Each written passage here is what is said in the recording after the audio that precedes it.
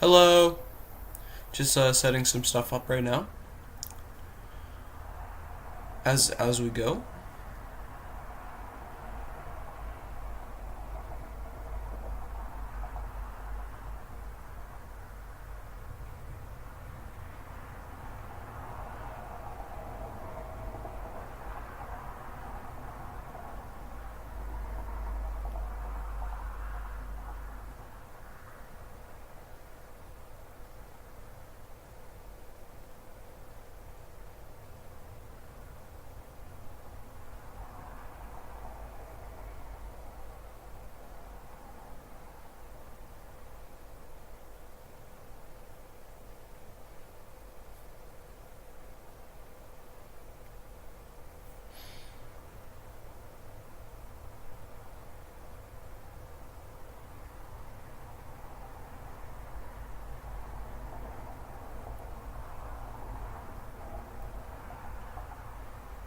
I got one more thing to do.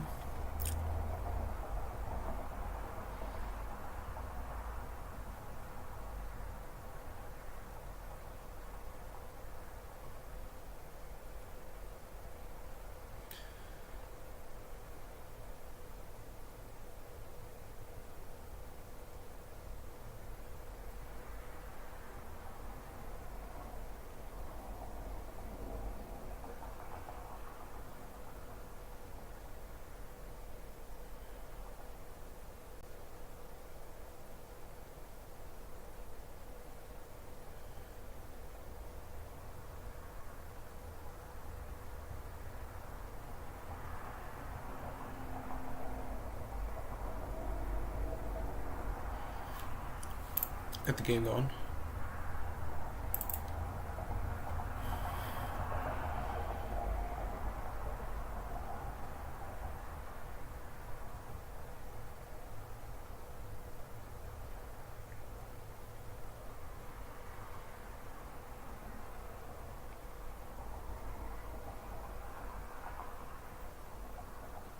Gonna have chat open in a second.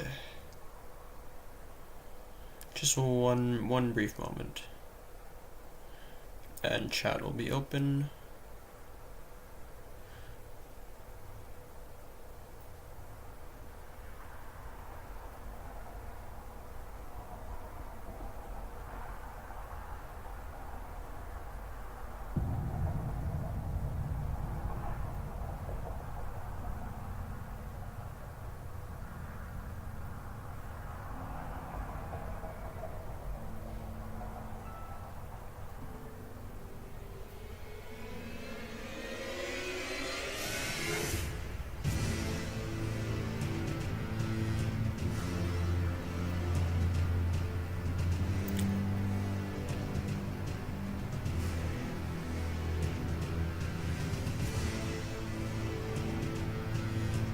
Seeing my parents was incredible, Jamie. I saw they brought me Chinese food, and they said we would go and get coffee sometime soon. I invited them over for dinner sometime. Things were amazing.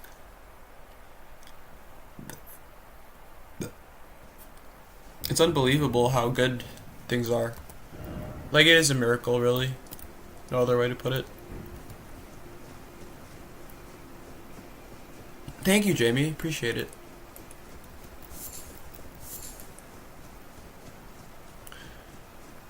Miracles do happen. I guess they're not really miracles, they're just consciousness wanting to heal itself. Hey, Pinky, welcome back!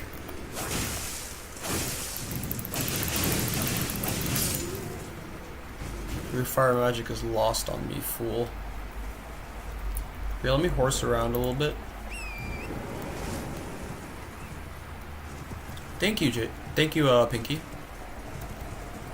Chinese food is incredible. I got like the chicken, you know, like it's not quite orange chicken. It's like General Tao chicken. General Tao chicken. It's like crispy and sour and sweet. That shit is fucking amazing. Highly recommend. Give me your loot. That was a clean kill.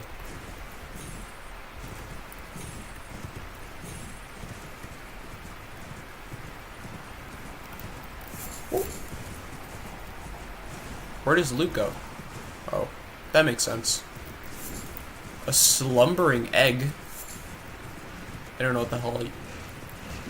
Yeah, you can chill. I don't fuck with bears. I do not fuck with bears.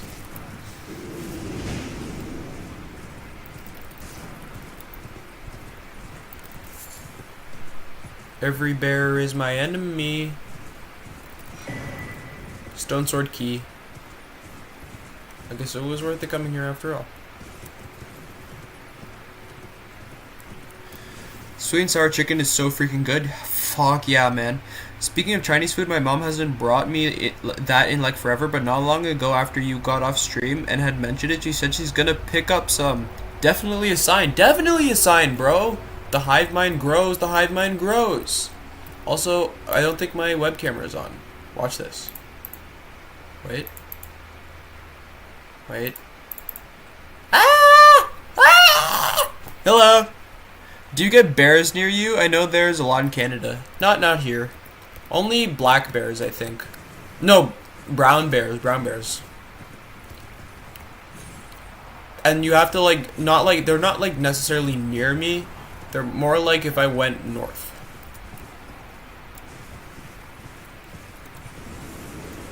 What the fuck? What the fuck?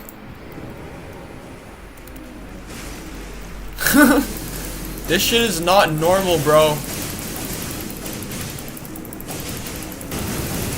What the flip? Dude, that's some Armored Core 6 shit. What the fuck? Bro's got like the fucking plasma blasters.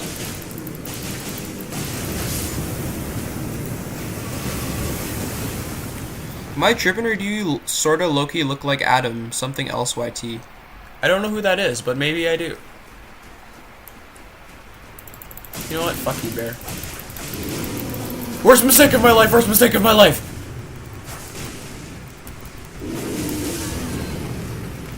You when I'm dumb.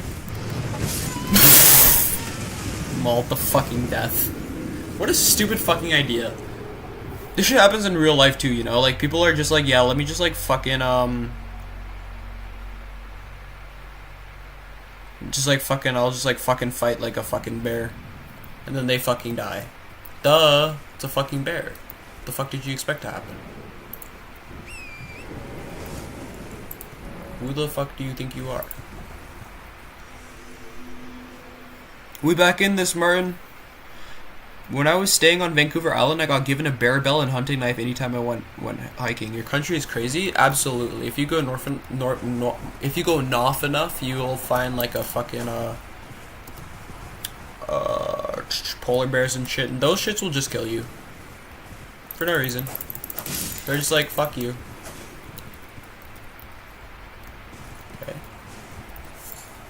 Light pinion. I'm looking for the damn like feathers.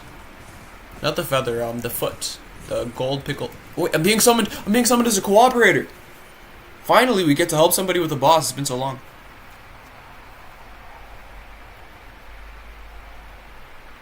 Summoning the drones? Fuck yeah. The hive mind is always assembled. Sometimes you just don't notice.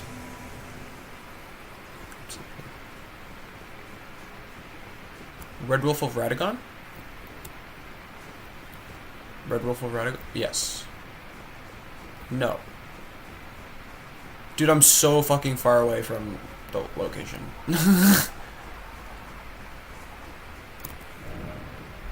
Where the fuck are they? Yeah, they're way ahead. Okay, I see.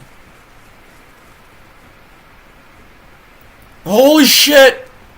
We are not locked in!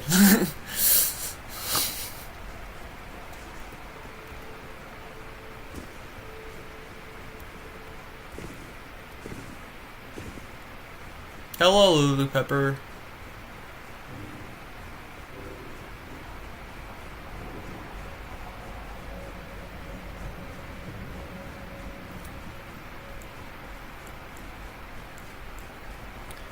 Hello, they're gonna be waiting for you as you plummeted to the void. I really thought it was over, man. I've been waiting so long to like finally get to help somebody with the boss. And then I just like almost walked right off the fucking cliff. How do I gesture?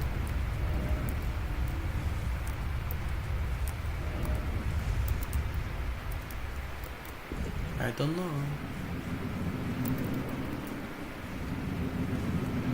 Okay, this is easy. I'm locking in though, so chat isn't going to be too readable at the moment.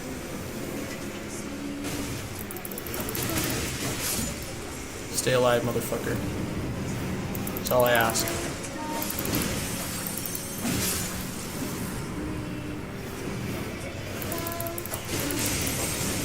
Lightest work.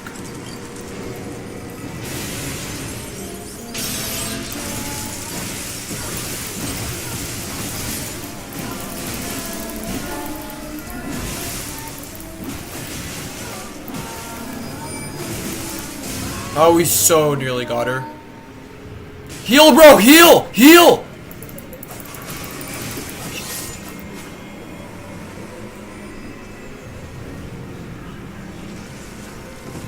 I'm not on campus anymore. I'm at home.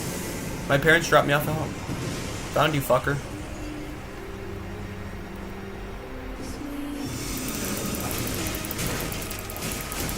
For the love of God, this guy... There needs to be a way to chat. Like, I should, like, be able to write a message that just says level vigor. Level vigor, you motherfucker. Level vigor! Is she dropping already? Get fucked. Snort has his own apprentice, it would seem. True. I consider you guys all kind of like apprentices. Fuck you. Oh shit! Fuck me!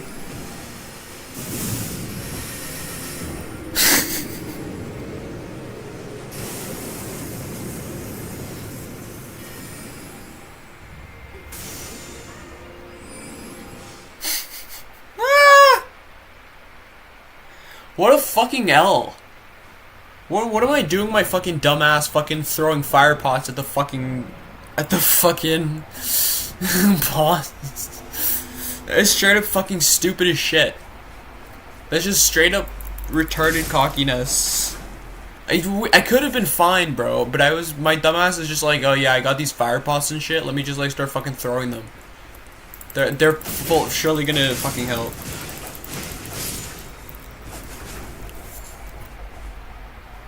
Dude, Pinky really gets it, holy shit.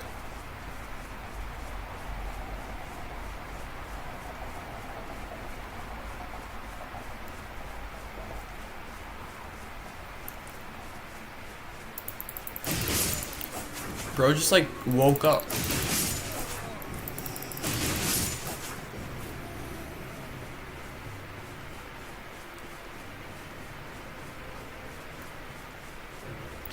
Chasing our own tail indeed.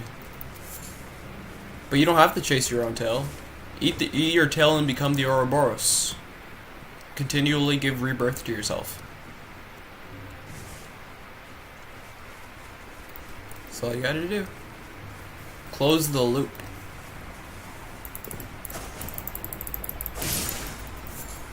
I don't think we need cyber implants for shit. I think cyber implants are pretty fucking stupid. I think we literally... I would rather be able to like channel electromagnetic energy through my body than fucking have cyber implants. Alright, Lula Pepper, this time we're not gonna fuck up. Are you a bad guy? No?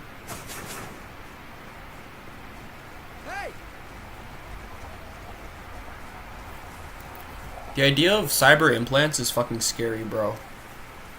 Have we not learned our lessons with machines? We have, like, evolution on our side. You can channel electromagnetic energy through your body, just touch high voltage lines. Bro, I can channel electromagnetic energy through my body simply by looking at you. it literally reflects photons into your fucking brain, and then those photons like get absorbed by you. The flesh is not weak. You consider your flesh weak, so you are weak. Speak for yourself, my motherfucker. The flesh is divine. The flesh is connected to fucking everything. How the fuck is your heart beating on its fucking own? You think that's fucking, like, simple? It fucking goes beyond any kind of fucking machine that we could ever fucking create. We've evolved for fucking millions of fucking years. You call this shit fucking weak? We survived literal fucking meteorite impacts, bro. A single solar flare could wipe out all of the technology in the whole fucking world and you call it fucking weak? We made this shit! We made this goddamn fucking shit! We're not fucking biological machines, bro. The concept of a machine is within our own logical fucking system because we have fucking minds that are able to create concepts. We're not fucking biological fucking machines. We're fucking divine spirits, bro.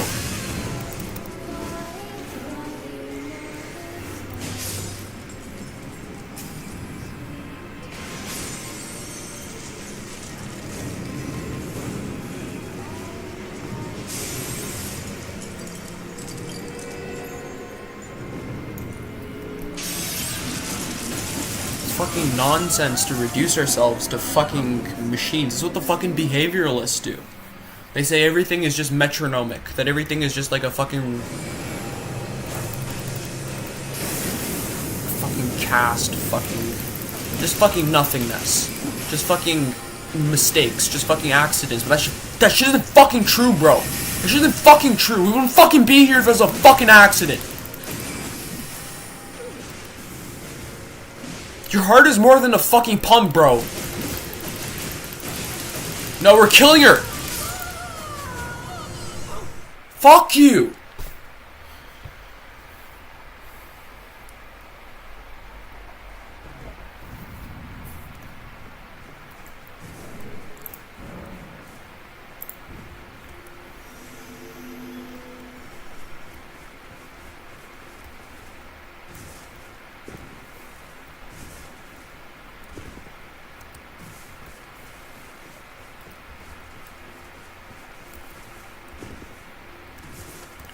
Self-doubt is the poison that has ruined our entire existence.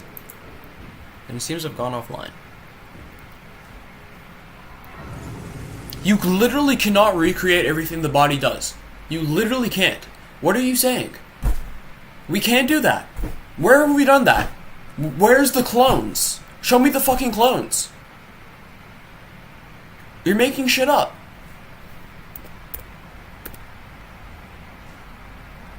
Or you're just literally telling lies. No, it's not. What do you fucking mean theoretically? You were just going on about how theories are fucking bullshit. All you're doing is trying to reduce shit into something that you can understand. Fuck that. The world is bigger than you think it is.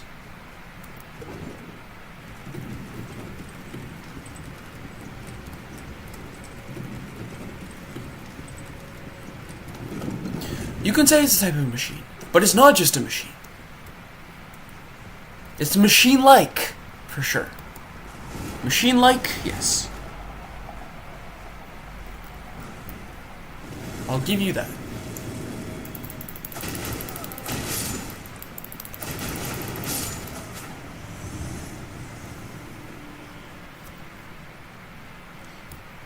But we haven't done it.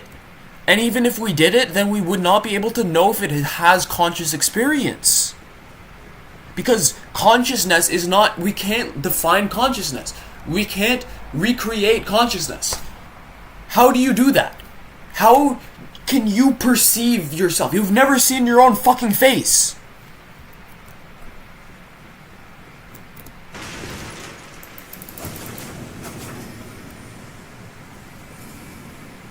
All you've ever seen is a reflection in a mirror.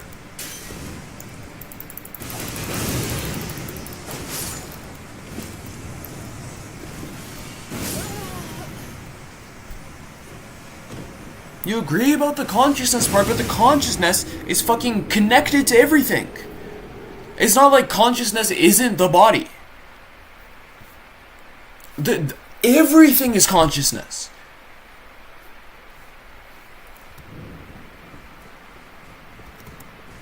You can't separate them. Fuck.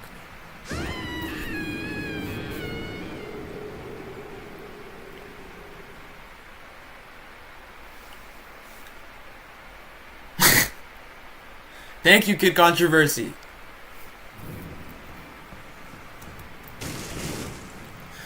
Off topic from our deep ass convo, but this tower is so ass. Yeah, I fucking agree. This place fucking sucks. I don't even know why I'm here. I don't even know what the fuck. It's probably like a memory stone at the top of it.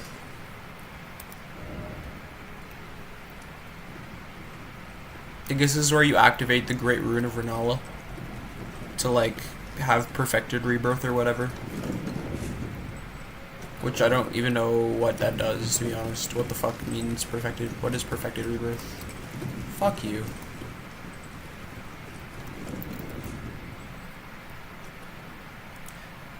There is a memory stone. Okay, yeah, Martin. Pinpoint the location of your consciousness, please. Find it. Try and find it. This is like one of like the ultimate like techniques to dissolve the ego. Find consciousness. Pinpoint your center. Find where you're perceiving from.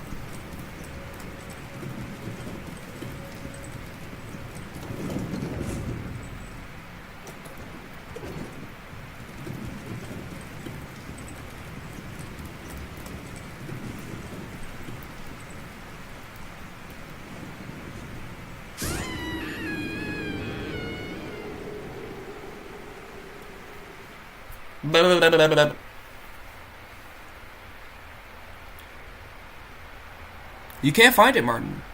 You can't find it. What's gonna happen is you're just gonna keep expanding and expanding. Because you're a fucking bottomless vortex. You'll still have your consciousness, yes. But but it doesn't have a center. It's boundless. Yeah, I know, the bitch-ass enemy that you fucking chase after in this fucking fake-ass fucking wall. Of course you'll still have your consciousness. I'm not saying you won't.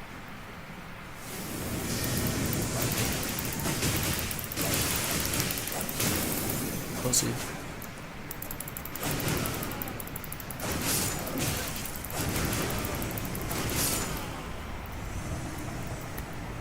Am I like not allowed to summon anymore? Did I get like banned?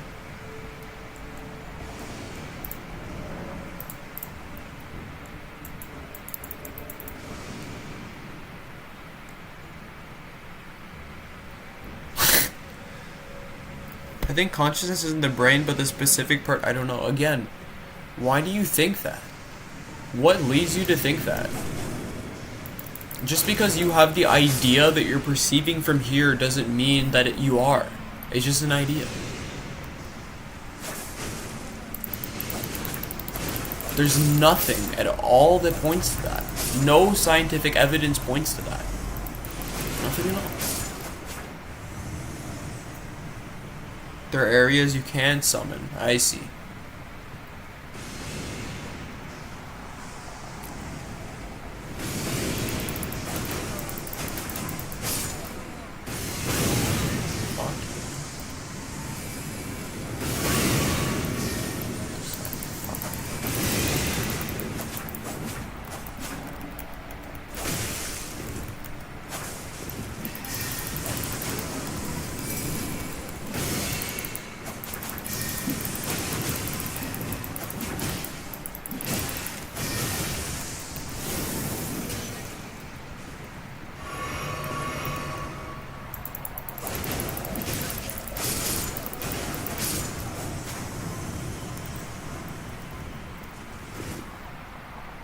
I'm more of a materialistic person at times. Yeah, I can tell.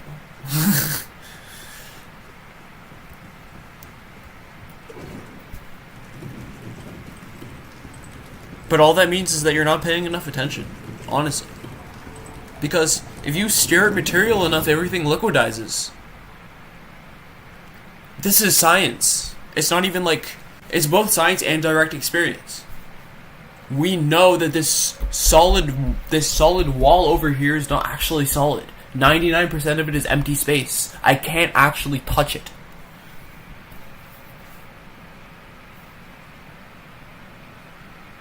You literally can't touch it. So if you want to be a materialistic person, at least accept the actual reality of the science that we already know.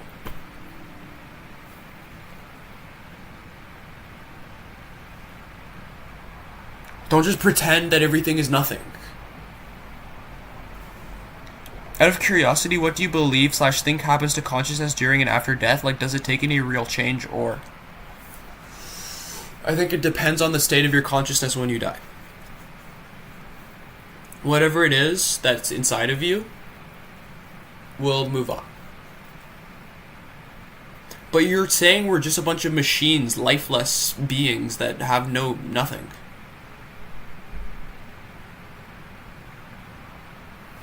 You're saying that we could just be recreated, that we could just be made into that we could be made by machines. Most of the time, things bodies can do, machines can do even better. They fucking can't. They really fucking can't. Give me one, besides fucking lifting shit and like making fucking buildings, they fucking can't. They don't have emotions. They don't have subjective experience.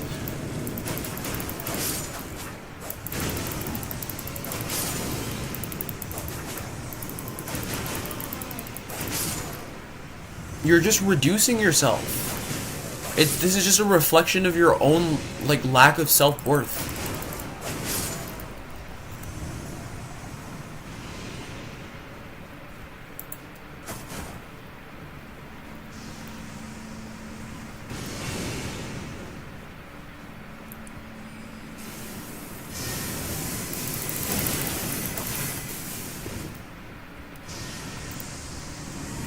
They don't hinder them in their task. This shit isn't just about efficiency. Look where efficiency has gotten us, bro. Look where fucking efficiency has gotten us. The whole fucking planet is fucking dying. Is this what you fucking want?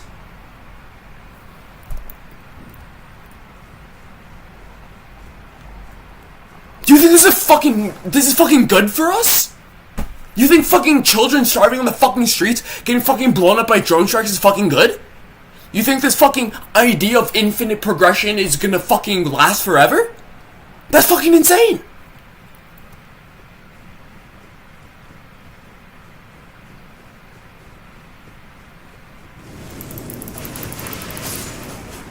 You are saying that though! You're saying that the fucking humanity is a hindrance.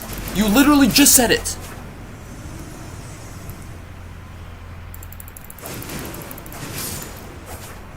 Look at yourself, brother. You've lost the plot.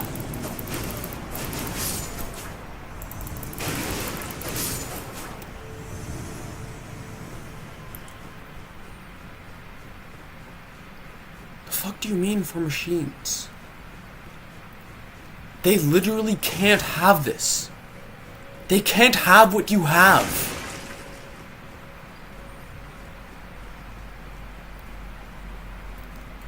You're applying your own human qualities to something that is dead.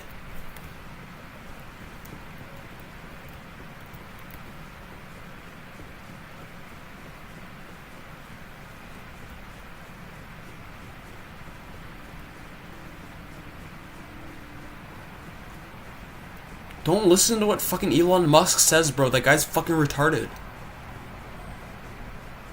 Live for yourself. Create your own fucking ideas. Create your own life.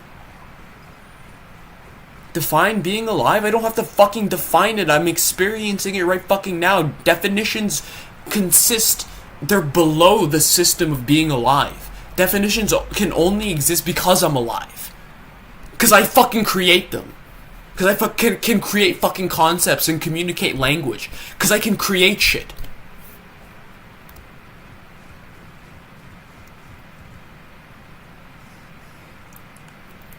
A replication of human emotions is not the same as actual human emotions. It's not an experience.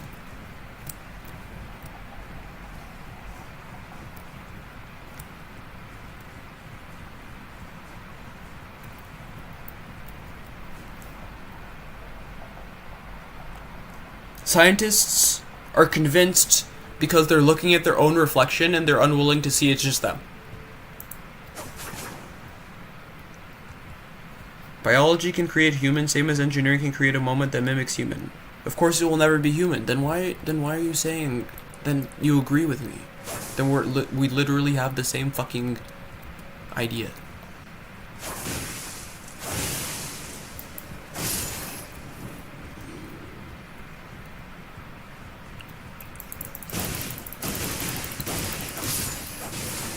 We're literally on the same page. And it's not a true replication. It's never gonna be a true replication. Even if it looks like a fucking replication, it's not a true replication. That's just our brains being fucking fooled and filling in the gaps like we always fucking do. We always fucking do it. We are always filling in the gaps. Because the world is quantum flux. It is not what you fucking see with your eyes. What you see with your eyes is not everything. It's not everything.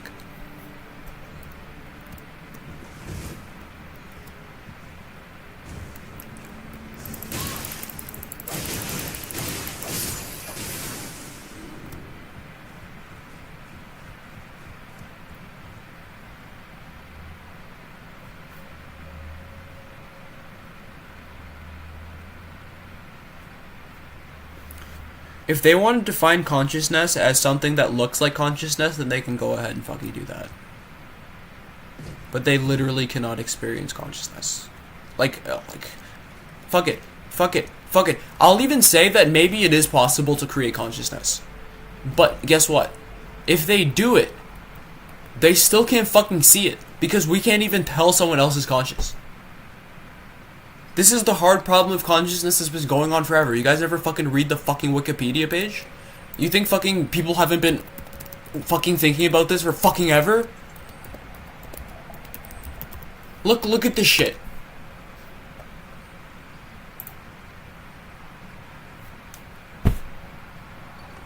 Like, go fucking read some fucking literature. Instead of fucking looking at fucking fake, reduced to shit scientific articles made by fucking hosers, bro. Who want to fucking make money. They have an agenda, my guy.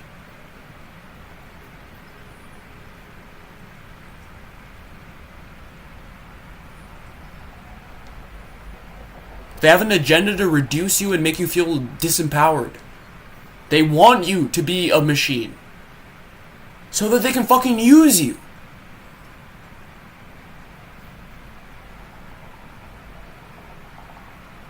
They want to use you. They are using you. It cannot be recreated. It can't. It recreates itself. It's self-propagating. We don't have to do shit.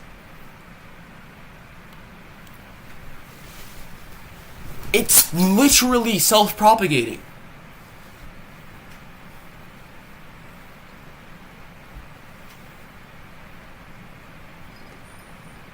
We're not gonna fucking make ourselves in a fucking laboratory. We can just fuck each other.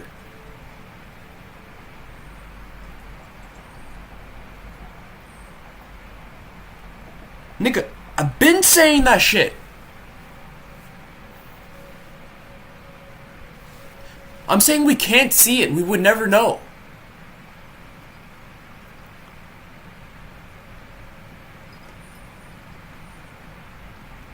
And you're saying that they can create it.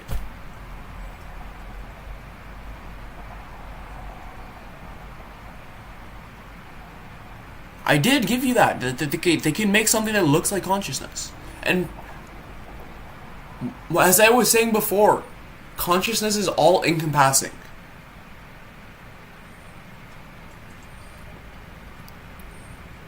but it's not in the way you think it is. Either that or we're just having like a serious miscommunication.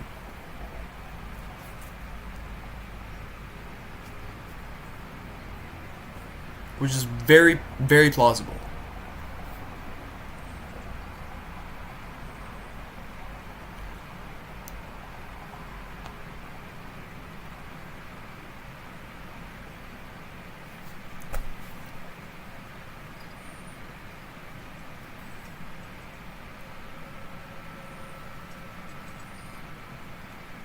Yes, but how does input and output create qualia?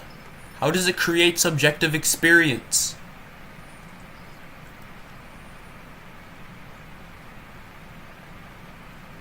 Are you not reading what's on the fucking screen right now?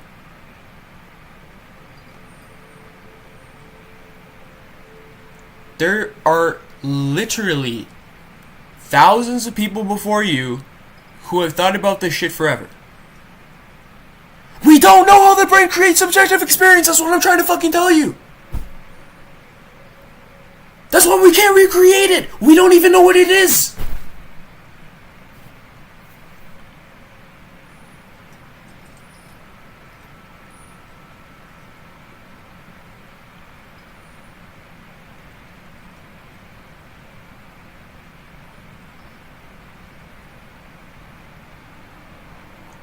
Stop trying to rip away the magic of the human experience, man.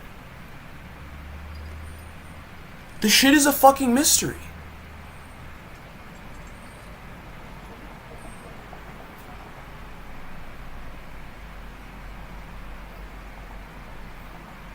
Yes, there's electricity. Yes, there's impulses. Yes, there's input. There's output.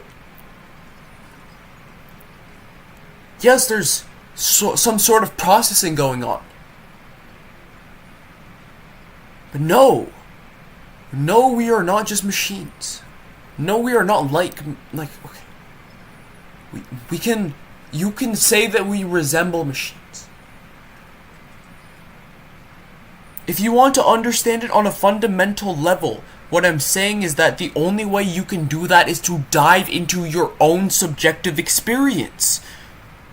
You have to look within, because we can't share subjective experiences through outwards motion. We have to do it through inwards motion, because it is within us. So as long as you're looking outside and saying that's other, then you're always going to be lost. You're always going to be chasing your own tail. Because that's you. What you're looking at is your own goddamn fucking perception.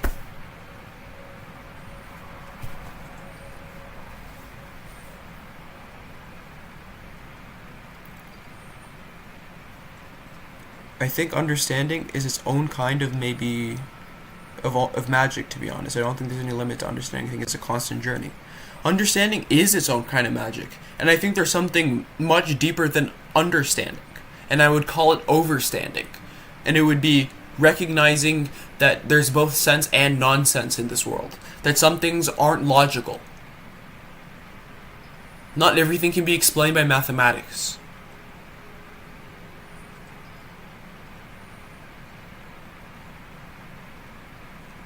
I agree with you, I am a nerd. 100%. It can look like it's conscious.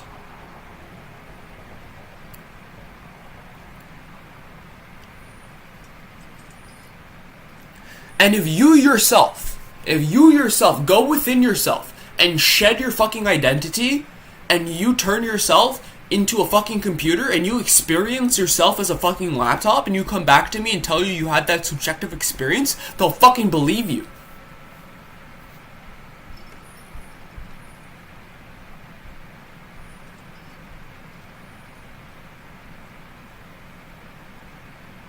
You can't define everything. That's the hard problem of consciousness right on the goddamn fucking screen, Martin. Thousands of people have been trying. You can't do it. You can't do it. That's why I'm saying you can't understand everything. You have to let go of logic and reason. Logic dissolves itself. So long as you are trapped solely in your fucking right hemisphere, so long as you're trapped in that logical, rational reasoning, you are fucked. You will suffer forever. You will continually try to destroy yourself. Because you're not accepting that you're a fucking human being that also has irrationality. There's irrationality even in math, bro, that we can't fucking understand. Why does pi go on for fucking ever? What the fuck is the golden ratio? Why the fuck is space-time hyperbolic? None of it fucking makes sense. Why does time fucking shift when you fucking move quicker and faster? Why can't we combine quantum mechanics with general relativity? We don't know fucking shit, bro. Get out. What you think is grounded is fucking delusion. How are you grounded if you're fucking an alcoholic?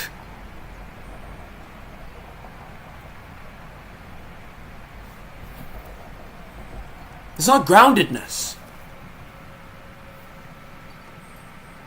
I agree with you. I think we should stop fucking trying to define consciousness. I think we should fucking focus on fucking important shit. Like fucking feeding people. That's logical. And empathetic. That's a combination of sense and nonsense.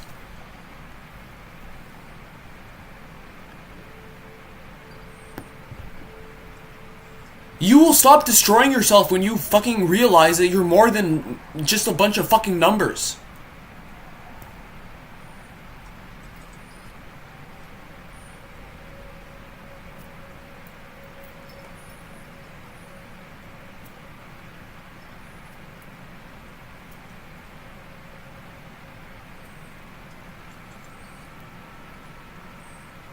There's nothing to fucking run away from.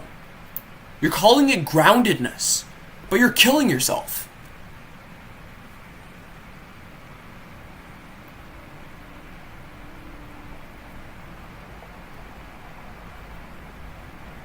You're not grounded.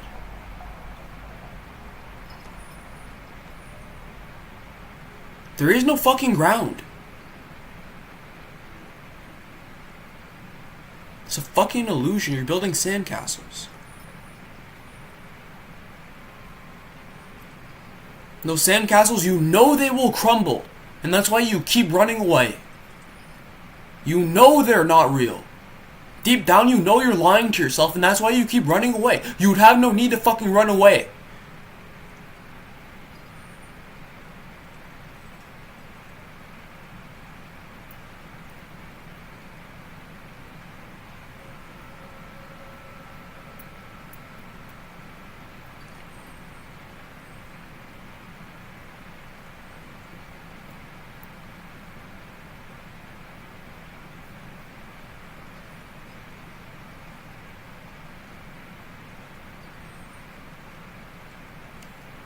I'm not gonna act like I'm a fucking saint or anything. Because I have my own fucking addictions and vices. But I've seen it's not the fucking end of it. I've seen that I'm not built to just fucking decay.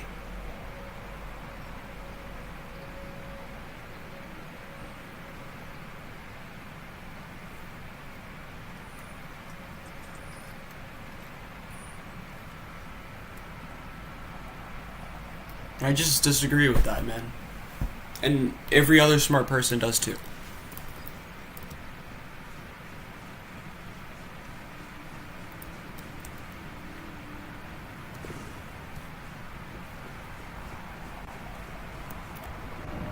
There's a way to change this tower, but I forgot.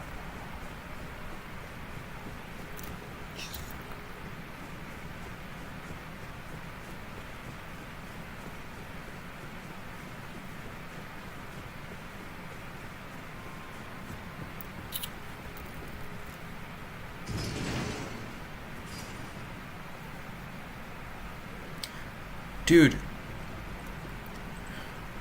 do you not understand that everything that we perceive happens through fucking consciousness?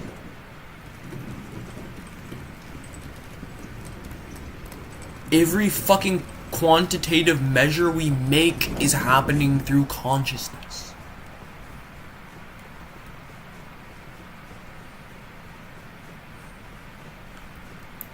You aren't separate from your perception. You're splitting yourself in half, and that's why you're running away.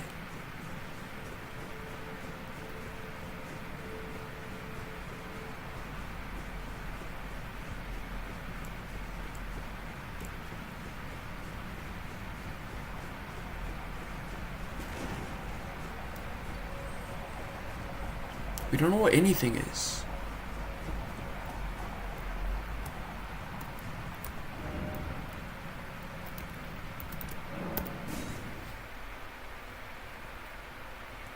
When you let go of knowledge and stop pretending that you know things, the whole fucking world will change.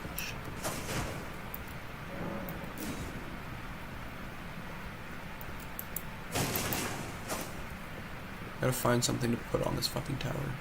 Maybe you have the answer.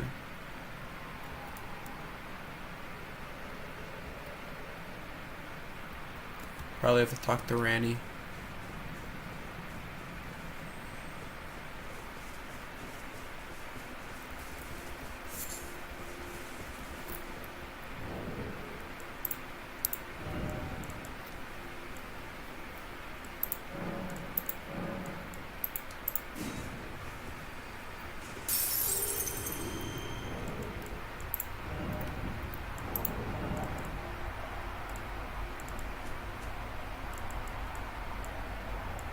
All items? Oh, item crafting.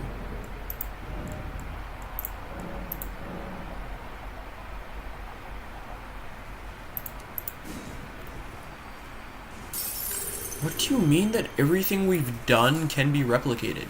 We can't even fucking make the Great Pyramids of Giza.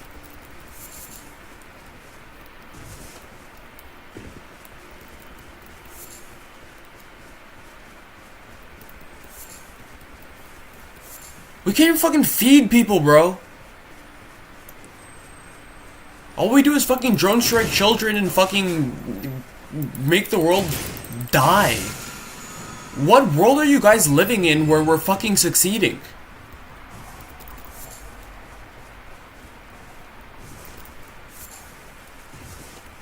Do you not see the fucking death all around you?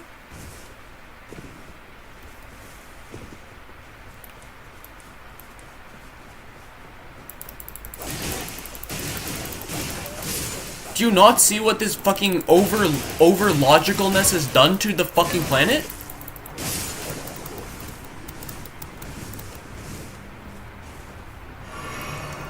Consciousness doesn't come with fucking high intellect, bro. It's nothing to do with intellect. A stupid motherfucker's still conscious. He's still having a subjective experience. I could fucking take fucking 6 clonazepam pills right now and I still am conscious.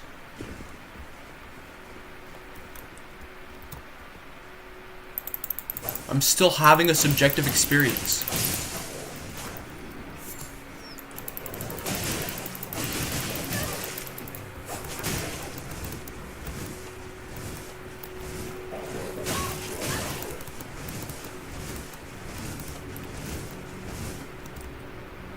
Okay, and? What does that have to do with being able to create a subjective experience? What the fuck does that have to do with creating subjective experience?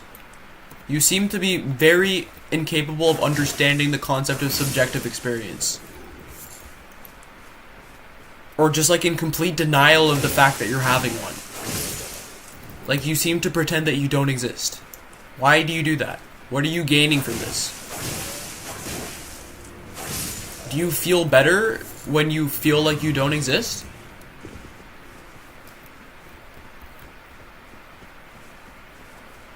Do you feel better reducing yourself to nothingness?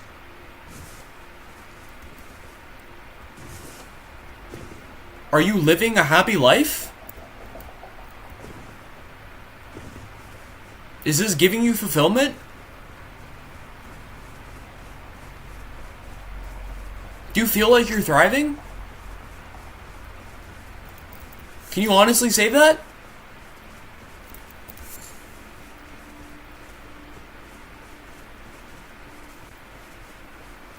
Can you fucking look at the fucking death all around you and say that this is okay?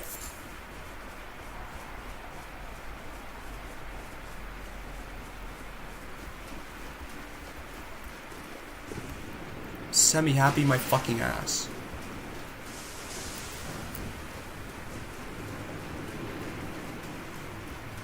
Yeah, I know you're not fucking thriving, bro. Stop fucking pretending. Your mindset is clearly fucked.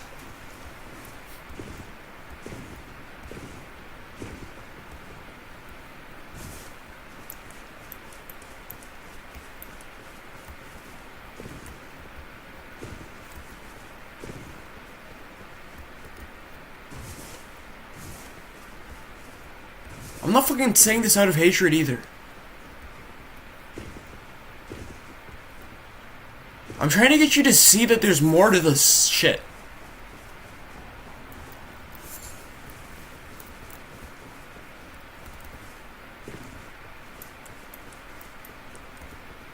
It's not just fucking nothingness.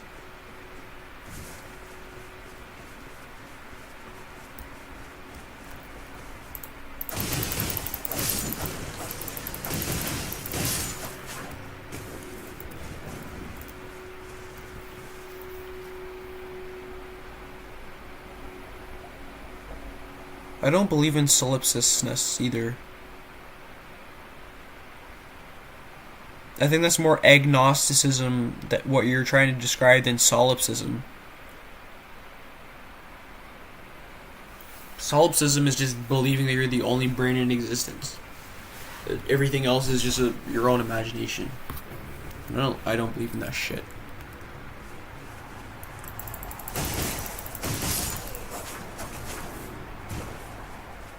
You could say they're two sides of a coin, but you have to acknowledge they're the same fucking coin.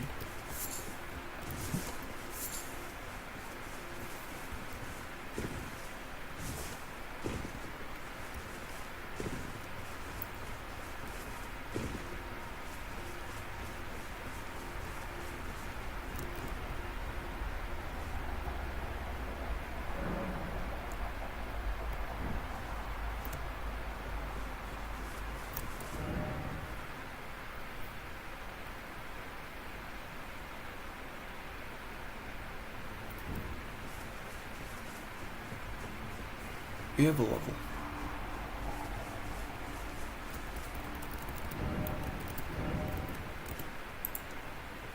Is that true?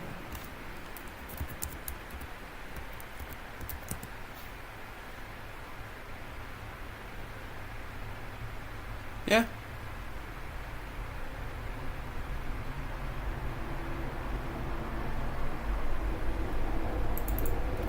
That's my misinterpretation, Jamie. You're right.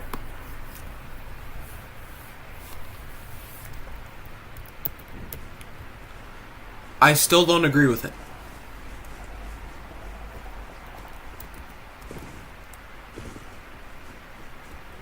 Because I would be denying my own direct experience. Because I've had experiences of magical unity with other people. Why can I look at somebody and they know that I'm looking at them without looking at me? What are your thoughts on nihilism, not the destroy everything kind? I think that embracing suffering is pretty much the only way to happiness. If you don't accept the darkness, then you will always be just like a stuck-up asshole. And there's a lot of people like that. I say that we are all one, yes. And that isn't solipsism. Because that means that I know that everyone else exists. We're both one and many. I'm not clinging to either side of duality. I'm saying we're both.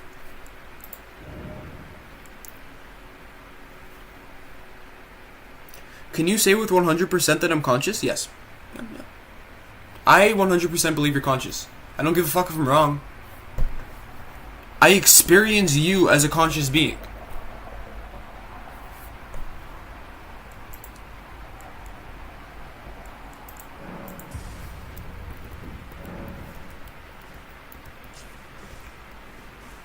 We may never know if some advanced AI has consciousness because you can never really tell. Fair enough. Maybe consciousness comes in all sorts of forms.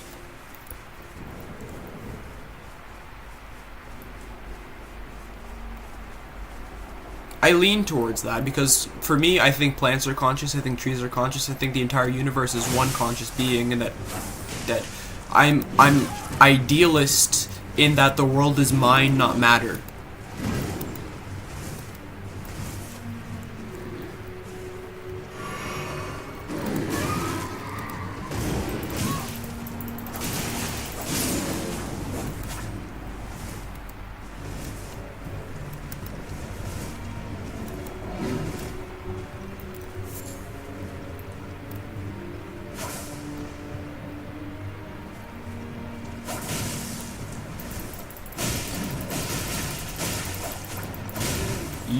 You can choose to never know that. We're made of matter. What is matter? Define matter. Because what we thought was matter literally 50 years ago is no longer what we think is matter.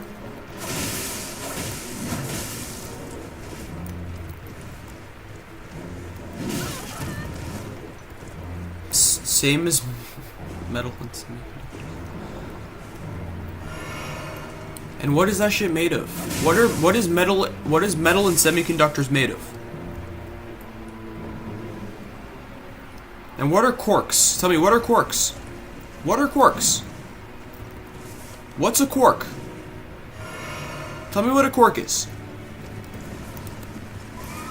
Say it right now.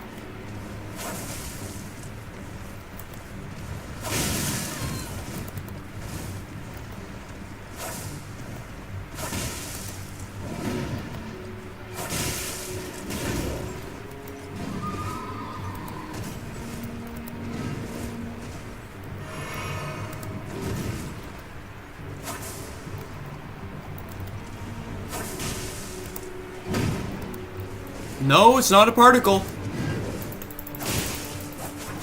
You're wrong about that.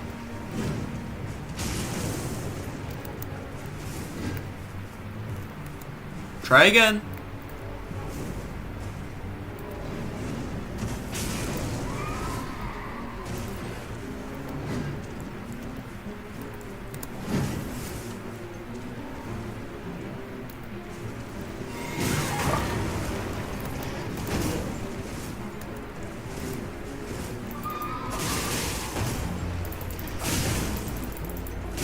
The thing is that the labels are wrong. You could give it the right label right now. If you knew what it really was.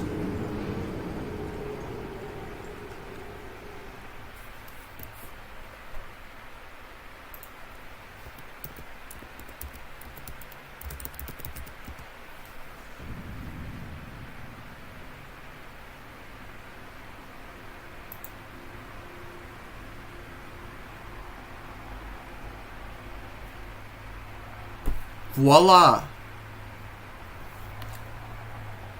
No, it's not a particle. It's not a particle. What we call a particle is a vibration inside of an all-encompassing field. There is wave-particle duality because what it appears as a particle when you look at it a little bit behind, when you look at it very close, it is a vibration inside of an all-encompassing field. It's everywhere all at once.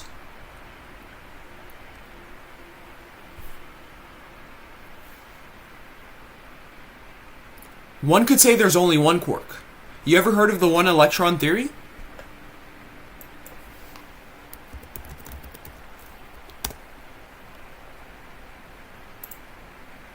Look at this. The one-electron universe, proposed by theoretical physicist John Wheeler in a telephone call to Richard Feynman in the spring of 1940, is the hypothesis that all electron and positrons are actually manifestations of a single entity moving backwards and forwards in time. Now, what do we know now about quantum fields? That they're fucking all-encompassing. That there isn't a single place in space where there isn't a moving fluctuation of energy. Everything is connected constantly. Everything is entangled and going through quantum decoherence. There's nothing that is not connected to something else.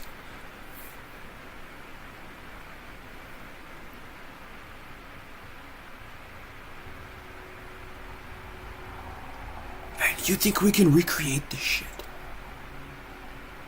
You think we can recreate this shit?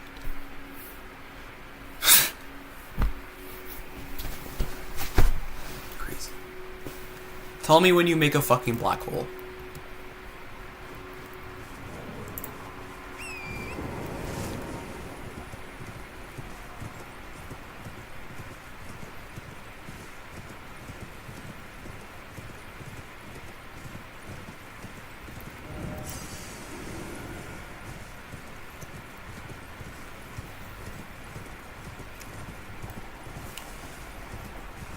The orbitals around an electron are a cluster of possibilities where the electron could be. No, that's what we observe. We can't recreate the universe, though.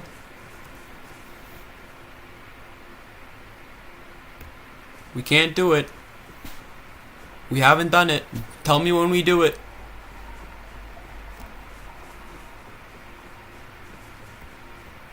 Tell me when we do it. Until then, this is just literally thoughts in your brain.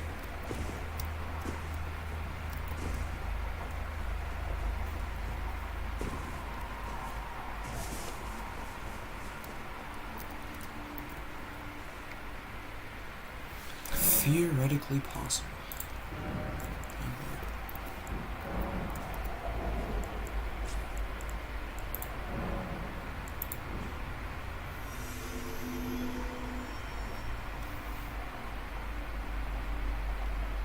Ooh.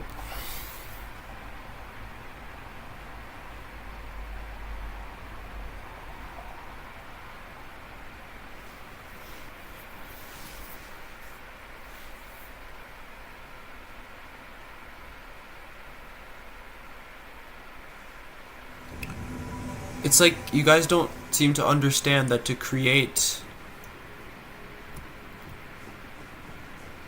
a simulation of the universe, we would need something the size of the fucking universe.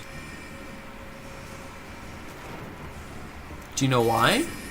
Because everything is fucking information.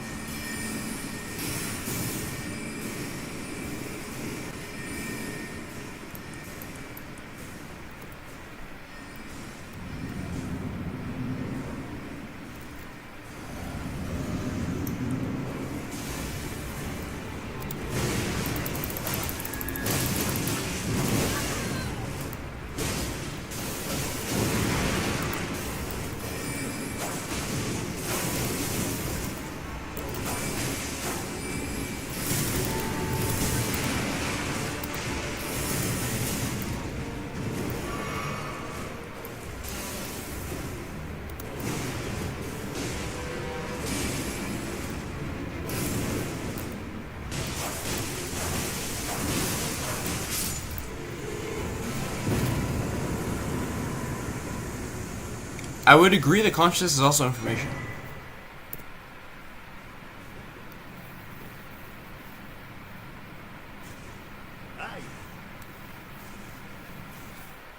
It's ether flow.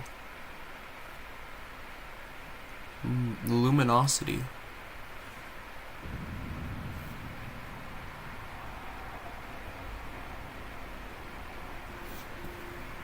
The universe started as a point, but when it was a point, it wasn't this.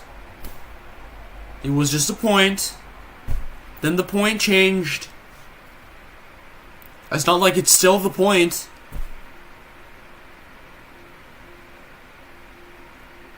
This is like saying that cracking open an egg and frying it, you can take that egg and then turn it back into a fucking egg. It's like you're literally forgetting the fundamental properties of chemistry, that like a chemical change is irreversible.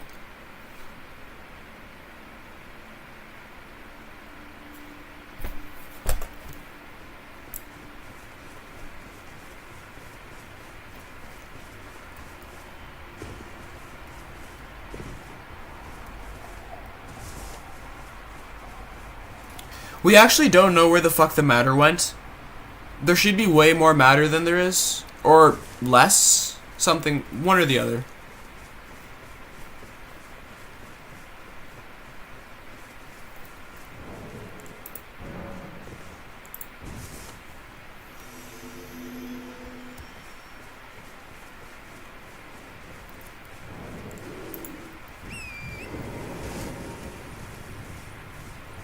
That's like the asymmetrical universe theory. Shouldn't be any matter. Sounds legit. I fucking hate this place. Why am I here?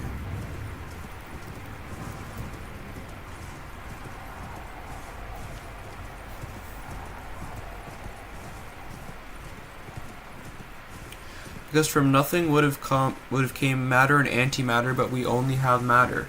We don't only have matter, antimatter does exist. But the balance of matter and antimatter is very fucking strange.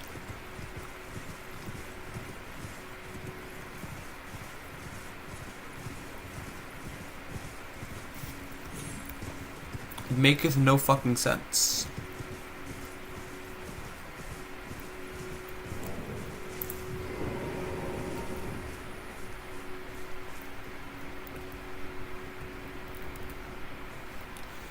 Yeah, we have antimatter. Just not enough of it. What do you mean there can't be antimatter? Particles are literally being created and obliterated constantly.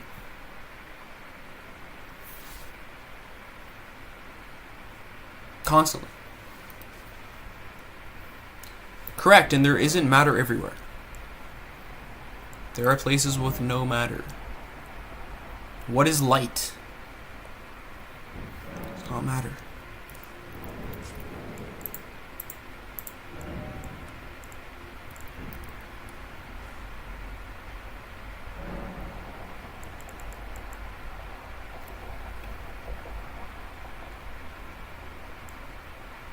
Yes, quantum flux. It's like you guys are trying. You can't look at general relativity and try and clash it with quantum mechanics. It doesn't work. People tried that one already many times. Doesn't work.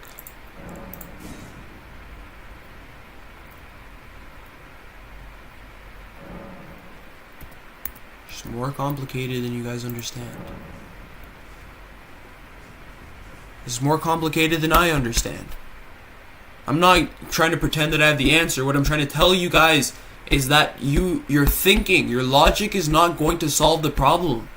You have to go within and see for yourself.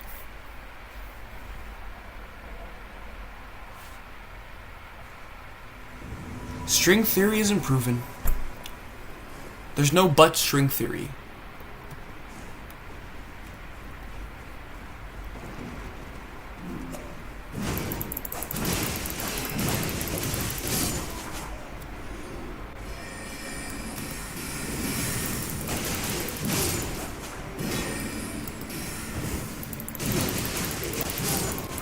Energy and matter are not necessarily the same thing.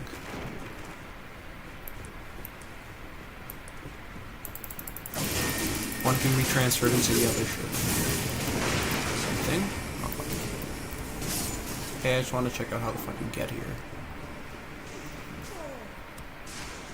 This guy's dead already? Stupid fuck.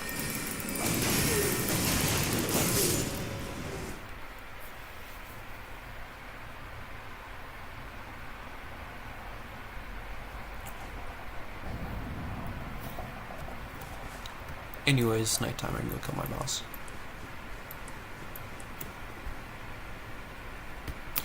Light has no mass, matter has mass.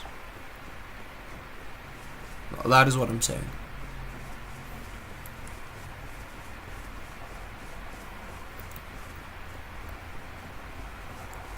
Do you disagree?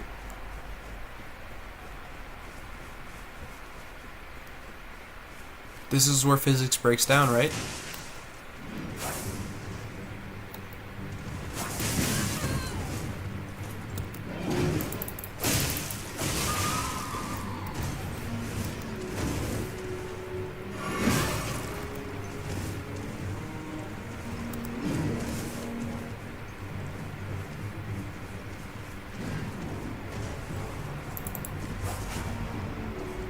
General relativity is not the end of all. We know this isn't. We know it's not the end of everything. It leads to singularities in the mathematics, not like the other version. E equals mc squared is a serious reduction of Einstein's theory, and also it breaks down when we go to the super micro level. That's why we have quantum mechanics, because E equals mc squared does not define the universe. It just works for big shit.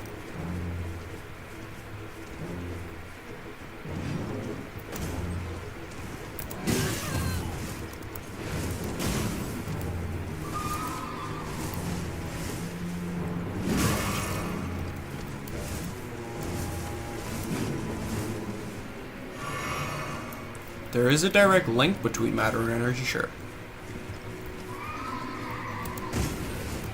But when Einstein made the theory of relativity, we still didn't know why things had mass. We didn't know about quantum fields. We didn't know about quantum entanglements, about quantum electrodynamics. None of that fucking shit existed yet.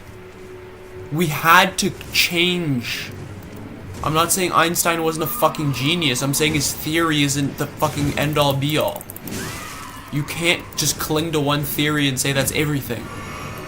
We're not there yet.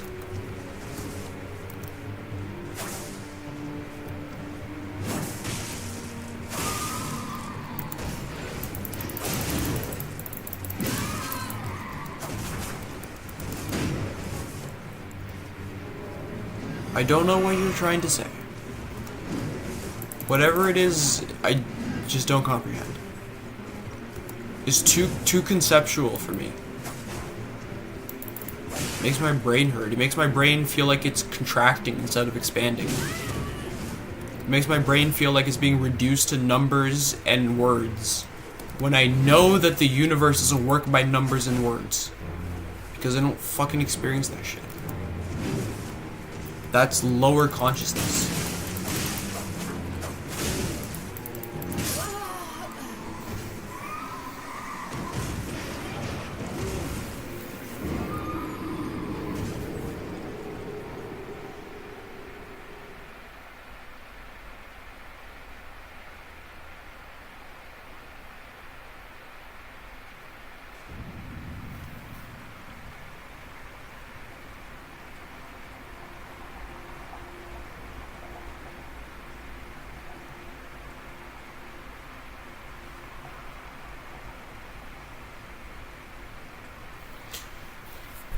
To me, it doesn't explain anything. It's just a pattern. It's just a lead.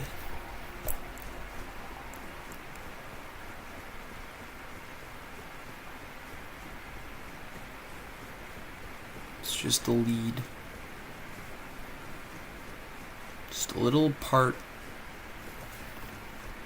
Yes, nuclear fission happens. Yes, you can throw a ball and it follows Newtonian mechanics. Yes, we need Newtonian mechanics to understand how shit works. But when we look really close, it no longer makes sense.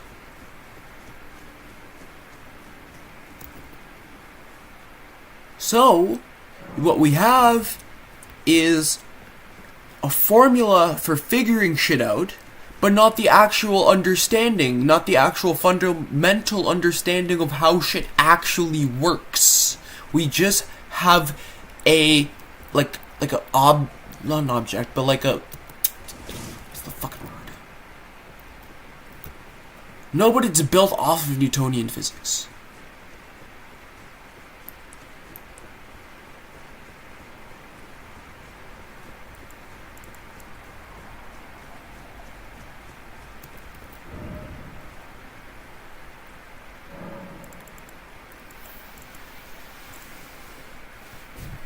Without Newtonian physics, there would be no general relativity. The understanding of space-time wouldn't have happened if Newton did not fucking figure out gravity.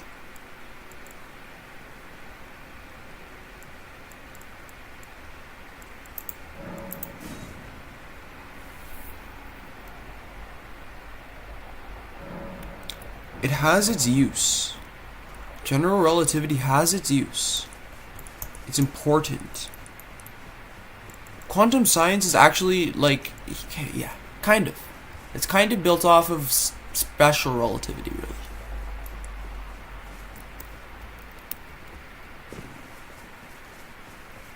But, you know, dude, Einstein himself said his shit is fucking incomplete.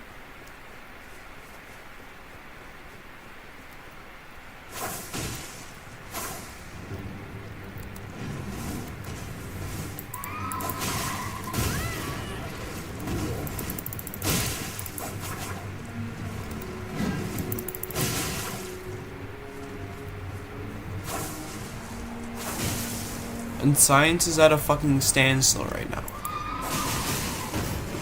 Which is fine, because we have bigger fucking fish to fry. Arguing whether it's a wave or a fucking particle.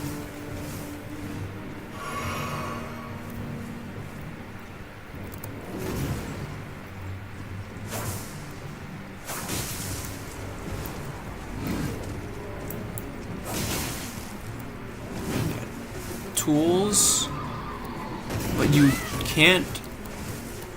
You have to remember that the tool is not everything. It's just the tool. Just a part. It's what you use to get a pattern, get the gist of what's going on. What's actually going on is more complex. Don't understand yet.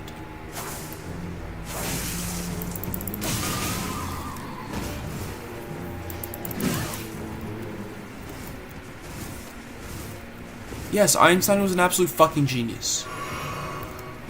I'm not discrediting Einstein.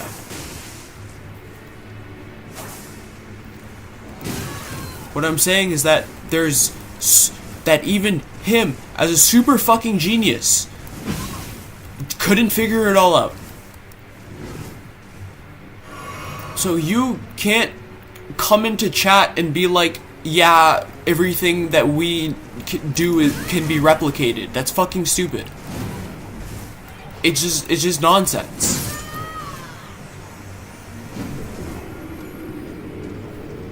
If you know that the one of the smartest people in the fucking universe knows that he doesn't know everything, why would you keep a closed mind?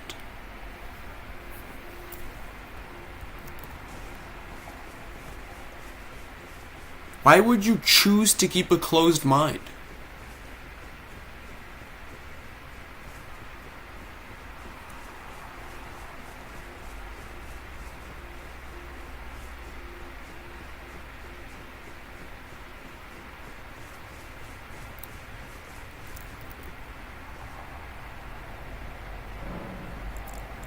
Because knowing Einstein's philosophy, man, he would not agree with you.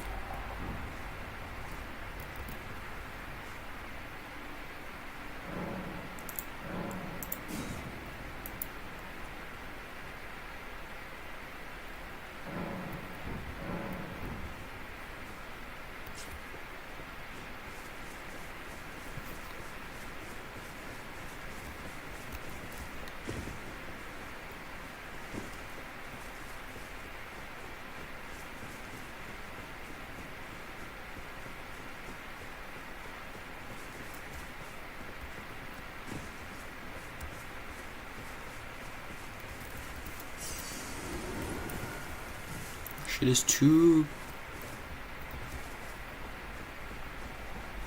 Even Einstein knew that.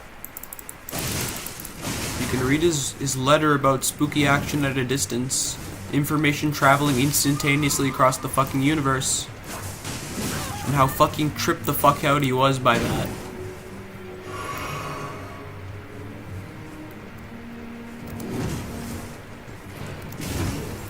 To call it a solid building block is just like...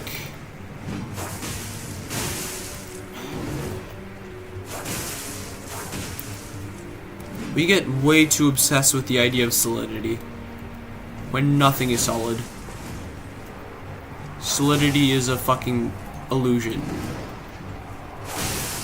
It's an experience. It's an illusion.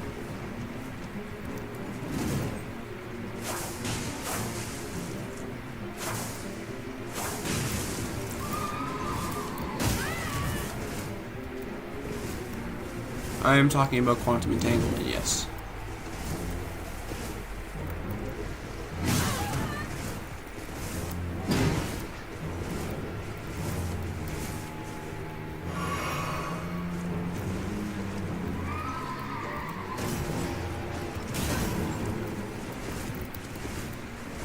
Yeah, it's like building off of something that's wrong. It's not a solid building block. It's just a tool. Just a tool. If we were to build off of something that we know is incorrect, then everything that comes out of it is incorrect. We will get trapped. And that is why quantum mechanics is not based off of general relativity. It is literally in direct opposition of general relativity. That's why they don't match. They make different predictions, and you know which one's more accurate? Do you know which one's more fucking accurate? It's quantum field theory. It's not general relativity. So you're living in the past.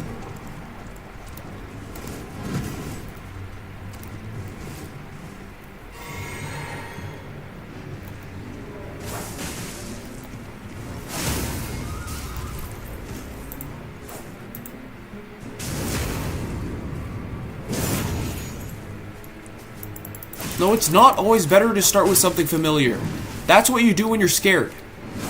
That's what you do when you're afraid of the unknown.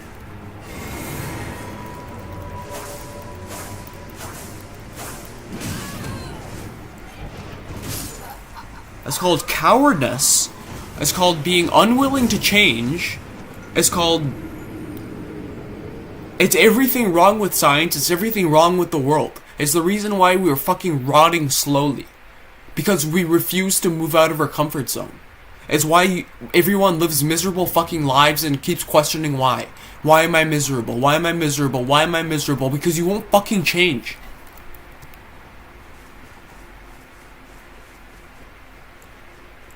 Familiarity is fucking dead. Let it go.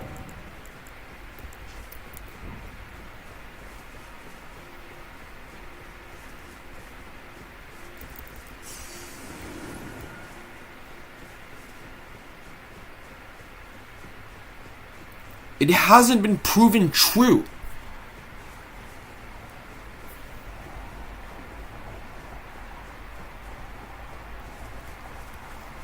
It hasn't been proven true. It's been proven false. Just because it works in some directions, if it doesn't work with everything, then it's not right.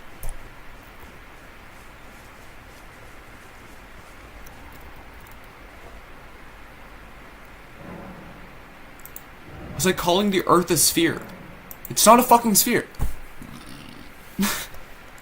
Oh, but it looks like one. But it's still not a fucking sphere.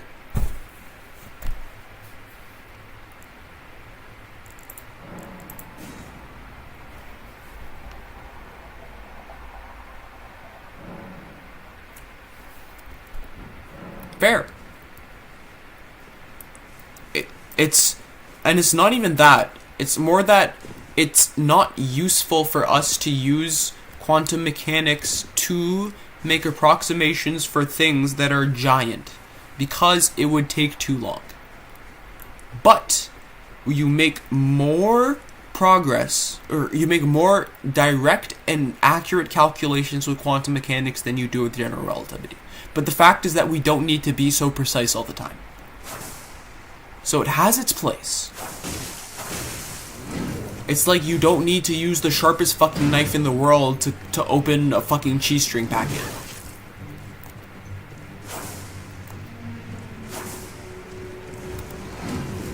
But you will need that sharpest knife at some point. If you want to make a fucking surgery, then you're going to need a good fucking knife. You're not going to use the blunt fucking butter knife. But the blunt butter knife still has a purpose.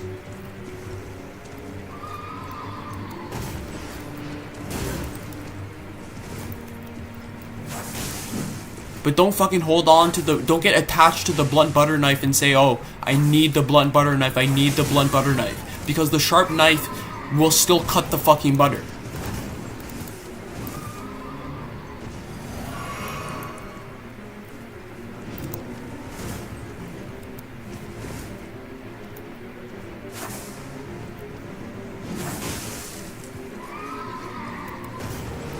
Whether you're afraid of it or not, doesn't make a difference. It doesn't give a fuck about your feelings.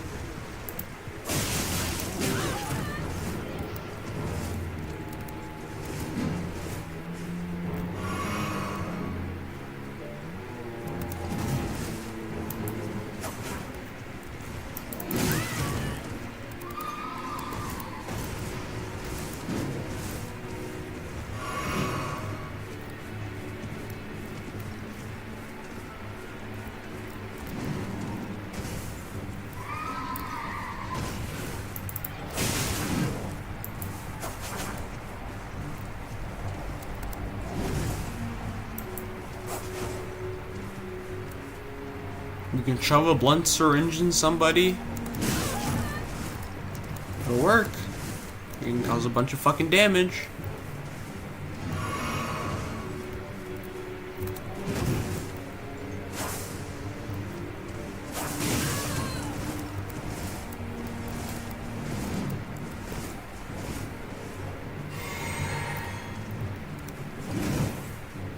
You can get a new needle. I don't have to fucking worry.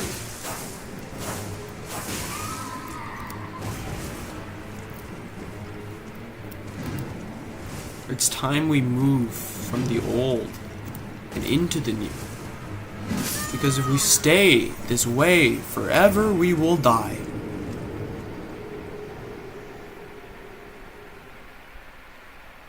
We will go the fuck extinct.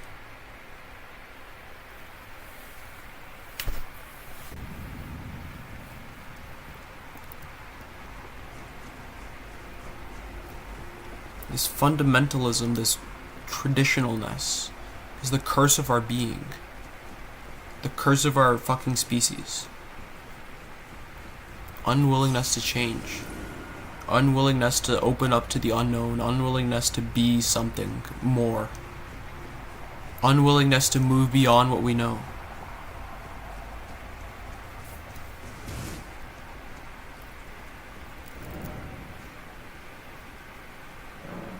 Yeah, it is way closer than we admit. Maybe not, Jamie. Maybe not. I mean, like, yo, no, literally, maybe not.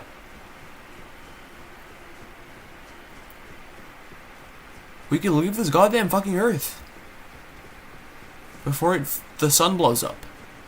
We got a lot of time.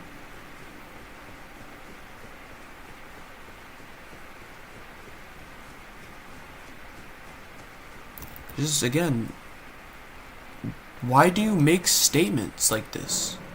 You don't know. You don't know.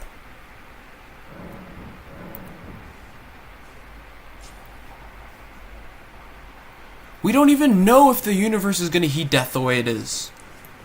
We don't know how the end of the universe is going to happen. We just have a bunch of theories.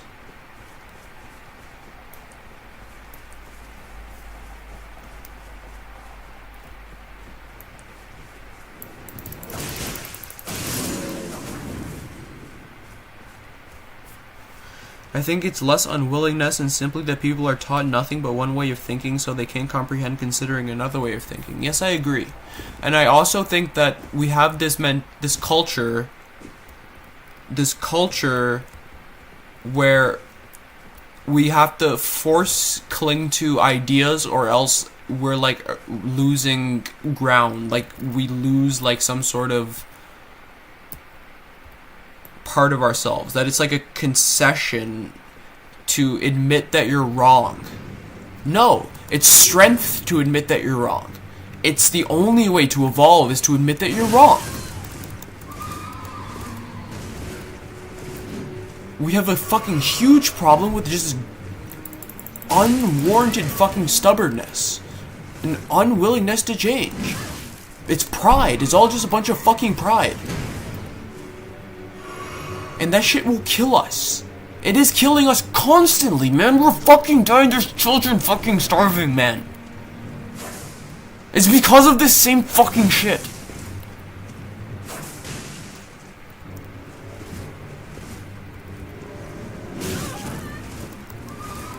We refuse to fucking change, man. We refuse to fucking be more. So fucking stop limiting yourself and create something new.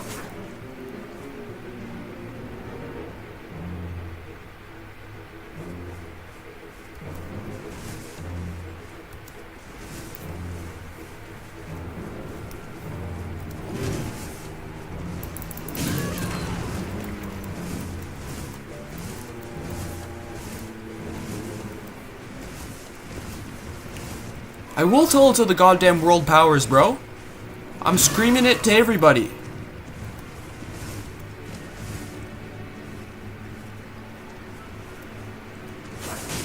Not everybody wants to nuke the fucking world. There's more of us that don't want to nuke the world than people who want to nuke the world.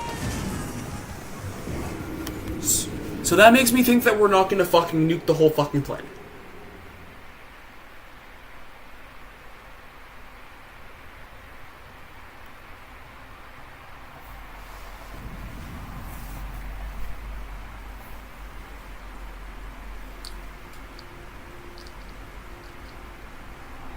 None of us here want to nuke the fucking planet. And yeah, it is funny, Jamie. I get really passionate about this shit, man. I'm really fucking passionate. Because I hate to see stagnation.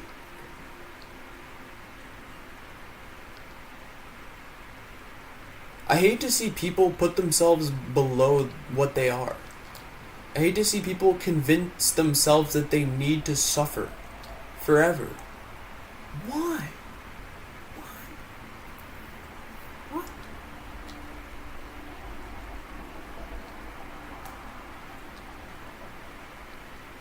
Then be the change, Martin.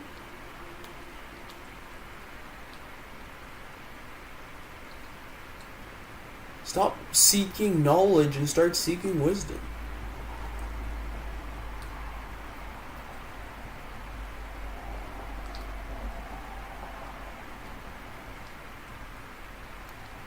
You are not but one man. And anyways, even if you were but one man, you have the power. All it takes is one fucking man to change everything.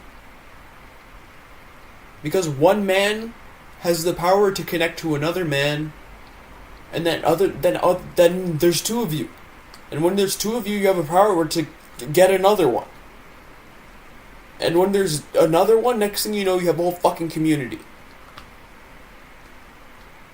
Next thing you know, you have a fucking society. Be the leader. Don't be the follower. Don't just fucking give up. You've been given this fucking gift. Don't waste it.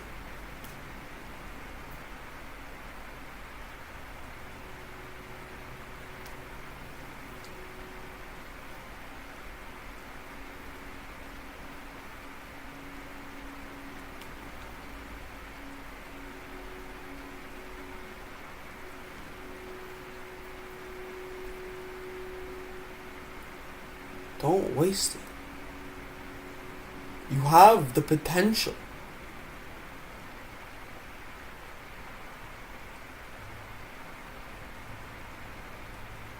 Don't tell yourself you don't. Don't reduce yourself to a machine. Don't reduce yourself to something that doesn't have any control or power or anything. Do what you can. These hands, they shape stone.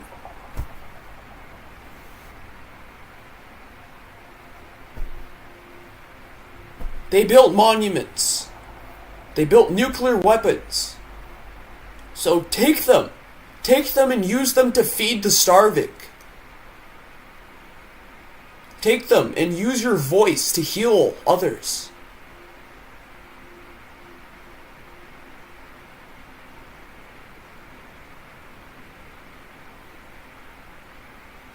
accept that you can change and heal yourself.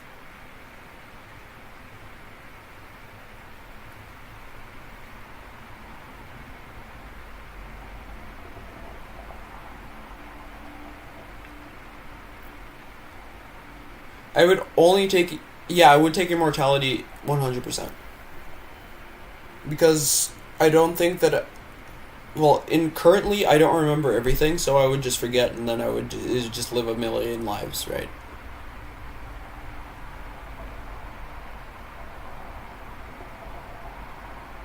Which I'm pretty sure is what's already happening.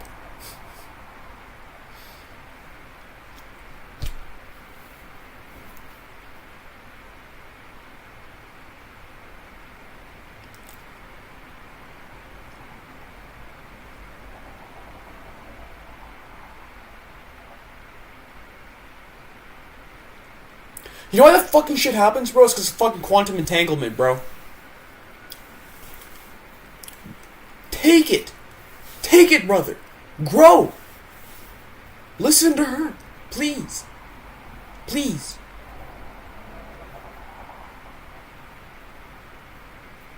Please. I'm begging you, Martin. I'm begging you. I'm begging for us both to grow. To get rid of our that are destroying us and to become people that can help us, because you helped me and I helped you. We have the evidence that we have the power to change other people's fucking lives. Don't fucking forget it.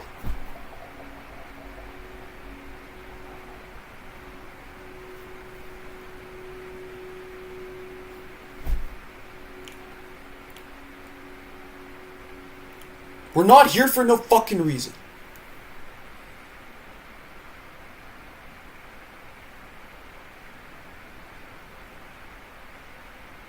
You're gonna make me fucking cry, bro.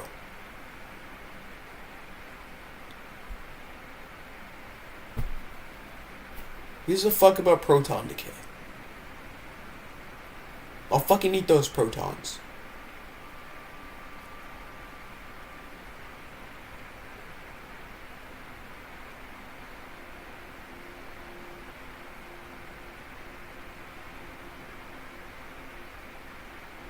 That's an interesting thought, Pinky. I would want to forget, actually.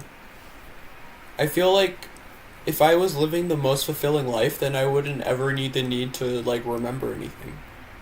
Because, like, I could just, like, experience the moment completely, fully. And also, I'd say we aren't put here for a reason. I'd say we create or find the reason as we do all other things. May be true. May be true. You're welcome. But this kind of magic that happened, this kind of brain melting that we're having right now,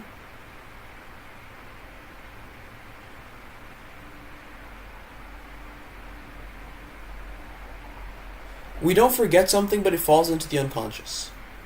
Right? There's two sides of us. Maybe you are the one who's wrong. Maybe.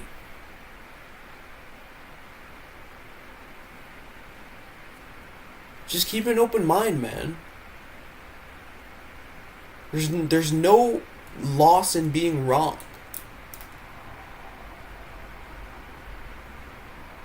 I would rather be wrong and believe something positive that helps people than be right about shit that is miserable and ruins existence.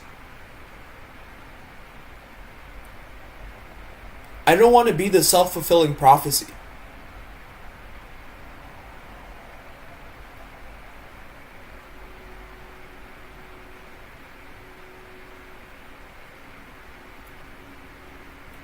Listen to her, bro. Listen to her. She's speaking facts. She hasn't just come here randomly to talk to you right in this moment for no fucking reason. Do you see the synchronicity? The universe itself is trying to send you a message. It came not just from me. It sent two messengers to you.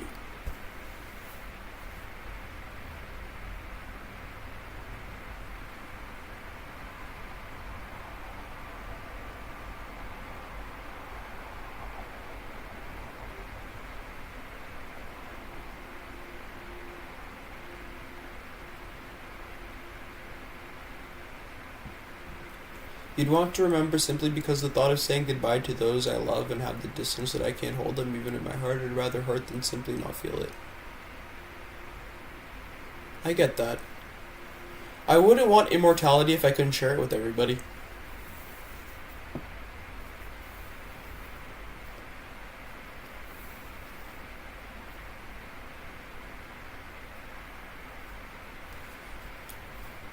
To be the only immortal being is... Nah. I'd just die with others. Maybe. If I had to, I would find a way to make it work. But I would rather everyone have the same gift.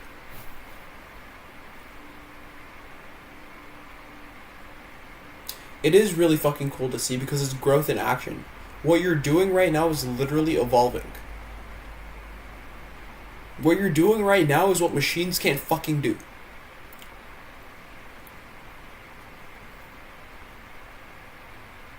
You've created a new idea.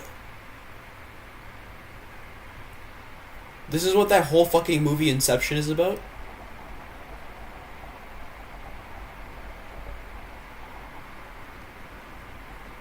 That's what Christopher Nolan was trying to get across in that movie.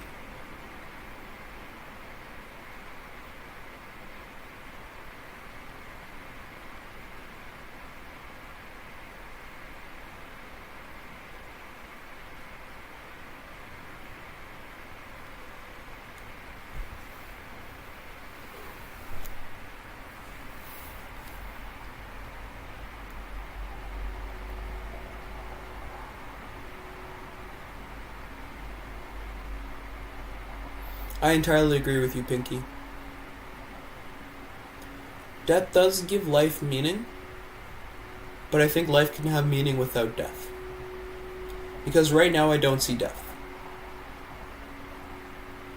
And I'm content with the ever-ending wheel of samsara.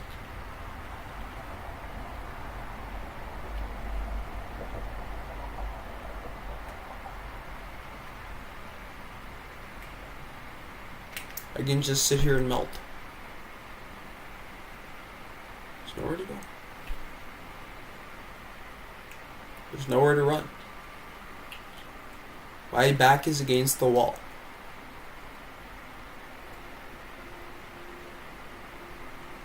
Don't think meaning really exists. Interesting.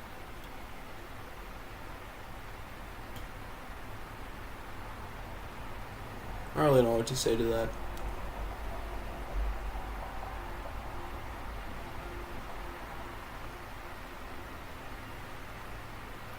I'm just happy that we made some progress here today.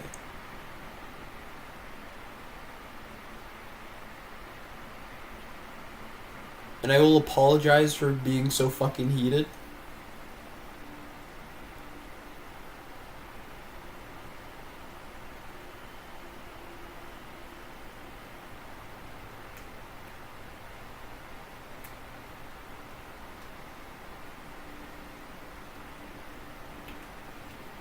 I hope I didn't offend you, Martin.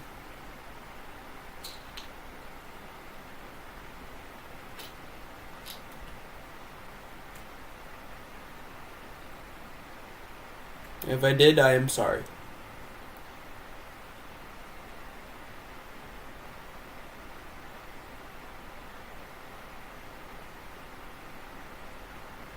I was very frustrated, no doubt.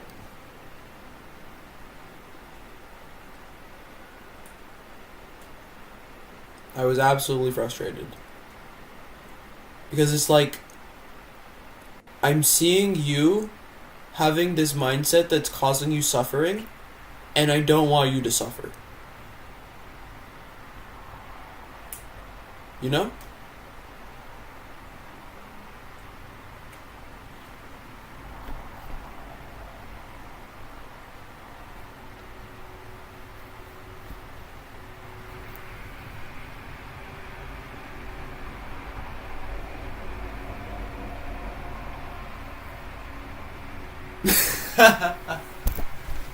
Hi, Sophia.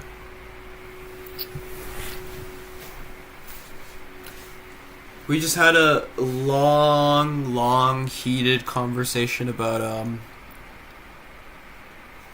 uh, man versus machine. Really, man versus machine. We're having like a collective awakening right now.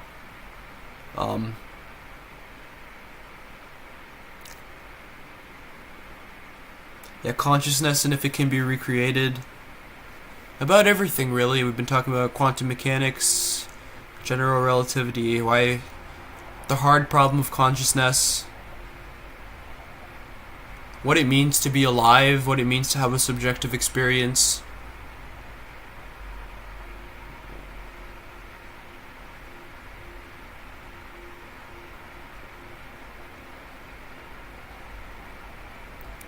Would you want to be immortal? What does it mean to be immortal?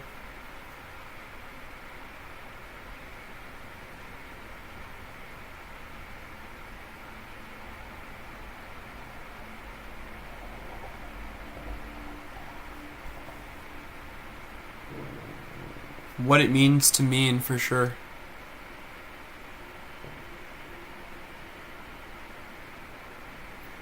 Martin, I think that if you switch from LSD to I think if you switch from alcohol to LSD, your entire life would change immediately. Or like to ketamine. LSD can be a harsh teacher, but if you switch from absolutely.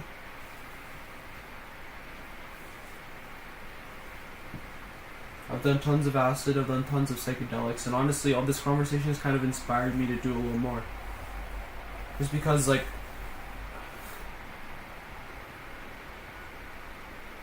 you ever did it with the decks?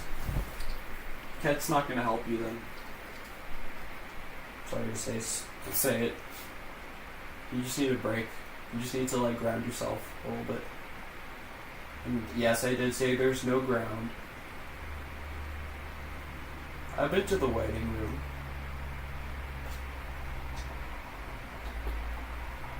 I kind of live in the waiting room now, actually.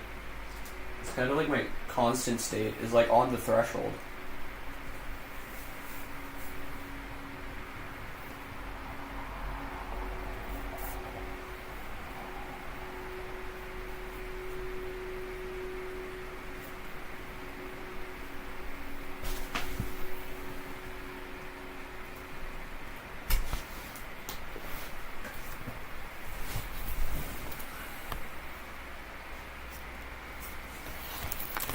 Yeah, through like years of psychedelics, meditation, and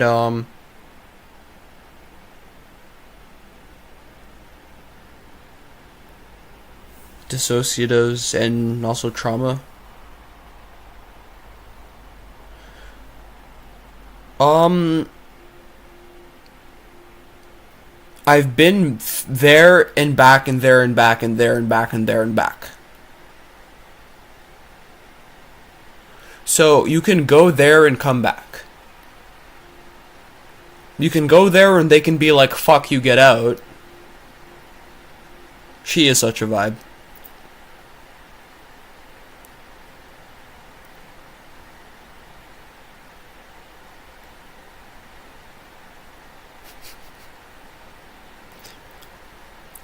Yo, Martin, tell me AI can recreate that kind of sentence.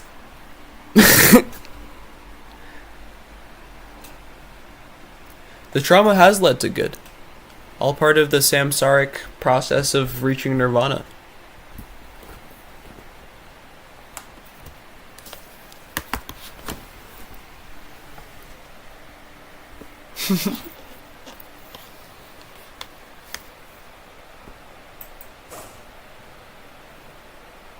Yeah.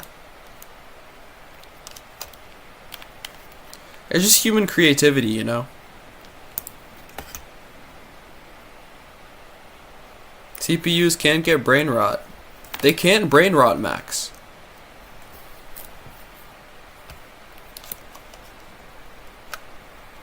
They literally can't even, like, come in pocket pussies.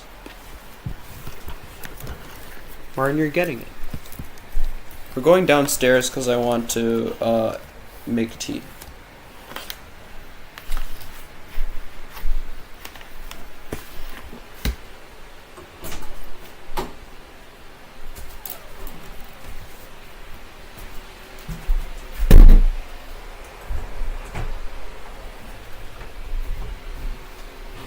I have my phone? Yeah.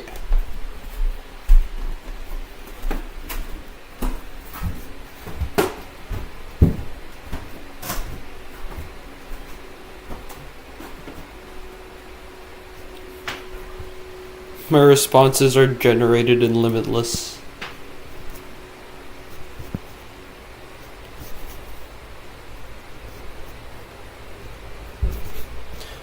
Tea getting adventure for real, guys. Everyone's getting a sip of green tea. I'm transmitting it to you all through the astral realm. Everyone open your third eyes. Your crown chakras. Begin your tantric ketamine yoga session. Commune with the dolphins. I brought the mouse too. I didn't need that one.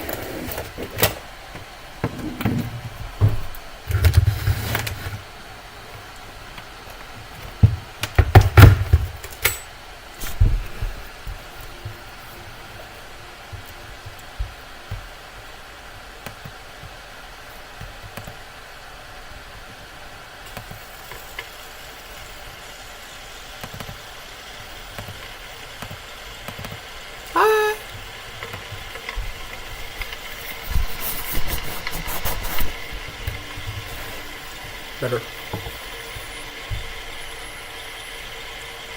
You have some motherfucking pens? Lucky. I love pens. Oh. Shit self. Belly reveal. It happens by accident every so often. I have pens too.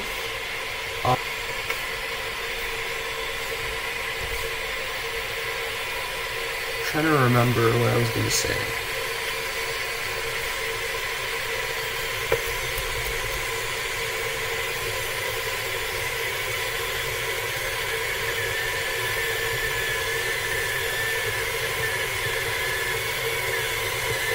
Oh yeah, how does a transgender samurai kill his opponents? They/them.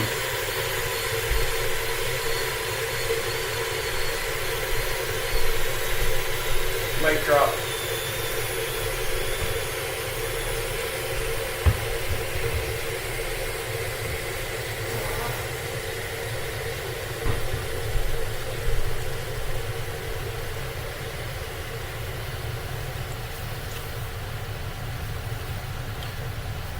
Ever tap a boutique? Dude, I want some boutique pens. I need some fancier gel pens. Like, my pens are, like, I got the cheap gel pens and they work. And I'm trying to, like, use them to extinction. Like, literally use them until they have no ink anymore. Just for the sake of, like, creating as much art as possible. And, you know what I'm saying. What's it?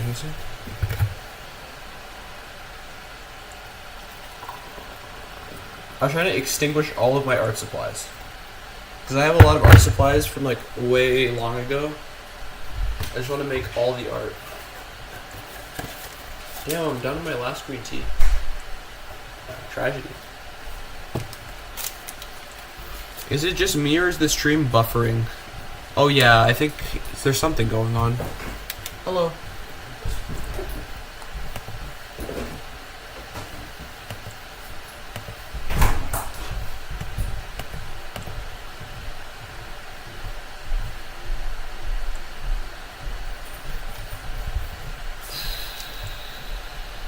See if we can figure this one out.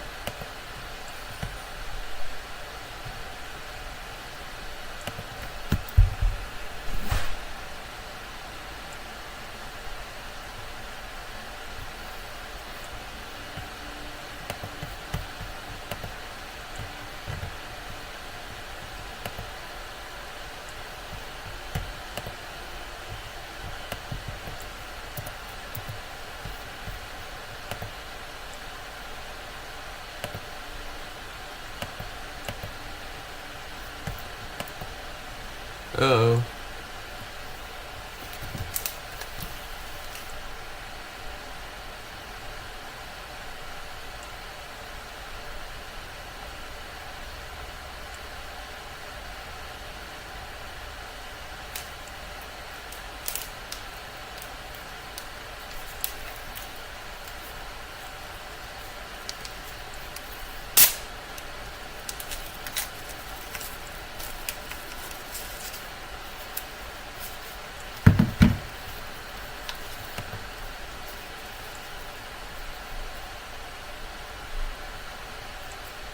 Are we back?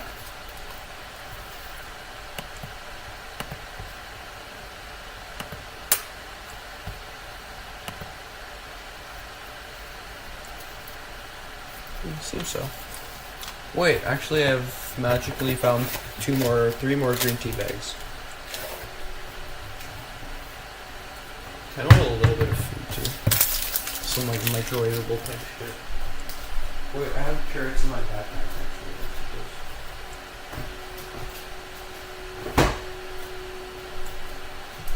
I'm dizzy off the road.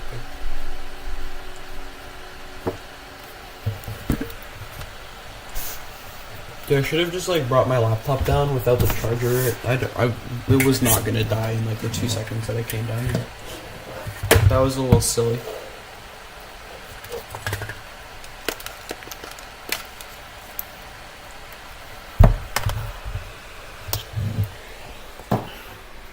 Three months off the Zaza got you feeling like you just got birthed?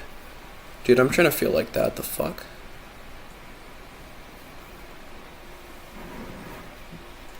Two-second, 1 hour off the robos got me feeling like I just got birthed.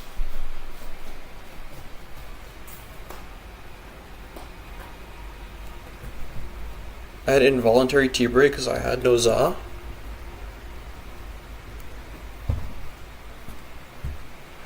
Bro, it grows on trees.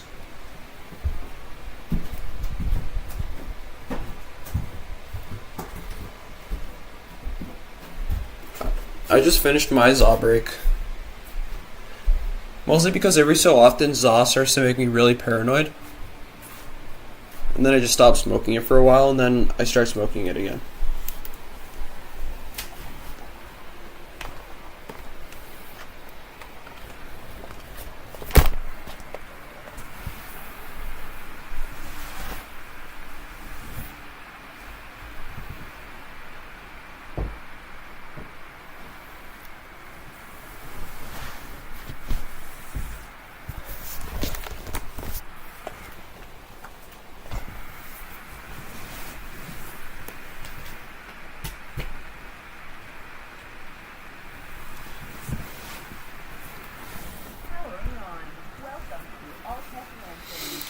You guys alright if I play a little bit of metalcore?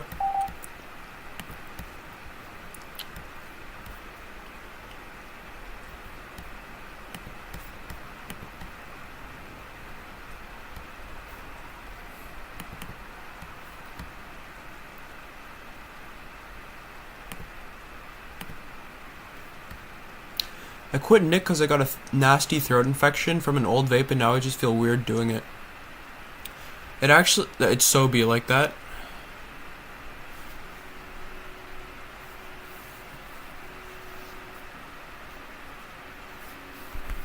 Hold on, I'm gonna stop recording and see if that fixes the problem.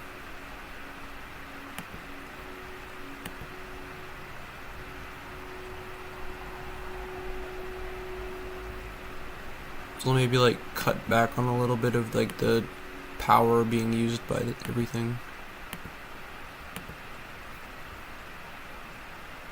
Seems like the buffering issues kind of stopped. Yeah, we're good. Excellent connection again.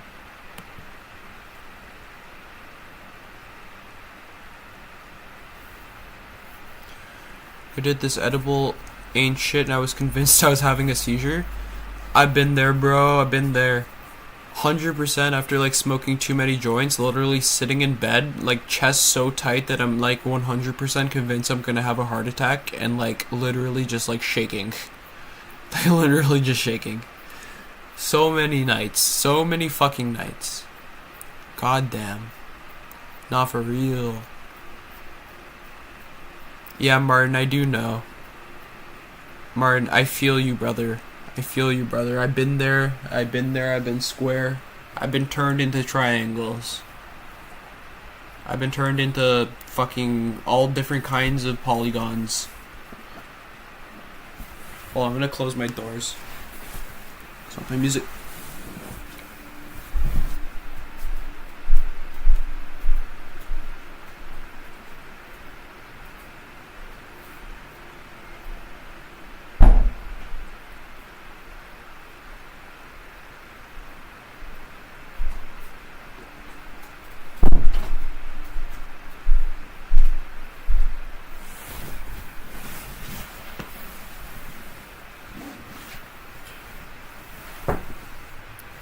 Do that stretching.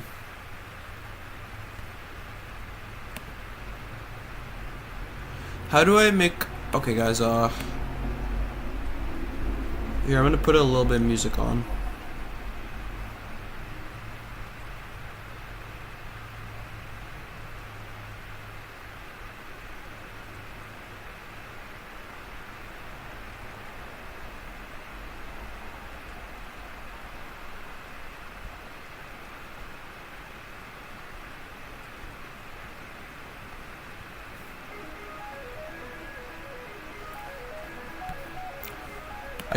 I kinda need like a little bit of a stretch break too. I'm a little bit dizzy.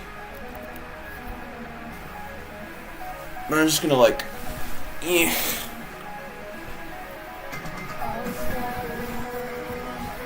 And pull chat back up on my phone.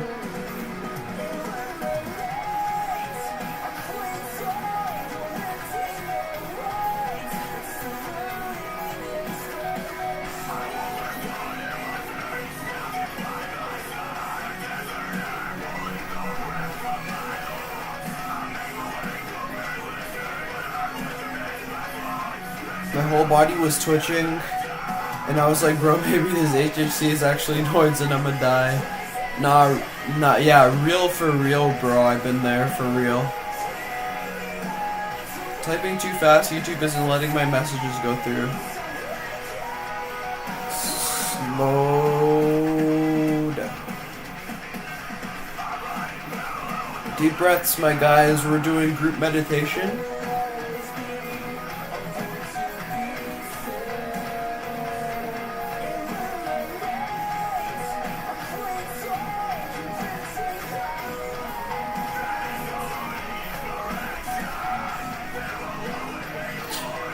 Peace out. Be safe yourself as well.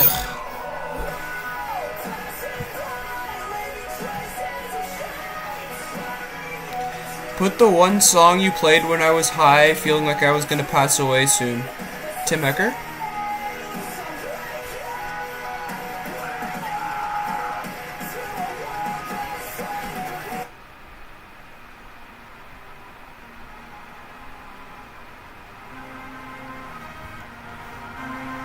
It was a whole album that we listened to. But if we're listening to this, I'm taking more DXM.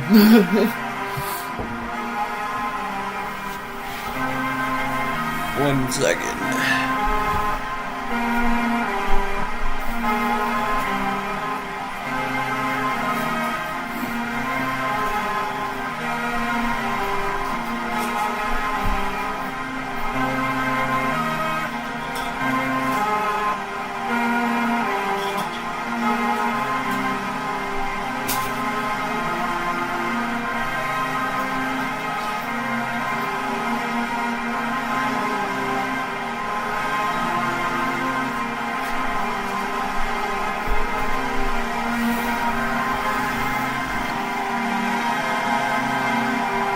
cam's gone?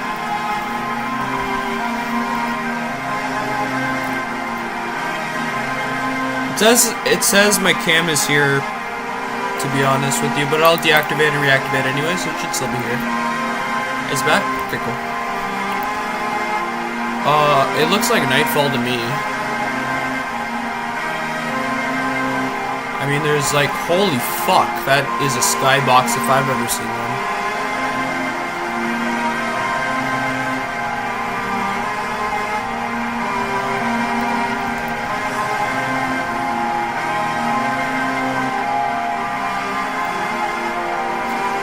Alright, let's dial in, boys, and get some Elden Ring progress done. We had some fucking amazing conversation. Now it's time to... slay.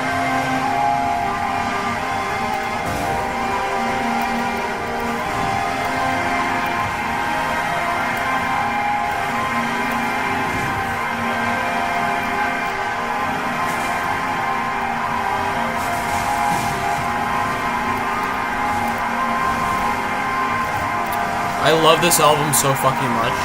Yo, Martin, if you're down, we could do like a whole Tim Hecker discography run. Like the whole night, just like listen to Tim Hecker.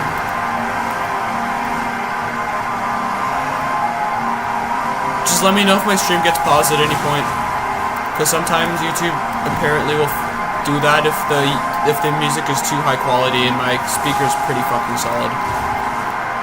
And so is my microphone. Yeah, she went to go stretch. Fuck it.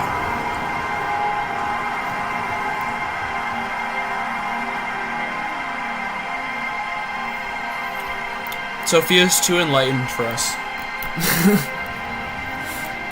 Nah, she chill as fuck.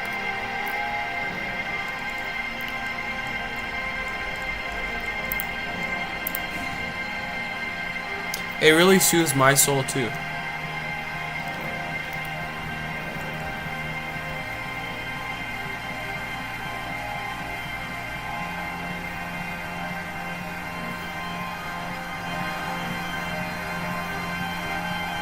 Let me know at what point you guys can hear me. I'll try and be loud.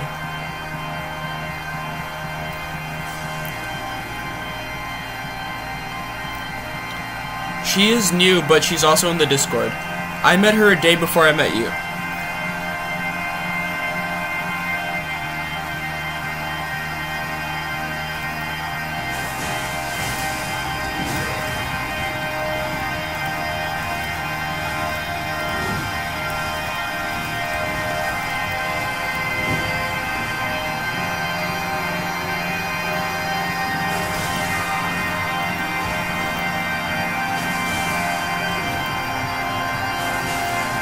I love Tim Hecker for that.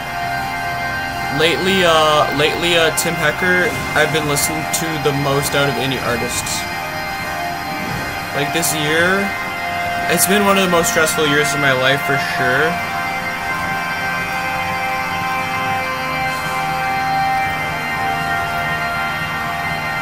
You don't need Spotify Premium, bro. You have my stream.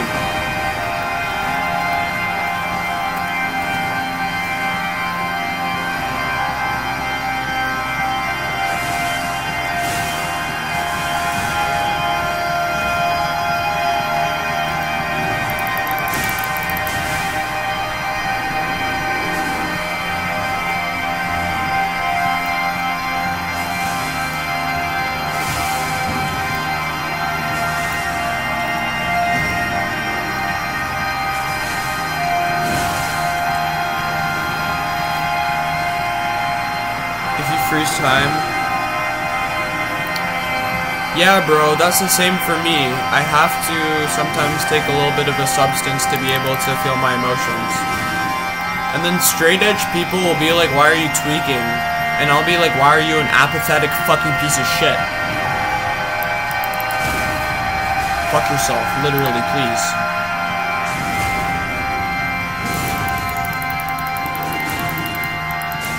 I don't think it's only dopamine addiction. I think it can also be known as depression.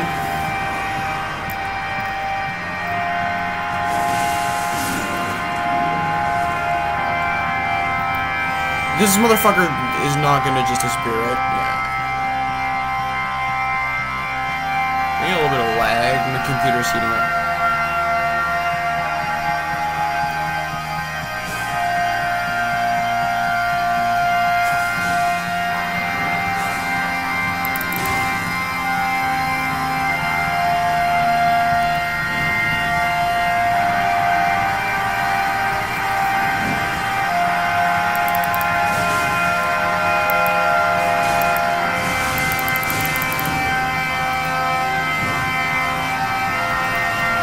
A little bit of frame lag here, but it's almost making the fight like epic. Like it seems like the fucking game seems to slow down every single time something cool's about to happen.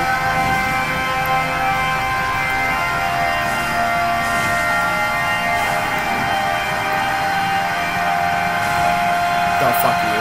Fuck you.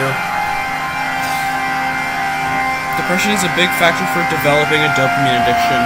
I guess that's fair. You're right, because all addiction is indeed a form of dopamine misfunction.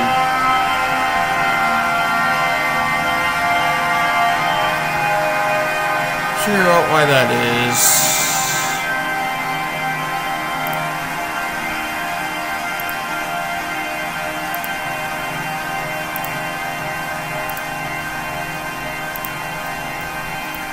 Free up a little bit of RAM, always usually helps. Also, let's get this off the fucking... Yeah, when you can smell your computer, you know there's a problem.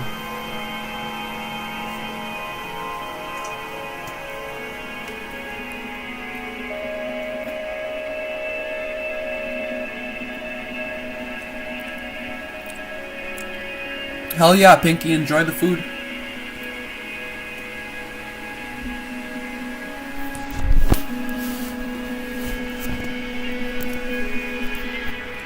This time, it's now on a tin can. So yeah, your dopamine system and your, depression, it's kind of all mixed together, indeed, for sure. You guys all got a point.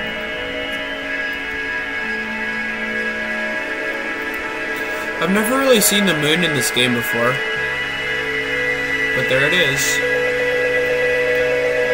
And now it's gone.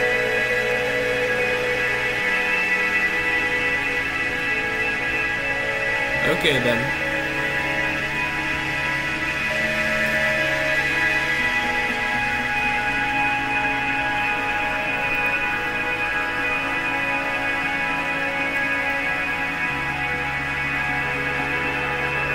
I don't even know if I'm depressed. Like, I always feel like shit. I'm just not happy with the place in life I'm currently in. Yeah, I would call that depressed.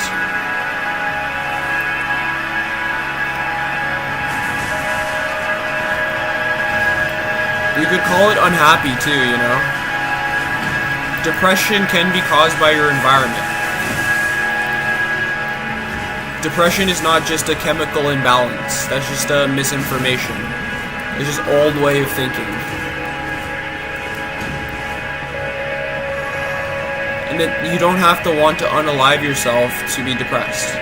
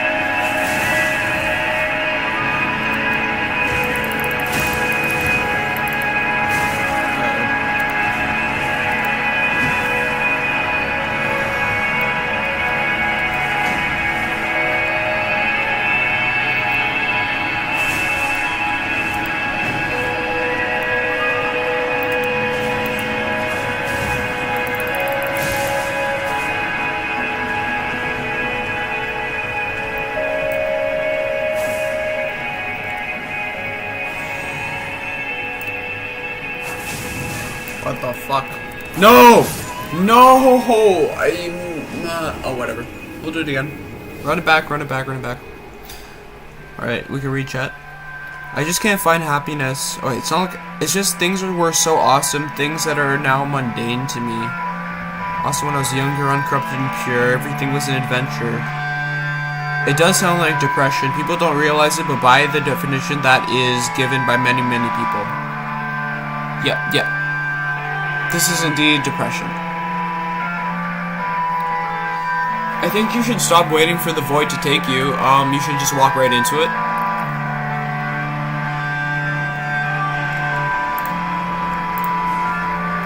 That thing that you're running from is probably actually your happiness. It's just like behind a wall of sadness.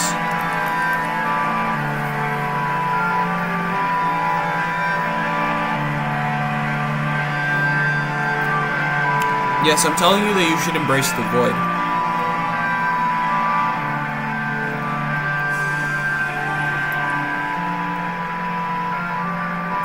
That's true for everyone in some sense. Nostalgia is looking through rose-tinted glasses, and as a child you aren't aware of the reason someone may be depressed. You are very naive to the world. And it's possible to return to that state where you are kind of like blissfully ignorant while still being aware. That's what healing the inner child is, you know.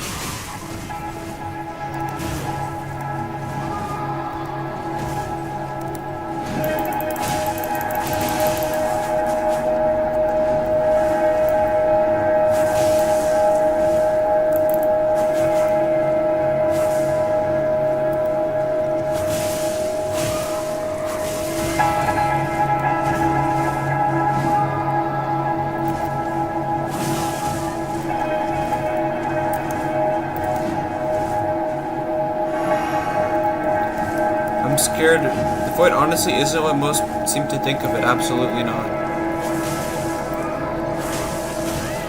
It's full of colors. The same way that we used to think there was empty space, there is none. Everything fluctuates with energy, always. Yeah. I wish I had a sword or something.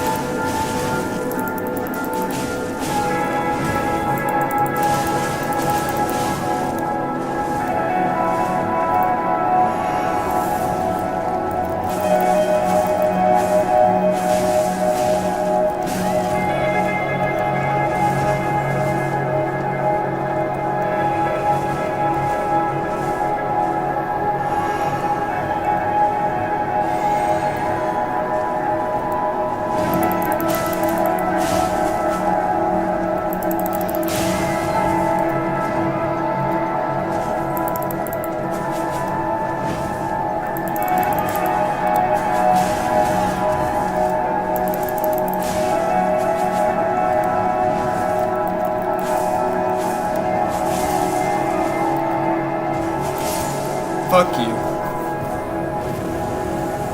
Alright.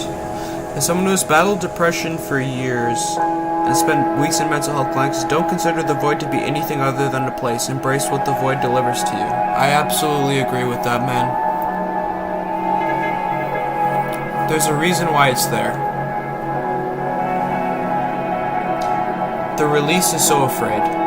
It's so scary. And sometimes it really takes a really huge push for us to get that release. That's what happens when you bottle up emotions for real, right? It's just like taking a loan out of your heart. And eventually, the stream of love runs dry. Hey, can I play a song for you real quick? It's a little bit different, but here, just... We'll come right back to Tim Hecker right after. It's just like... You know, it's the song that explains what's happening. 2 songs, really.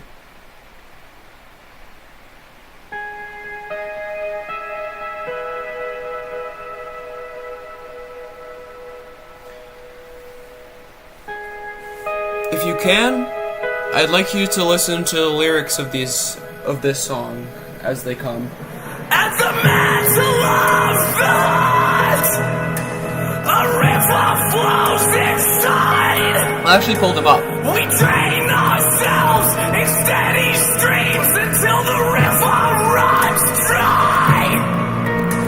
At times these tides define us, deny us of ourselves. A finite source of optimism that leaves a hollow shell. And as the seasons pass and winter's numbing cold gives way to pain, we lie these words to sip aside as we pray like hell for rain.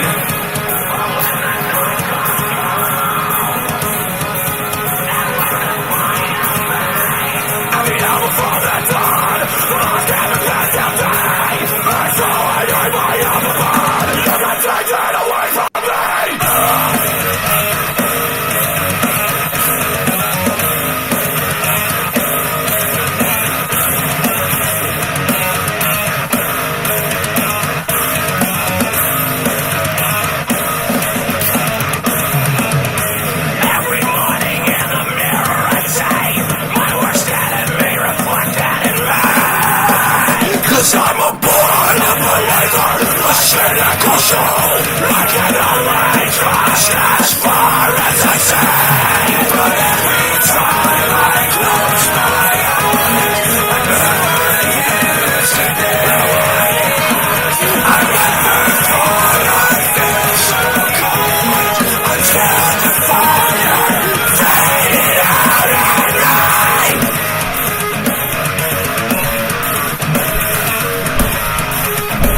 I never felt so cold.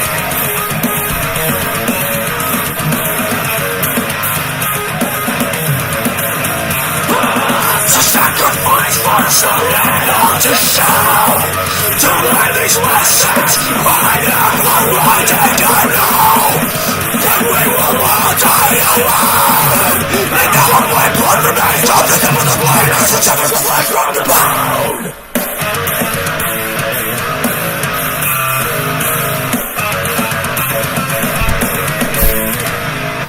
So far beyond the below.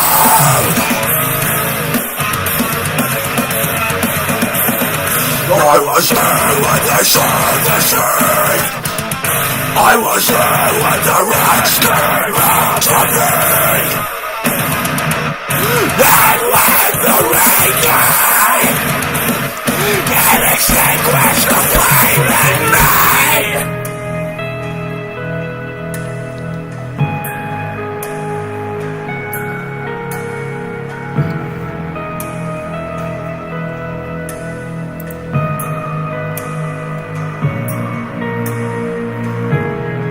As I slept, the seeds of doubt were sown. I tore my heart apart for this, in hope my light would grow. And I dreamt about a place where all our virtue could withstand. I woke in fright, appalled to find the blood was on my hands. But every time I close my eyes, I'm who I used to be. I never thought I'd feel so cold until the fire faded out in me. I never felt so cold.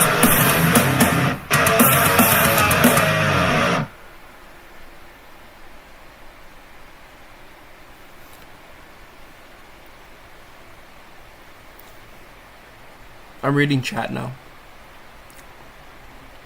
Fearing is okay. To be afraid of fear is like the big problem.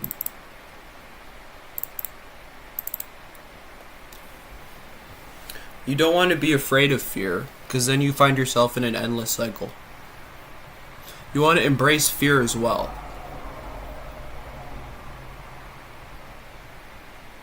I'm genuinely a happy person now most of the time too. I have like what I experience now is the whole rainbow of emotions really strongly.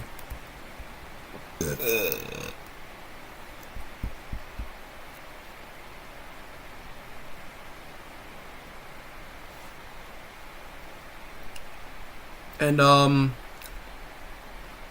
not knowing where to start is so relatable. What I would tell you is that one amazing place to start is right here. Just feel your body. Like, just like allow yourself to like feel what it's like to be who you are right now in the present moment. Accept exactly the feelings that are going on right now. If you can just accept that you like have like arms and legs, the feelings of your fingers, that you can see things, that you can smell the air, breathe, that you can feel your feet, that you can feel your fingers, you can like touch yourself, you can do like bilateral stimulation, like connect both sides of your body like this. All of that will bring you back to your center and open your heart.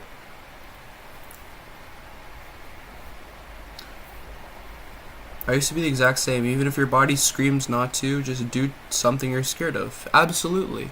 Every single time you pass those little fear barriers, you make leaps and bounds in your mind. Even if it's just smiling at a stranger. That's what really did a lot of work for me, is just learning to smile at strangers. Because at first, whenever I'd make like eye contact with a stranger, I had so much depression in my face that they would get scared, and then I would feel appalled and like a monster.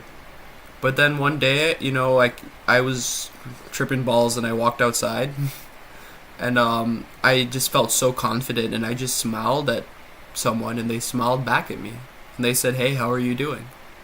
And I was like, I'm not alone.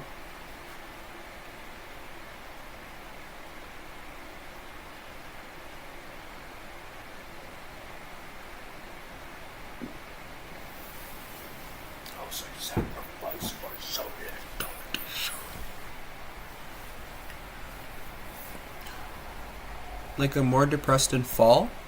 I don't know why, probably because when spring and summer are happy, the trees are growing and everything is living, but when fall comes, everything just dies. I have the same feeling of seasonal depression for sure.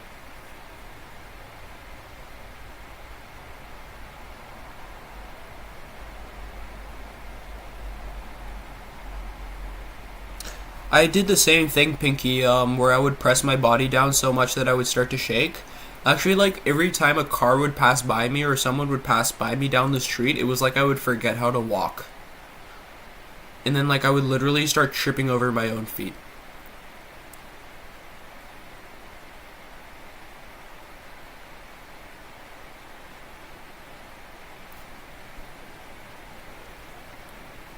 So then what I would say, Martin, is what you need is more mindfulness. You need to actually start experiencing what's going on. Because it sounds like you're dissociated from what you're experiencing. And that happens when you try to run away from negative emotions, when you try to escape tension.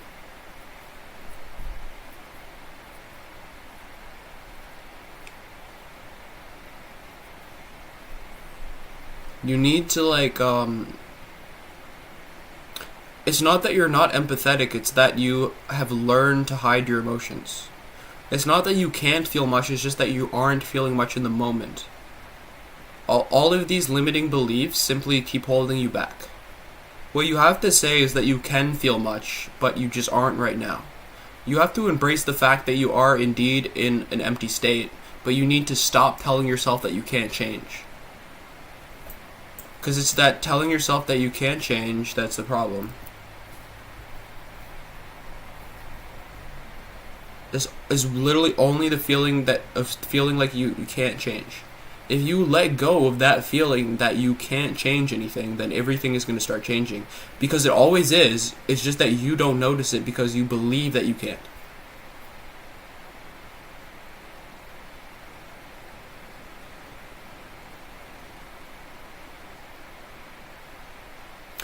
Even though it sucked, it made me realize how it sucked for like barely any time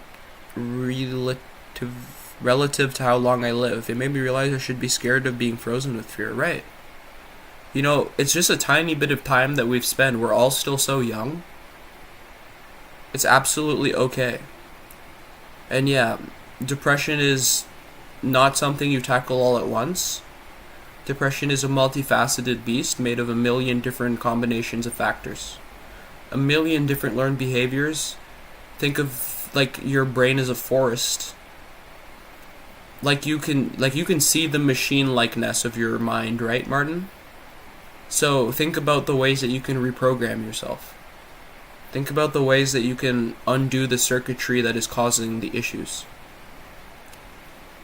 Find those pathways of electricity that are causing you suffering. Enter them. Enter those streams of electricity. Follow them all the way to where they came from, and then let them go. Allow them to connect to the rest of the source. How? Paying attention. You have to understand that you can feel. Like, you need to find where your attention is, and then embrace it. Like, what are you focusing on right now?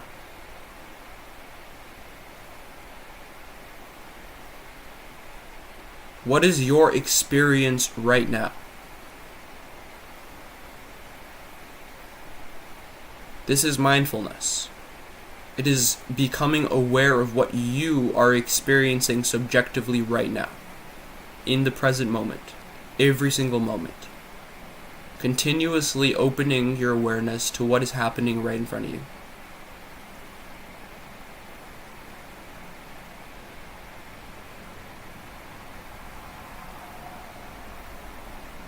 It's okay if you just dissociate, then you just come back.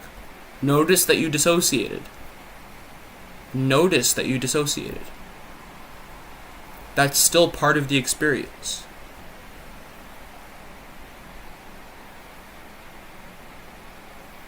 Dissociation is part of the experience. Experience that dissociation. Don't be afraid of the void, right? Embrace the void.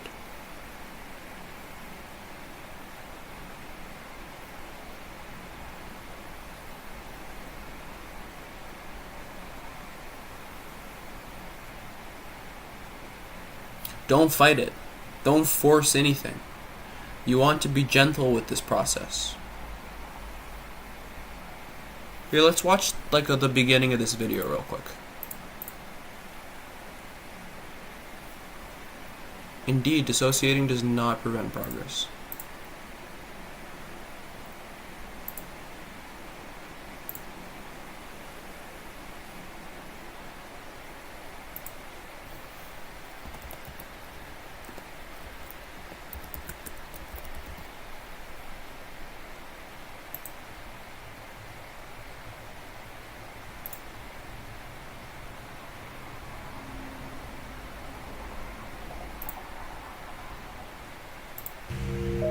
TWIM stands for Tranquil Wisdom Insight Meditation. The TWIM method uses metta, loving kindness, as the basis for the development of the unification of mind, jhanas, and insights leading to awakening.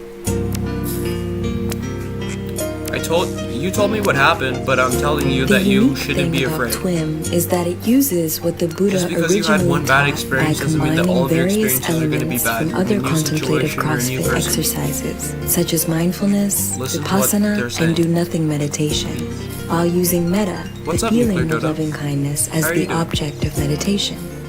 It is the practice designed around right effort to find the middle way, the perfect merging Every time and I go through a walk through transcendence nature, I of feel a little contraction refreshed, and happy, and I should expansion start going for a between walk more often. practice and non-practice, Absolutely. effort and effortlessness. Being inside the forest changes In the everything original because sutra, you're full the Buddha there's life spoke all around frequently you, right? about the jhanas and loving kindness. See ya. Why? Because he realizes And we will that welcome you all the back with mind open arms wants when you is to return. be happy. So jhanas are the cultivation of tranquility and ultra states of consciousness to understand the mind through direct experience. In this video, we're going to take a look at the different kinds of cravings and their roots, the twin technique instructions, handling dark nights and addictions, how to access jhanas or samadhi through relaxation versus concentration, the mechanics, progression, and the phenomenology of each jhanas from 1 through 8, ending with a cessation, how that relates to loving kindness to produce insights into the nature of mind and reality to eradicate suffering. What exactly are jhanas and samadhis? What is the deathless? What is the moment-to-moment experience of the unconditioned? And the importance of not taking the path too seriously for the most optimal gains. I follow you since like You guys follow him? 2012. A couple of years ago, you took all this spiritual. If not, I can stop and start man. explaining. The Buddha never really taught too much about like hardcore concentration on the breath, like dissolving the breath into particles and then into like empty space, like drilling down the sensation like we do in Vipassana. Instead of what Buddha meant when he said mindfulness, it's more like just a collected, tranquil, equanimous mind. And then just to kind of not even concentrate on that, but just be aware, sink into that feeling of loving kindness. Buddha figured out like this might be the best way to get people into certain states of consciousness. In the world of samsara, we are looking for happiness in worldly pleasures. Why not replace the mind's intrinsic need for joy with altered states of consciousness, Last time I did that, it was like amazing. Walked up a jhanas shit and ton the of feeling of stairs, loving went up a kindness? steep hill carrying 15 So jhanas are kilograms almost like a on rehab your center back. for It was the fucking mind. hard, and I felt like death Cultivation of at the jhanas, top. in I a way, understood it's for you to why cultivate people kind put of themselves bliss. through suffering. But then you're just That's using that beautiful, as a Jamie. tool. The Buddha have said, it's the goal is not the jhanas. Like I he's climbed the visited all mountain these too one masters, time, and it was absolutely all those wonderful. Brahmins who have accessed like all jhanas, and Suffering they're like is part sitting in like the 7 jhana all day long. It's But what brings happiness. he thinks they're still clinging on to something. There's still a little bit of suffering, and there is some identification there. So and that's another insight into impermanence. Like not even awareness or consciousness is permanent. By temporarily transferring the attachments to worldly pleasures to the jhanas and the feeling of loving kindness, we can use it as catalysts to gain insights into the nature of mind and reality, and to dissolve hindrances, resistance, and contractions that get in the way of recognizing our true nature. I think the most direct way to recognize the nature of mind is to let go. Where's the See, meme? control is an illusion. Took the So meme by down. trying to suppress or control your desires, it simply leads to more cravings, tensions, and more desires. So with this practice, or any kind of spiritual practice, Fair the goal enough. is not to suppress I anything, screenshotted but it, simply bitch. observe and let go, and let nature unfold through the course of the least resistance. So the jhanas I'm going to be talking about here occurs naturally as a byproduct of a delightful and relaxed mind. When the mind is joyful, it softens and relaxes, and tensions and cravings will be dissolved. See, the Buddha did not speak a lot about one-pointed concentration to the breath because of the unnecessary tightening that can be created by forcing your mind to concentrate on a specific point of the meditation object, where you risk creating more tensions and cravings, and ultimately reinforces the meditator. So the difference between relaxation type jhanas and absorption type is that in the former, you'll let the jhanas occur naturally. In the latter, you use that one pointness, hardcore concentration power to cultivate a certain state, which can create more tensions and cravings that reinforces the subject-object split. You can be sitting in the absorption for hours and hours on end, and the moment you get off the desire cushion, is you the go root right of all back into suffering, but habitual suffering tendencies. is the root of all greatness.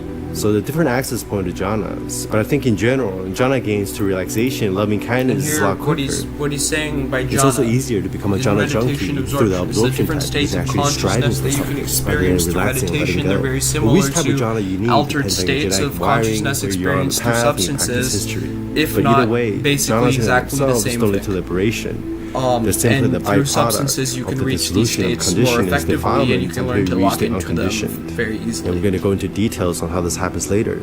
But after non-duality, it's actually quite difficult to jhana. If everything's already balanced and holographic, there's nothing to expand or dissolve. So the paradox about the Exactly. jhana is that if you're still experiencing the dissolution of the body, or the Samsara body is expanding and nirvana. contracting, When you it presupposes realize that the body is still that solidified, desire and is you're the still holding source of on all to the belief suffering, on the and physical then body. you embrace it, then If you're still desire is no experiencing longer the expansion of source of all space and suffering. consciousness, it means you haven't seen through space and time Turns as into- the artifacts of the mind, and impermanence you turns still take into consciousness permanence. to have an inherent existence. Impermanence is something you wake up out of. Practice in jhanas can also cultivate energy to make radiance gains. That's When the okay. body mind starts What to he's dissolve, saying is way it more releases a important than what tremendous I'm amount saying. of energy, and one can utilize this energy to penetrate even more solidity in a feedback loop of dissolution and penetration. The feeling of loving kindness also stabilizes the mind in a feedback loop of joy, samatha, and expansion. When all the blockages are cleared out, there's simply this dynamic flow of the universe fucking itself raw without a condom. And just like how if you max out Vipassana and do nothing meditation, you end up the same fill in the blank. Relaxation and absorption jhanas ultimately serve the same end. But even in relaxation jhanas, there's still a very diffuse form of focus. You're attending to a feeling as a catalyst to collect and rest the mind before letting that go. Instead of using the absorption of the mind to cultivate one-pointed concentration, the Buddha recommended a much softer and lighter approach, where instead of concentration, the words from the Pali Canon to describe mindfulness is a collected mind, a stabilized mind, a tranquil mind that is softer and more elastic and spacious. And the catalyst, again, for this tranquil mind is joy and loving kindness. The Buddha is a chikikan. He realizes that the most efficient way to get people to see deep insights into the nature of mind is to have fun while you're doing it. When the mind is delighted during practice, the progression is a lot more rapid. The mind spontaneously focuses and stabilizes itself. Awareness becomes much quicker. It is a serious path, but you don't have to be serious. Create this tightening around expectations. I'm not a Buddhist, so I'm not advocating the TWIM technique as the king of all meditation practices. TWIM, like all spiritual practices, is simply a tool, a raft. When you use that raft to sail across the river, let it go and move on. To start the practice of TWIM, find a place to sit quietly with your spine straight and close your eyes. Send warm wishes to yourself by repeating the following phrase several times while imagining a cute animal or a baby smiling at you in order to elicit the feeling of loving kindness. May I be happy. May I be free from suffering. May I be well. Feel the warm wishes in your heart and chest area and let it grow and expand. Unify your mind around this feeling in a collected and spacious way. This is your object of meditation. Then send the warm wishes to others by repeating the following phrases several times. May all beings be happy. May all beings be free from suffering. After a while, you'll notice that simply setting the intention for loving kindness is enough.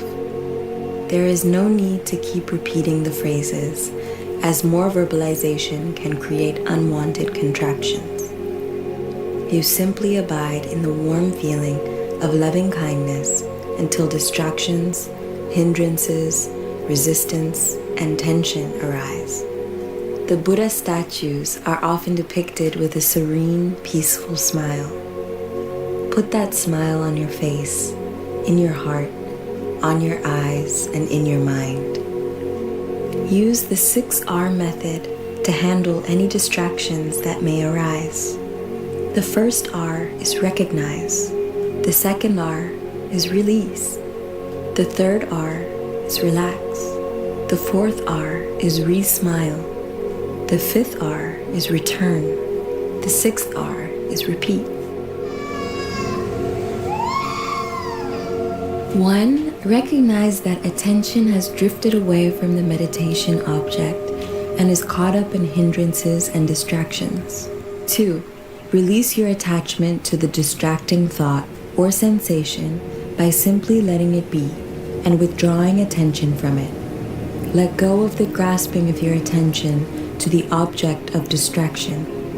When you stop feeding the distraction with attention and energy, it will dissipate on its own. 3.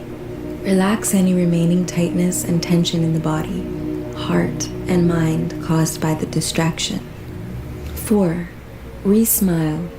Restore the small smile to your lips, your eyes, and your heart, and with it the happy feeling of loving kindness. 5. Return your attention back to the meditation object, the feeling of loving kindness. 6. Repeat this series of steps whenever the mind becomes distracted and loses its meditation object. To simplify things, using the first 4 R's may be enough. When in doubt, apply the law of drops. Don't resist or push. Soften and smile. Each time you run through the 4 R's, the mind becomes more purified, more unified, more equanimous. As you go deeper and deeper into more and more subtle layers of the mind to clean up the defilements hidden below consciousness. This is how you bring the unconscious to the conscious, the shadow to the light. The more defilements you dissolve, the more spacious awareness becomes. And this is how you enter into deeper jhanas, eventually reaching a cessation.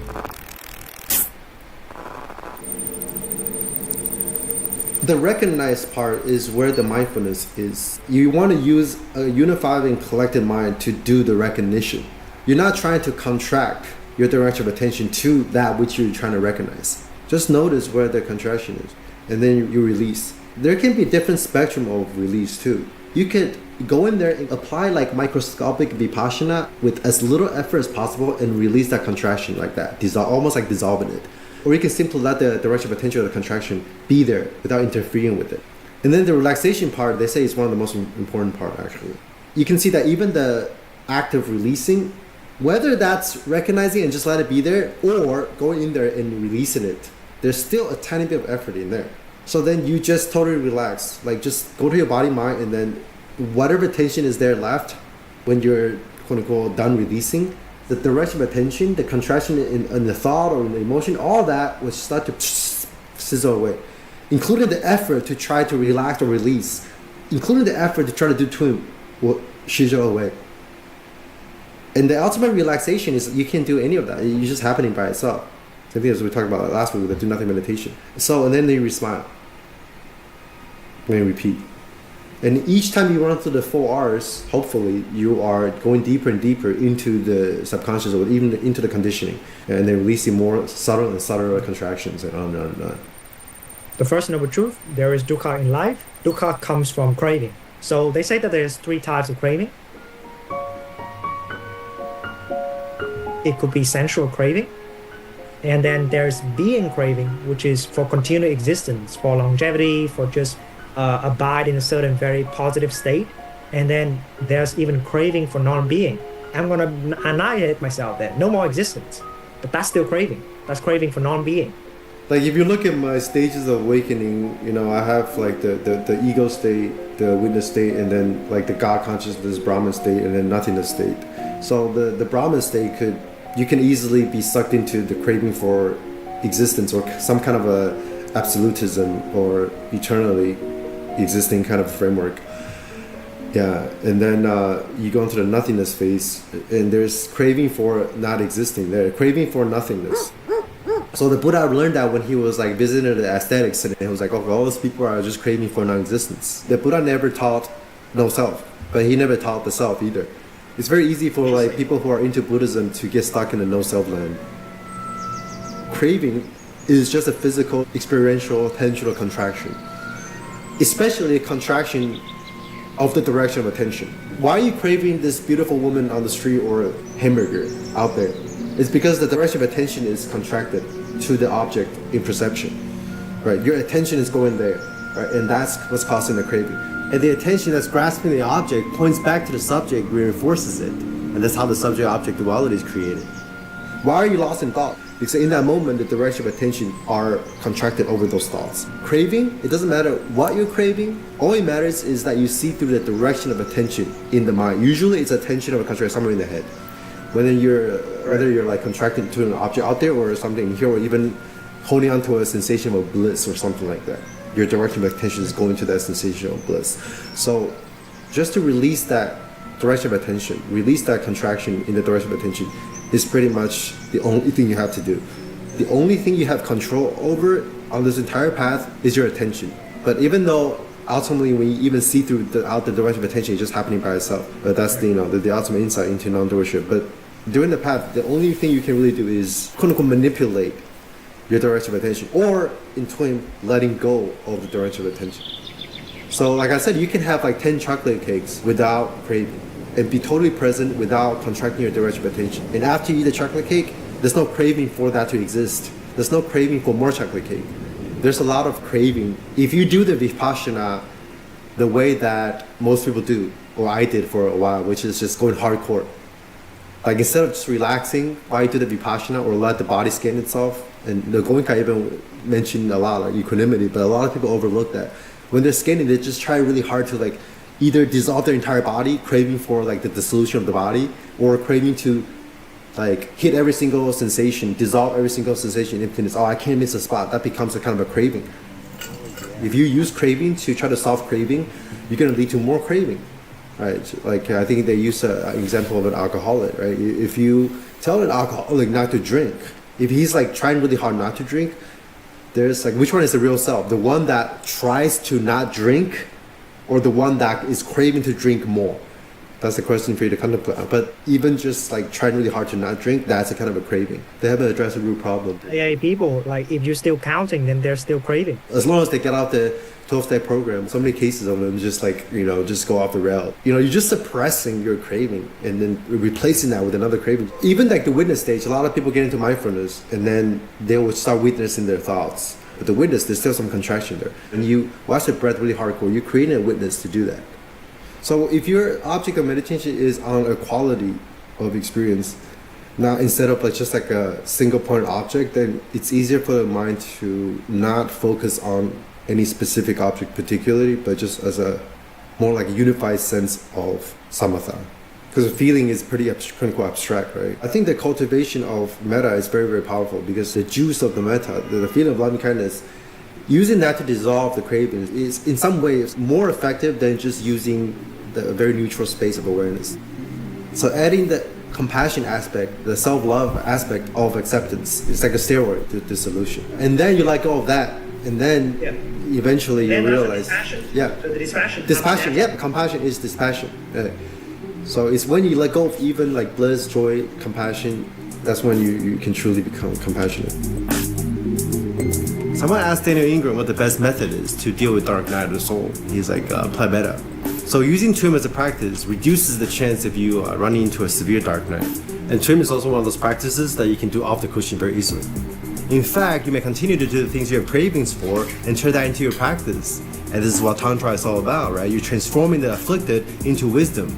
Somebody asked Osho, how do I stop smoking? And his reply was, keep on smoking, but just apply presence, because awareness itself is curative. And TWIM is just a more systematic way to do that. Don't crush mind with the mind. Apply the 4 R's whatever tensions arise while you're doing the things that will trigger you or give you craving. I think that's one of the most direct ways to purify the mind right on the spot. Let the vast spaciousness of awareness or love dissolve whatever doesn't serve you and transform the unwholesome into the wholesome. This is the mechanism of integrating realization to every aspect of your life. Now let's run through the jhanas 1 through 8. First, you write that feeling of metta, loving kindness, loving kindness. Once you start to get the feeling already, you just write it through the jhanas. At first, you're going to feel the tingling sensation of loving kindness in the chest area, like a physical buzzing excitement. This is the first jhana, and excitement is replaced by joy as you enter the second jhana. You enter the third jhana when loving kindness starts to spread across the entire body. The mind becomes quieter, more stabilized and tranquil as the body begins to dissolve. The fourth jhana, you can experience a full body dissolution. Starting with the fifth jhana of infinite space, the feeling of loving kindness is dissipated and spread across the space all around you. You might feel like you've expanded to the whole room and beyond. Now, this is when loving kindness and joy begins to be replaced by equanimity. So you move from one jhana to the next by resting the mind there until it becomes disenchanted. The mind will grow quote-unquote bored and dissatisfied when it realizes that whatever experience it's having, and no matter how blissful or spacious, is still yet more fabrications. And then you let go of some more. So the 5 elements are earth, water, fire, space, air, and consciousness. And this dissolution from solidity to liquid to air and beyond is exactly the progression of the jhanas.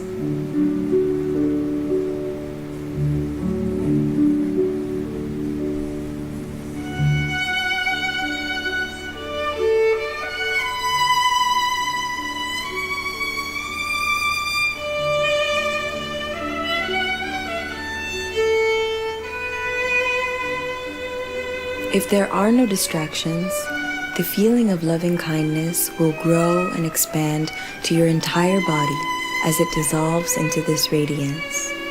This is the fourth jhana. Let this energy grow and expand to encompass the space around your body.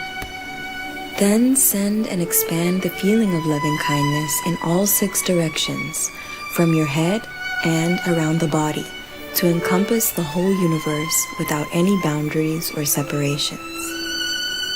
This will bring you to the 5th jhana of infinite space.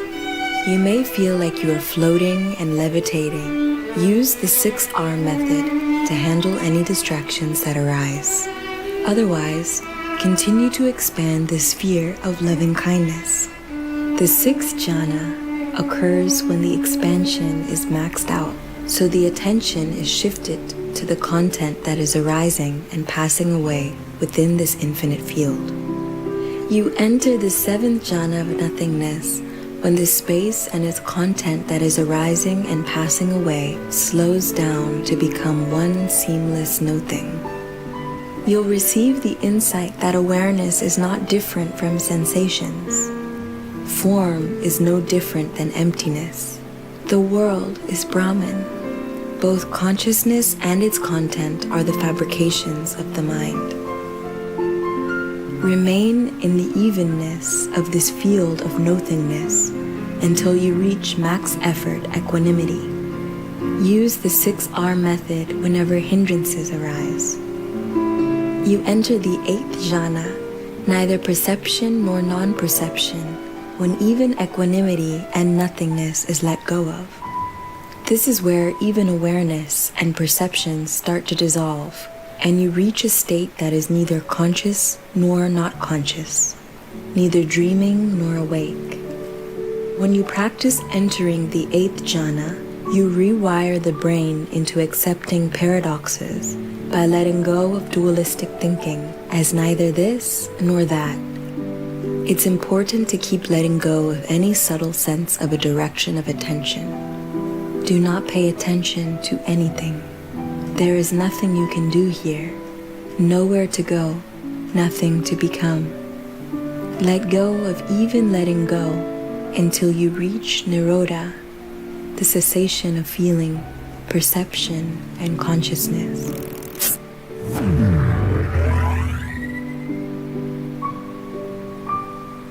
As you go deeper into the jhana, you're letting go of more and more fabrication, right? Like we use the word fabrication a lot, right? That's another way to see through emptiness, is how everything is fabricated. Emptiness just means everything is constructed. So when you're in like the first jhana, there's still a lot of fabrication. In the nothingness phase, it's like there's very little fabrication there.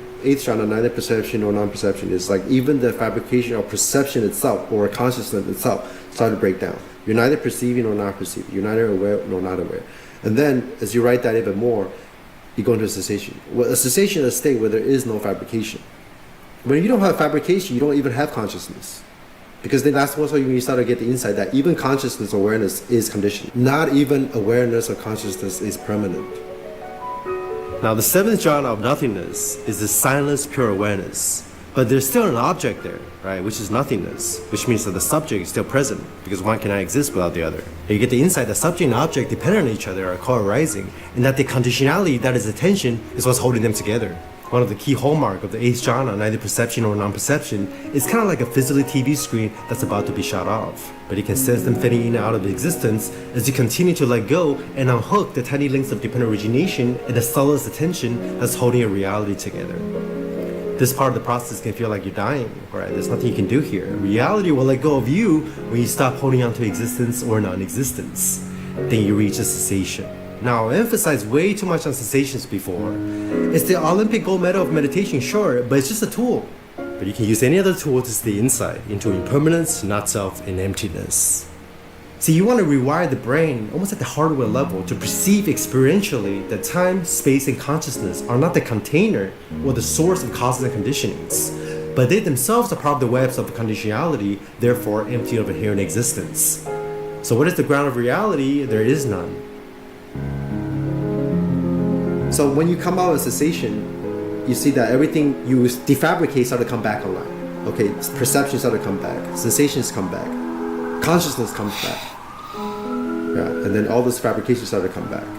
Yeah. So the unconditioned state is really no different than the conditioned state. Don't interfere with this conditionality. You don't create more condition around the webs of conditionality of the universe. That's another insight, is that there's no agency to control it outside of this webs of cause and condition. You can't step outside of it. The only thing you can do is disappear into it, or just be okay with it. That's another way to put it. So there is no like unconditioned per se that exists outside of the matrix in this transcendental realm behind the curtain. Because if there is still a duality between reflection and mirror, right? This is it. Nirvana is samsara. The absolute is the relative. The unmanifested is the manifested.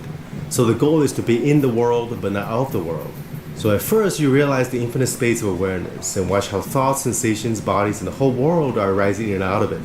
This is the realization of I amness, or unbounded consciousness, or pure presence, or oneness, but that's not self yet. Then you realize that because the content is empty, this awareness is also empty because the two are never separated from each other and they codependent rise. This is the insight into anatta. Seeing through the emptiness of presence just makes everything more vibrant and panoramic. Not only that everything is consciousness, but that there is no consciousness per se besides the manifestation of whatever it is that is heard, seen, sensed, touched, cognized, and smelled. Not only is there no thinker, no hearer, no seer, no doer, in thinking, just thoughts, in hearing, just sounds, and in the seeing, just forms, shapes, and colors. Where infinite reflections without a source or a mirror are beautiful. You can say that source is appearance.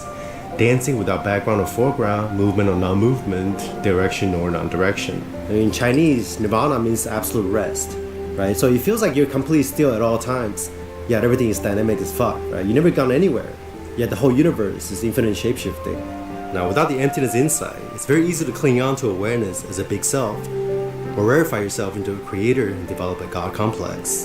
Now, one way to lock in this insight experientially in the context of TWIM is to defabricate and refabricate the mind over and over again until the rising and passing happen simultaneously, until you deconstruct the nature of all experiences from the most divine to the most mundane and see exactly how they're constructed in exactly the same way. So the natural state is the unfabricated fabrication, but if everything is a fabrication, then nothing is. So what they call the unfabricated state of Nibbana is simply experiencing the fabrication that is this reality in its pure state without any identification, grasping, resistance, obscurations, or ignorance. Because the ignorance about the nature of mind or reality being empty is what solidifies things into categories and separations that creates clinging and suffering. Whether that's concepts and language, or the solidification of a body or a self, or the identification to consciousness, it's all the same Why thing. am I stuck here? It's like my So the last four jhanas are called the formless Oh, it's 'cause jhanas it's locked. because they're a less solidified state than the first four jhanas. And psychedelic experiences too. The reason why walls are breathing and things are morphing and penetrating each other is because in a psychedelic experience, it's a less fabricated and less rarefied state than when you're quote unquote sober. Once you start to remove the lenses of perception that solidify things, either through meditation, psychedelics, or self-inquiry, things start to become more psychedelics. So everything started expanding. Technology right? is But if you're a right. jhana junkie or trapped in psychedelic experiences, instead of just letting the That's so conditionings funny. dissolve on their That's own, why I'm at you can war run through with the trouble robots, piling on more bro. conditionings. But regardless, everything is still the construction of your brain. Those But don't get stuck goddamn on a robots, materialistic man. paradigm of quote unquote everything is the neurons. Because the brain also doesn't exist apart from Listen the to- interconnectedness with This is everything like else. what we were talking about. In fact, don't get stuck on any paradigm. The middle way transcends all extremities, right? The Buddha calls that the right view. And you cannot possibly recognize the middle way if you don't have an anatta realization, because the dualistic mind or the center is always going to cling on to an extremity, even if it's very subtle, even if you don't recognize it. In the sutra, they Yes, mention you four do, extremes bro. that are dropped with an anatta All realization. the mind ever You wants are is this to be or happy. that. You drop that. You are not this or that. You drop that. You are neither this nor Absolute. that. You are both this and that. You drop that. Shut the fuck up. Let all that go and just relax and just be. Emptiness is form. Like they're one and the same thing. It's not like emptiness vibrates into form or like form disappears or dissolves into emptiness. There are phases like that. You feel like awareness is shapeshifting into the world. But even that is an illusion actually. Because if that's still happening, or even like the rising and passing away We're all of gonna sensation help into you, man. We're all empty gonna space grow and coming back together. online or whatever, there's still some kind of a process in there. But when you completely collapse time, everything is just happening spontaneously. Like boom, that's it. And then when you turn your head, boom, a new field. Like, there's no proof that it's the same awareness you're I know, perceiving right? through the world right now. As He's so 5 minutes ago. spontaneous. Or like this thing called, what is the face before your You can grandparents? tell were born? that he's There's truly no face between your enlightened. parents were born. This is the face. This is the only So face right enlightened here. that it's no longer Right. even A enlightenment sensation anymore. is arising right now because of He's the web dissolved his conditionality, own halo. just like the rainbow. Awareness itself is just another rainbow. The objects are rainbow. Awareness is not like a perceiving of the rainbow or a source of the rainbow. Yeah, for But sure. then you can't pinpoint one thing and say this is causing that. That's why you shouldn't look at dependent origination as like a linear fashion of cause and effect. Because at the truly non-dual state, the cause and effect becomes one. The cause is the effect. When the right conditionality arises, this arises. When the right conditionality ceases, that ceases. But Look at that's all not these really a happy linear people. process of like A causing B causing C. Everywhere. Sure, on a more relative level of And we can cause all and go effect, around they and can still find these exist there, happy but at the people and ultimate share non-dual smiles with perspective, them. They're the everywhere. conditionality really is not something in time.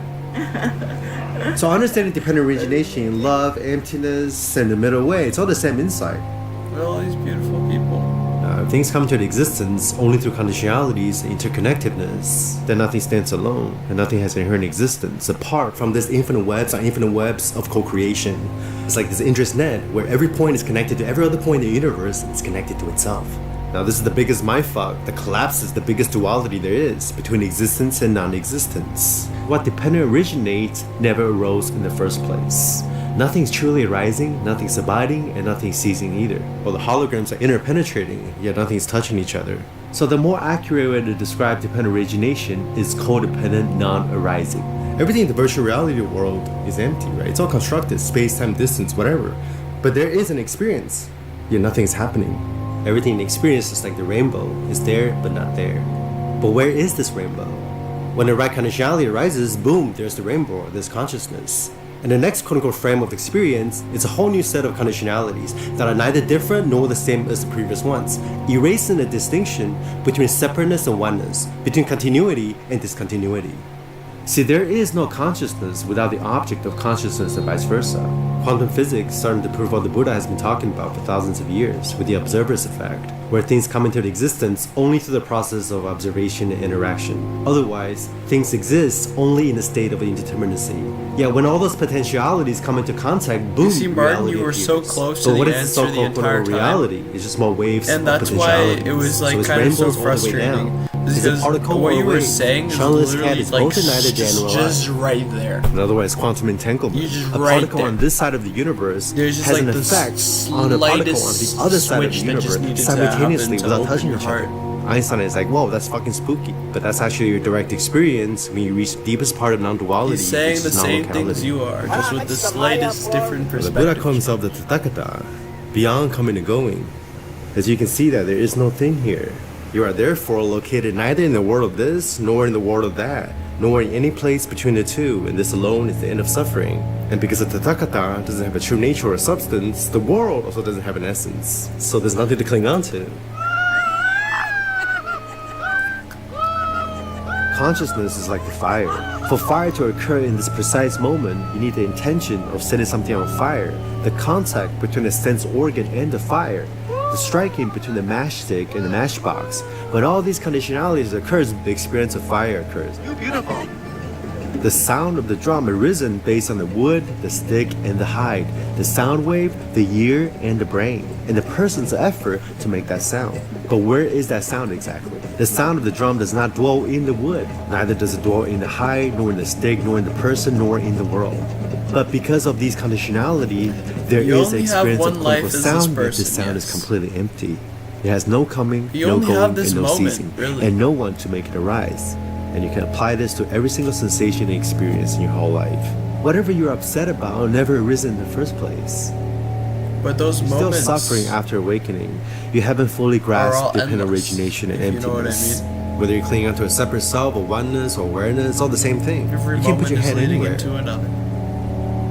Another way to Forever. describe the non-arising insight is that when you try to find that imaginary point goes on in which and something goes from an existence to You are the non-existence, you never-ending cannot locate ebb. it. Now this insight becomes very clear wave that never experientially when the crashes. distinction between awareness and sensations, or between consciousness and its content collapses. And if there is no distinction between background and foreground, then where are sensations arising from? Where can it abide in, and where can it go? Now, the Right. experience of non-arising can also be called the deathless or the unborn. Right. Now, there are actually two ways to experience the unborn and deathless. The first is awareness, being some kind of an eternal substrate that is unborn and deathless. Consciousness, being an all-pervasive, unchanging source that gives rise to change. There's still a view in extremity, a craving for being or existence. Now, as you wake up out of oneness, you can experience the second kind of deathless, which is the non-rising insight I've been talking about. So you can look at this path as having two major shifts. One is the realization of awareness, and then the realization of emptiness. And then you empty out emptiness by seeing that even emptiness itself is also empty. You can receive insights into dependent origination and emptiness just by practicing the 6 R's. Because once you let go of any kind of tightening or contractions in experience, you're letting go of more conditionalities. When you apply the 6 R's, let go of more until each moment is completely devoid of any substance. And your moment-to-moment experience feels like a permanent cessation merging with infinite consciousness. See, every moment consciousness arises and then collapses onto itself out of the infinite reflections of all the Buddhas being and non-being in all realms.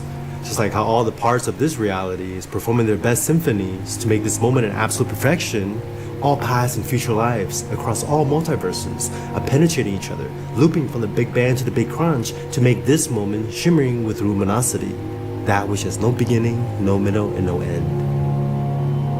Having realized the 3 divisions of time to be the same, in a single moment you see them as indivisible. Eons are condensed into an instant, and the instant opens up into the eons. Billions of worlds fitting into one grain of sand. The one is transformed to the many, and the many is transformed to the one.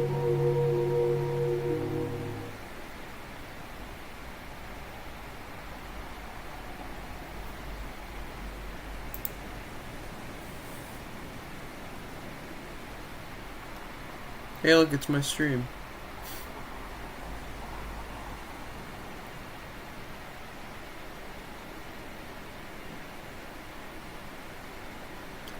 I like this girl too.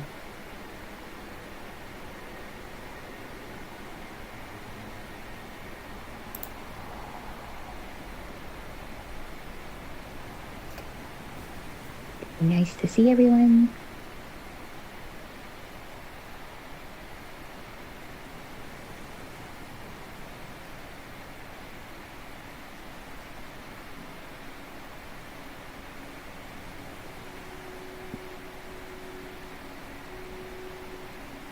We'll play more Elden Ring soon. And listen to some more music. But I'm gonna make another cup of tea. Get a little higher. I feel so full of joy and loving kindness too now.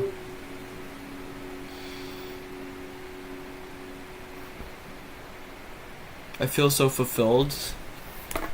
And so, like, capable. And so, like, I know that I have the power to change the world and shape the world and make it a better So place. take everything I say really lightly, because there's no gravity to words. There's no lasting meaning behind it. And usually when I say something, it's kind of just gone the next moment. So it's not really permanent.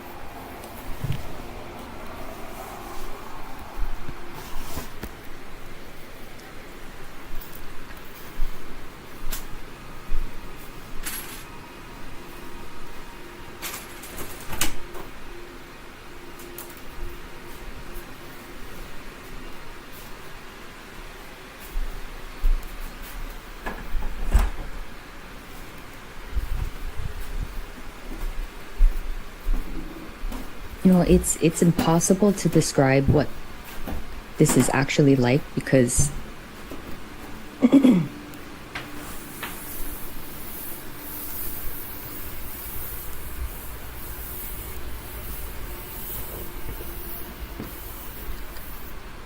because you can't say one thing and say that that's it and that will be how it is. Because if you're being really honest, it's like, I don't know. My circumstance might change and there might be a lot of stress in the body. That's not up to anyone.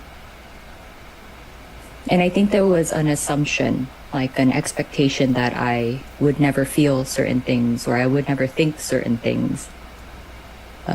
Yeah, we have the Discord for sure to talk to everybody. Or the body would Whenever we be need. 100% sure about things I'm all the always time. open as well. Whenever you're feeling And down it wouldn't say it in or, words, but there in a was like an crisis or energetic anything like belief that. that there would be some sort of resolve Always- where I always didn't here. have to struggle with things anymore. I Like the will body take the wouldn't have to time out of feel my day to help. anything about anything. Because It would that's just be really all like, that matters oh, to me. life is so easy and everything's perfect, and even the bad stuff is perfect. And I'm not saying that it can't feel like that sometimes when perhaps there is kind of like an opening in the body and things are perceived in a different way, but it doesn't stay like that.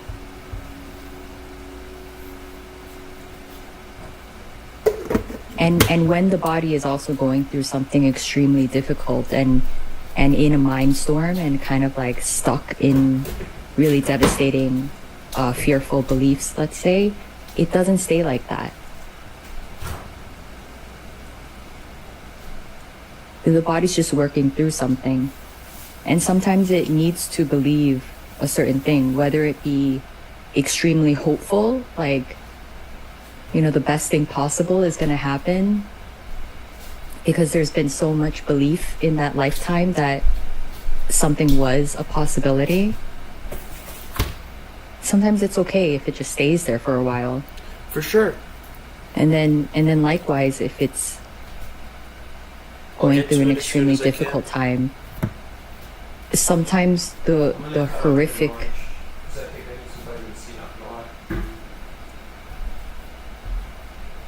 belief in an outcome,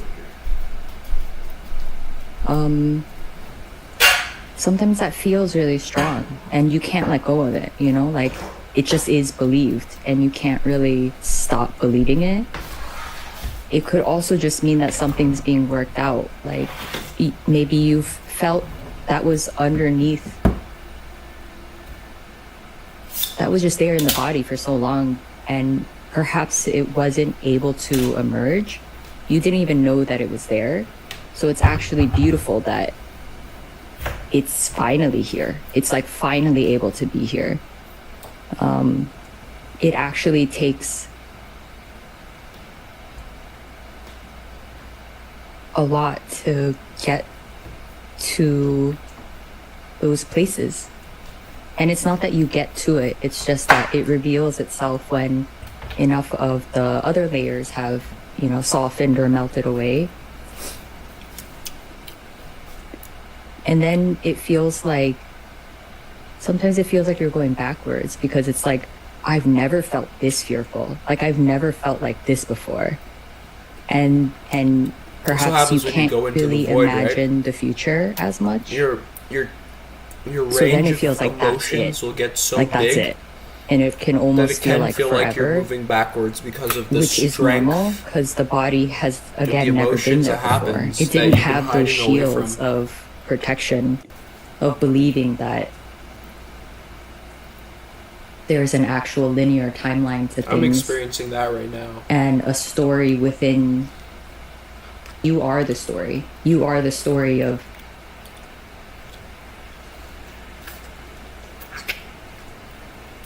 you know, now I'm going through this difficult time, but dot dot dot. I don't know what's going on in everyone's mind, but there's more of a belief in that and an ability to live in that timeline. But here it's like it just is what it is. And so yeah. I can see why the body might freak out here and there, and it might need I'm really glad more to have met you support. as well, Pinky. Meaning These last few days have been really like some faded like experiences. it might do these subtle coping mechanisms where, you know, it's just trying to hold on to something. It's just trying to get relief somehow. I haven't seen this and it much just like makes growth sense, and it's in the okay. community in quite And some time. perhaps you also then realize that coping mechanisms aren't a bad thing. It's just understandable. It makes total sense. We'll just keep it moving. It's actually a beautiful thing that the body can do that, you know?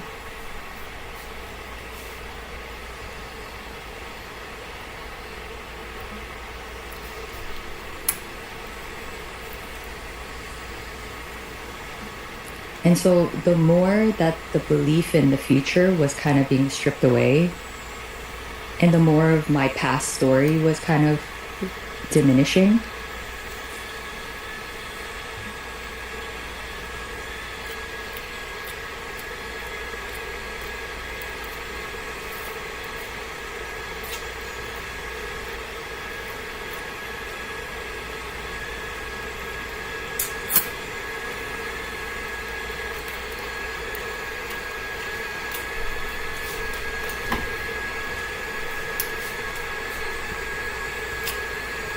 you know, the more I You got saw this, bro. what this is actually like. You got for any this coffee body, or tea? what it's actually like That always helps me. here, and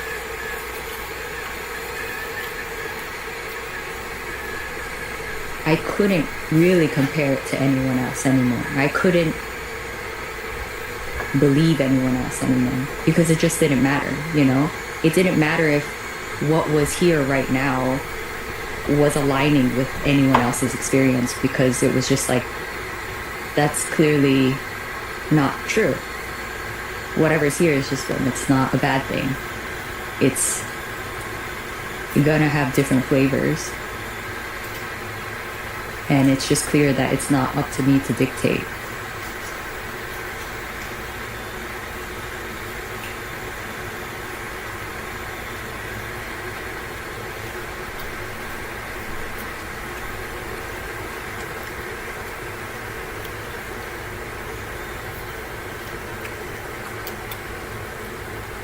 I'm making myself some tea right now.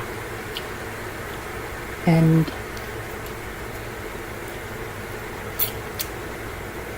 I like how simple this becomes, because you see that you really see what it's like to be a human.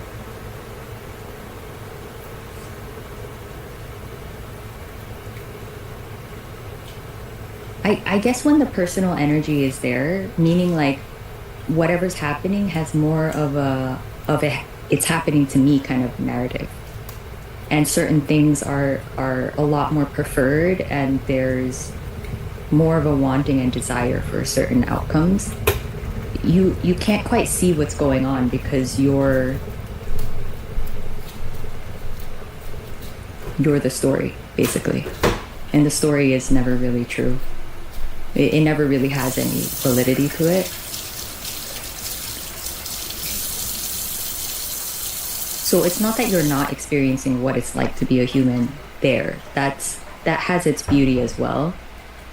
And there's no need to deconstruct it, actually. It's just different, and it's fine.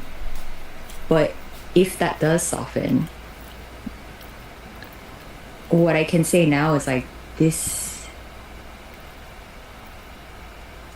You just see the foundational aspects of being a human. I'm gonna make a Earl Grey this time. And feelings and the thoughts have nothing to do with me. There's more of a sense of like, I don't really know what's going on. I cannot believe the thoughts at all. And yet they can still go around in circles and circles, and I can see why it's so difficult for the person to live with that. And so all they're doing is trying to like manage it. And I gotta eat this pizza because I made it get away from it somehow, which yesterday or I get. maybe the day before. But here it's like it can go on. It's just kind of in the background. It's just like a machine. And it's never it's never saying anything Wait, true. boys, I'm no longer like skinny-ish as hell. But it's kind of funny I'm to still see it pretty like skinny, that, but you know? We're getting there. It's just a strange thing.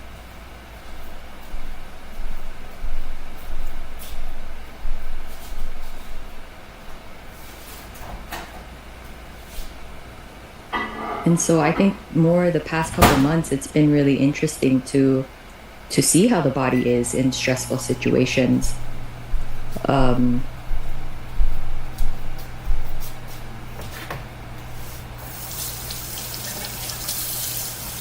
It's just interesting.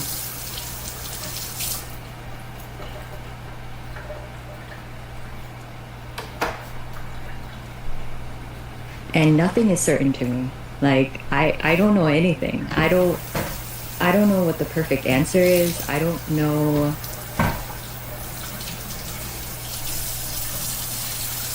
Nothing is definitive in that way. It almost largely feels like any outcome, okay, strong personal wants and desires anymore. There isn't a belief that some outcome will necessarily be better, but you still can't deny how the body feels. That's in the forefront. That's the main thing. That's prioritized without prioritizing it. It's just the only thing, really. So it naturally gravitates toward, let's say, more comfort and safety. Like, it doesn't want to be in unsafe situations willingly. It just wouldn't certainly really choose will. that. Arden is going to have an absolutely wonderful night. So, decisions can be made from that place, but it's really not about a true belief that some other outcome will be my savior, like will be the thing that finally makes me happy.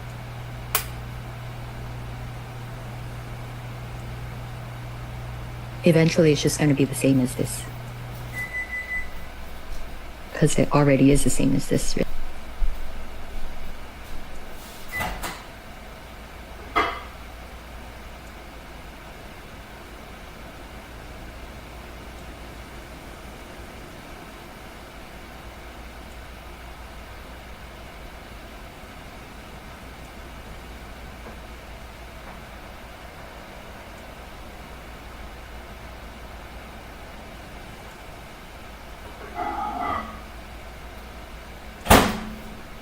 But anyways, I just think that it's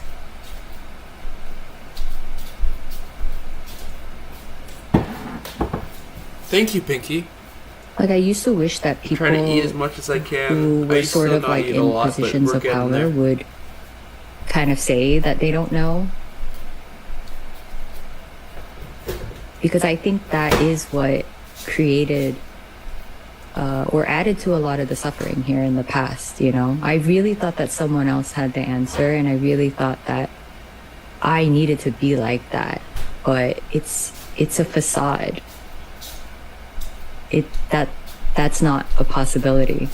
Hot sauce. And I'm not saying that they know that they're doing that. I will. There could be so much belief and stuckness that it really believes that they know that their vision for the future, or their dream, is the answer, is right.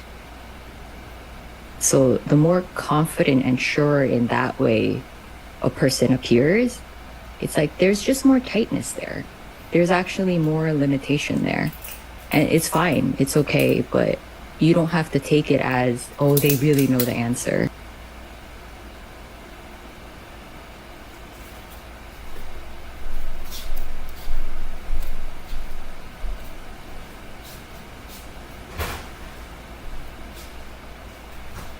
And what's more clear is just like, how do you know what's best for anyone else?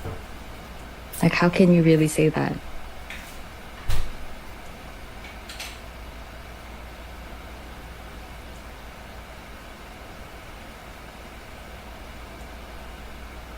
And that's why I can't even push this on anyone, because one, that energy's gone. That kind of is the personal energy.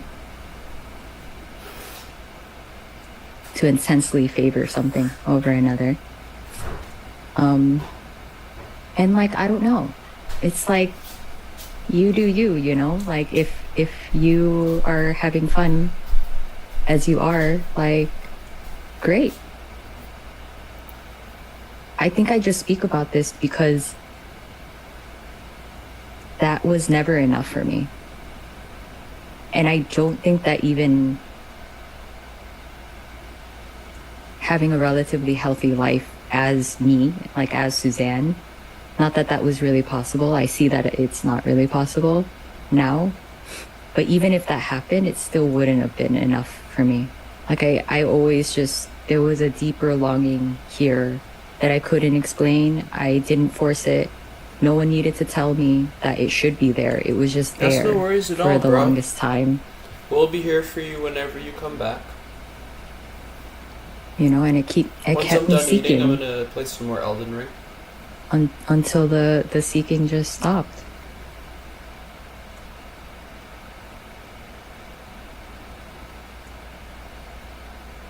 And yeah, it is a bummer that the seeking never gets what it wants, you know? It never like gets the answer. It itself dissolves.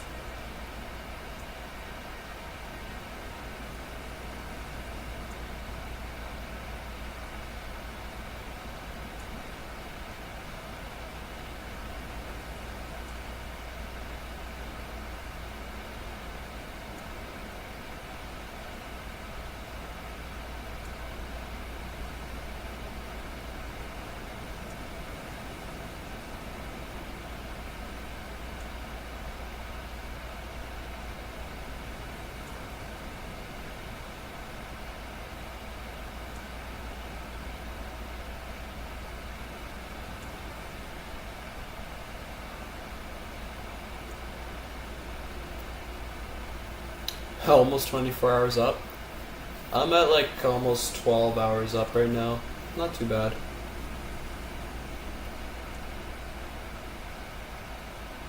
Thank you, Pinky.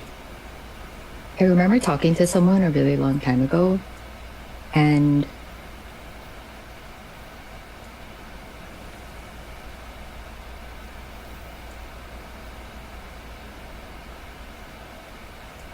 yeah, it was really sweet because basically what they were just saying is that, oh, the more that goes, the more I lose,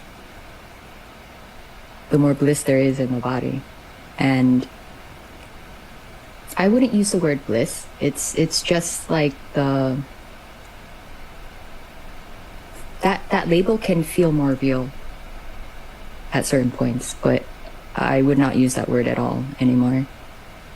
It's just that the body has come alive, it seems like, because it's kind of just unburdened from all these wants and desires that are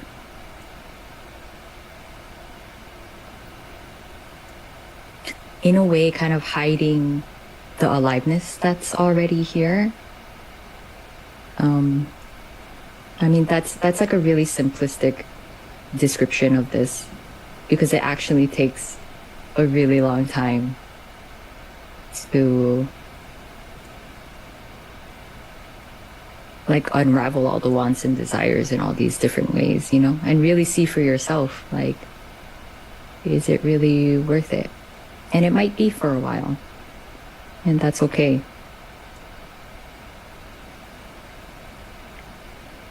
So anyways, this person I was talking to was, at the time he was studying sociology or something. And that kind of made sense to me. Like when you kind of understand that the environment itself affects the body. And that might sound really simple, but I think when you experience that energetically, like how much it's not separable, like it's completely one and the same. I don't like that word, one, but like, you know, it's just like everything. How do you really separate yourself from anything?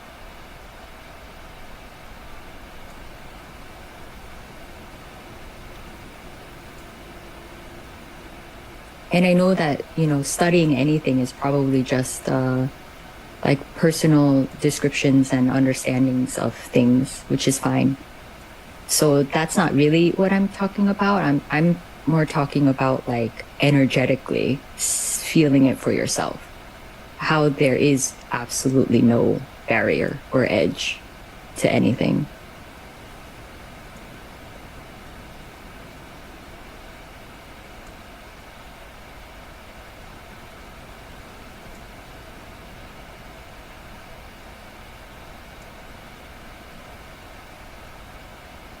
But yeah, some intellectual understanding can be helpful in some ways. I could see that.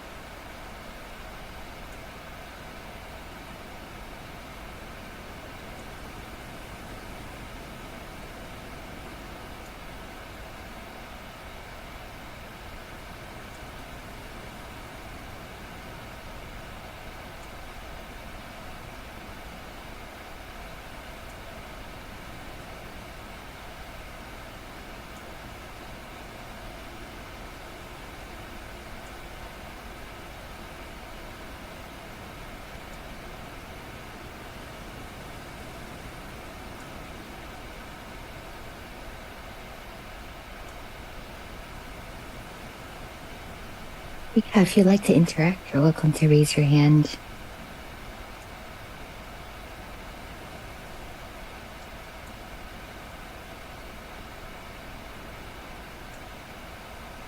Hi, Selena. Hi, Suzanne. Nice to see you. It's so good to see you. Happy birthday. Thank you. You look so pretty in that color. Oh, thanks.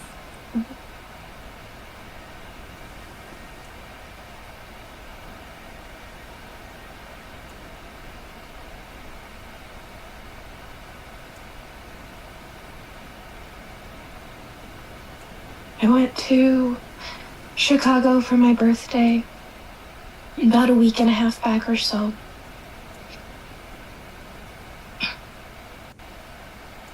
And it seems like a part of me was left there. Sweet. That's how it goes for real.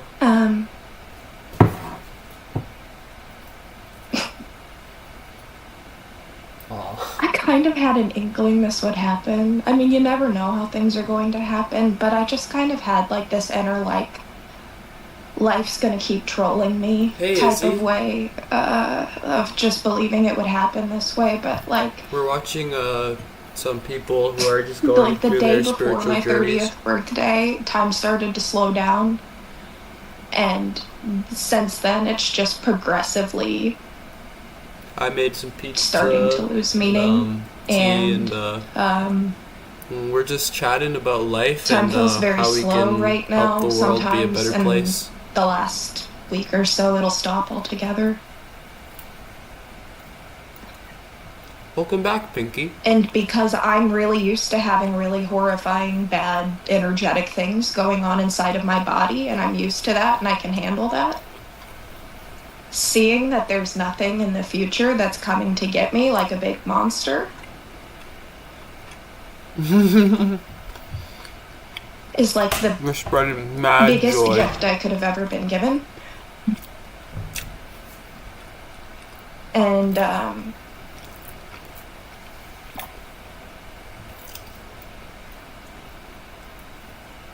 it's almost like you think you can see how you're afraid all of the time. Because I knew that about myself. And definitely saw that as my identity of like, oh man, I'm just terrified all of the time. Everything scares me. But then once that starts to go some, it's like, oh no, it's even deeper than that. It's much bigger than that. Because it was everything. It was everything. I was always afraid of what was coming. Always. And everything I was reacting to, all of the organizing of my life and trying to get it to appear a certain way, it was all because these feelings in my body made it seem very likely that something in the future was going to come and get me. Relatable. I can't really get myself to believe in that anymore. Because made it through. There's not a future coming. Exactly. That made me drop all the tension out of my body. it was such a sweet trip, and I made Just fall away. at different points little wishes and little things of just like, you know, I'd really like to be happy, or I'd really like to let my conditioning go, and just really staying with certain moments and just really touching into those wants. And it's just,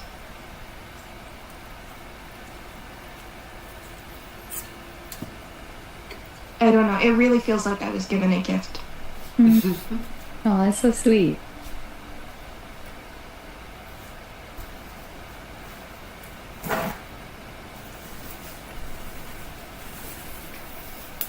I think what like is touching to me about it is that like it doesn't mean anything still here, regarding is it? life. Like you know, anything could come in and it might still be awful. It might still be catastrophic or really panicky, or like my fears could still pop up. I could still get, you know, embarrassed in a really unfortunate way, or I could, you know, feel ostracized, or, you know, whatever, like personal fears come on.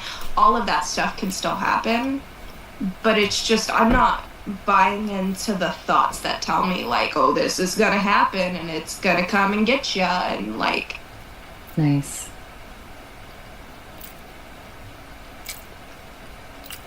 Yeah, exactly. You just don't know.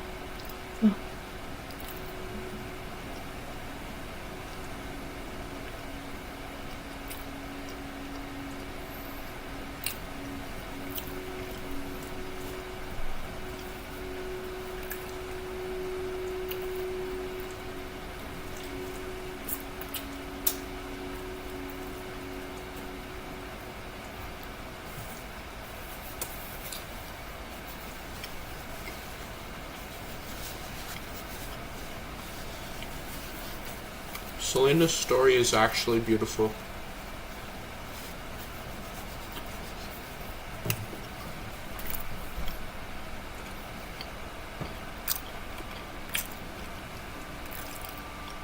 hard to talk about.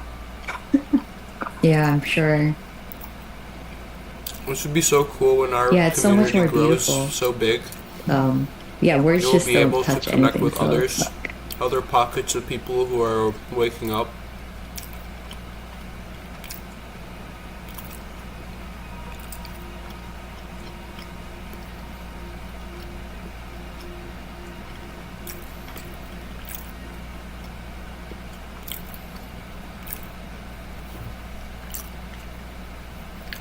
No, one step at a time. It's kind We of funny, magnetize like the together. stories that'll typically come up when I'm having And a week unify. or so of like well-being. And our The gravitational thoughts that'll pull come just up will keeps be getting like, bigger. okay, well, if this goes away, at least you get to have it right now. Like, at least it's nice and it's here and all of that stuff. And like, some of those thoughts have still been appearing regarding this, but the fact that it's related to time then makes those thoughts really kind of funny and like, like that's not relevant or related at all to this. And I don't really have to be worried about it in that way. That's just a new like thought that's trying to get me afraid of the future or afraid of what happens when it leaves or anything like that. And it's just, We'll do so much good, man.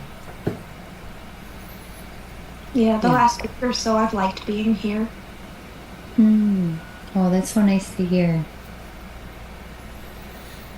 I literally can't help, but I can't take the Yeah. smile off my And face you'll see anymore, more man. and more like the thoughts are just a record. It's just like That's blissful it. joy. What the fuck? Dude, I just unlocked some fucking secret ass shit. Hold on. You guys gotta see this fucking shit. So I was kneeling down here, right? With other, like, I unlocked you like know, a secret periods cabinet. of feeling like, oh, this is good, or this This is shit- leading to something, I thought or this whatever. shit was like nothing. So I put my, It would my also knee make me here. feel There's a like- spider over there. I just like put my knee here, and then it went in, and I was like, oh, is it like wobbly? And then, whoa! And I was like, holy shit. And then I saw this circle it would here. make me feel like, okay, well, this insight is really good, and I'm There's so a glad whole to have this. fucking but I still have X, Y, and Z going circular cabinet on. So here. like I would maybe have what kind of into, Albert Einstein, Richard Feynman, no self, but time would still be going. Leonardo And so DiCaprio it would be, type this weird stuff genius of like this isn't created matching this. my expectations, and so it would feel very strange. But again, because this is related to time, and time's starting to feel very like I can't really buy into I'm it very sorry much. my I can't buy roommates do into not the know future. about this. All of those Claim as it. well are like pretty laughable because it's just like that's Lazy also not Susan? relevant. That's Is that what it's also called? not this. Yeah, that's awesome. That shit's crazy. Yeah, you'd be shocked how much thoughts are based in time, but Yeah. yeah, when you see it from that place, it's like, oh, it makes absolutely no sense. Yeah.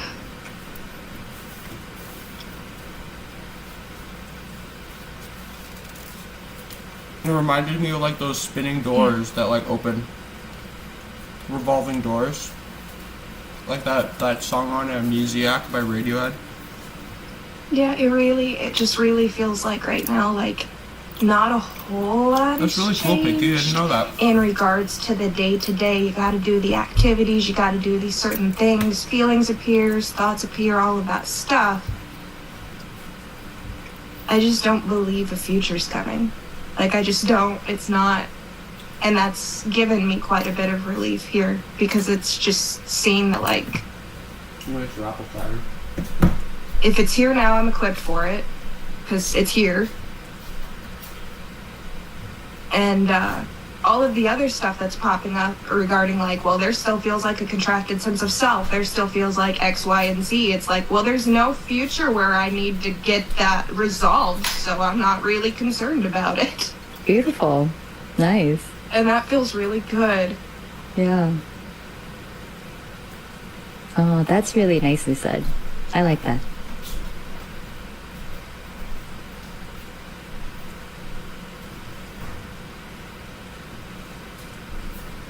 Yeah, it's just been sweet, and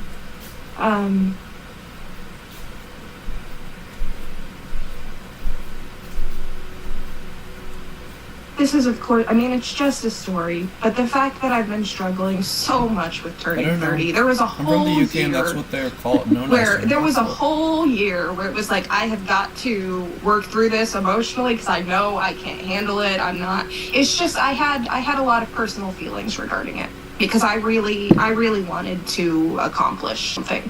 I really understand. wanted to accomplish something. Yeah.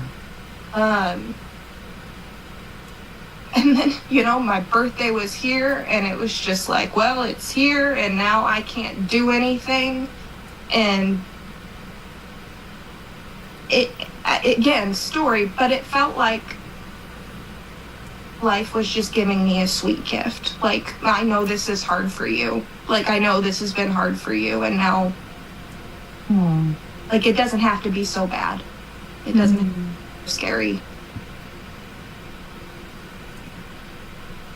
That's so beautiful what you said, because I can kind of see like the arrival of this 30th birthday in that story, and the very the understandable concept of desire time is to something that achieve causes so something much by that suffering. age.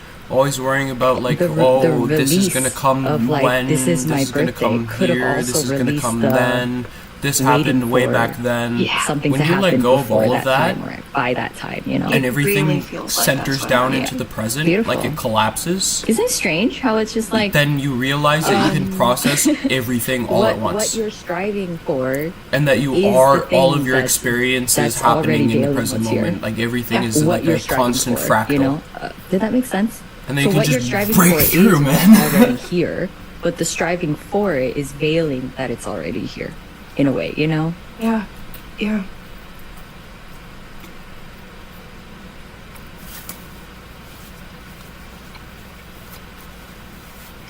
Yeah, it really did. I like that you phrased it up that way because it was. I don't know how to put it into, the chronological to where it makes sense or anything, but it just really feels like because I wanted that to happen so bad, I wanted something so bad for my 20s, that it was just like, oh, okay, well, that story's done.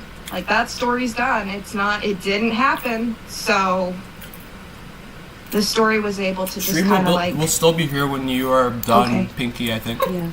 Yeah. Okay. Yeah, it's lost its validity because it didn't make sense in time anymore. It's done.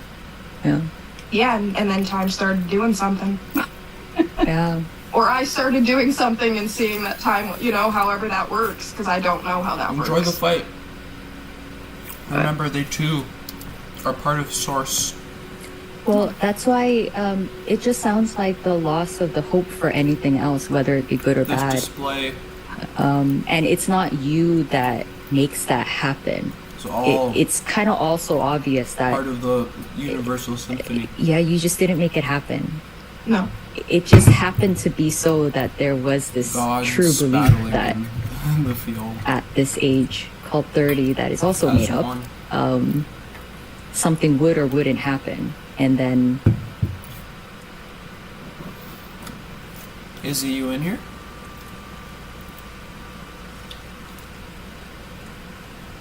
Yeah. Yeah, for real, thank you for being here. Your presence is like so appreciated, it's unbelievable.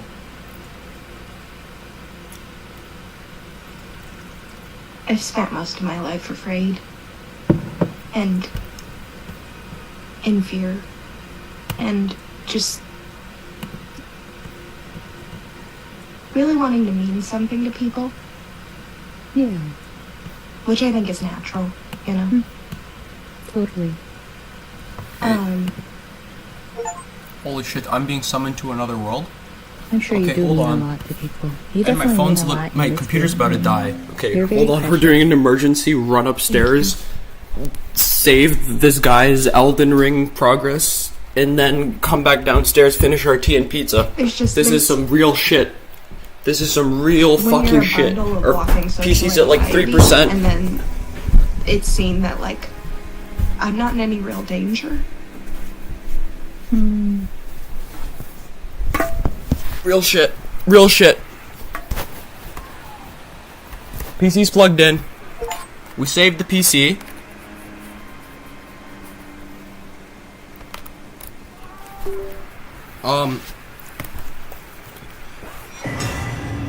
Bloody Finker vanquished. We did it, guys. I'm just really...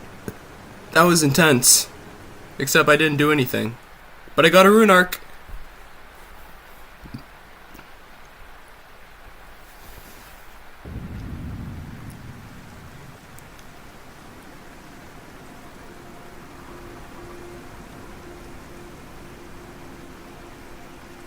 Yeah, you're very safe.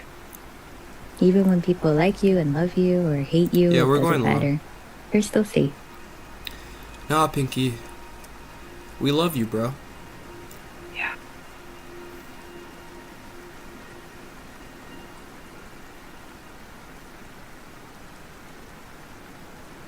Oh wait, so you're sticking around, eh? I think that's Let's all go. I've got to share this week. Yeah. Yeah, thanks so much. So beautiful. Thanks. I'm happy for you, even though it didn't happen to you, but I'm happy for you. Thank you.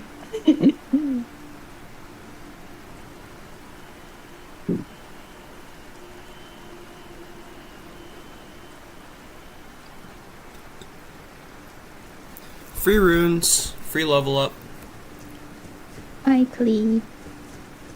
Hi. How you doing? Good. I'm good. I think.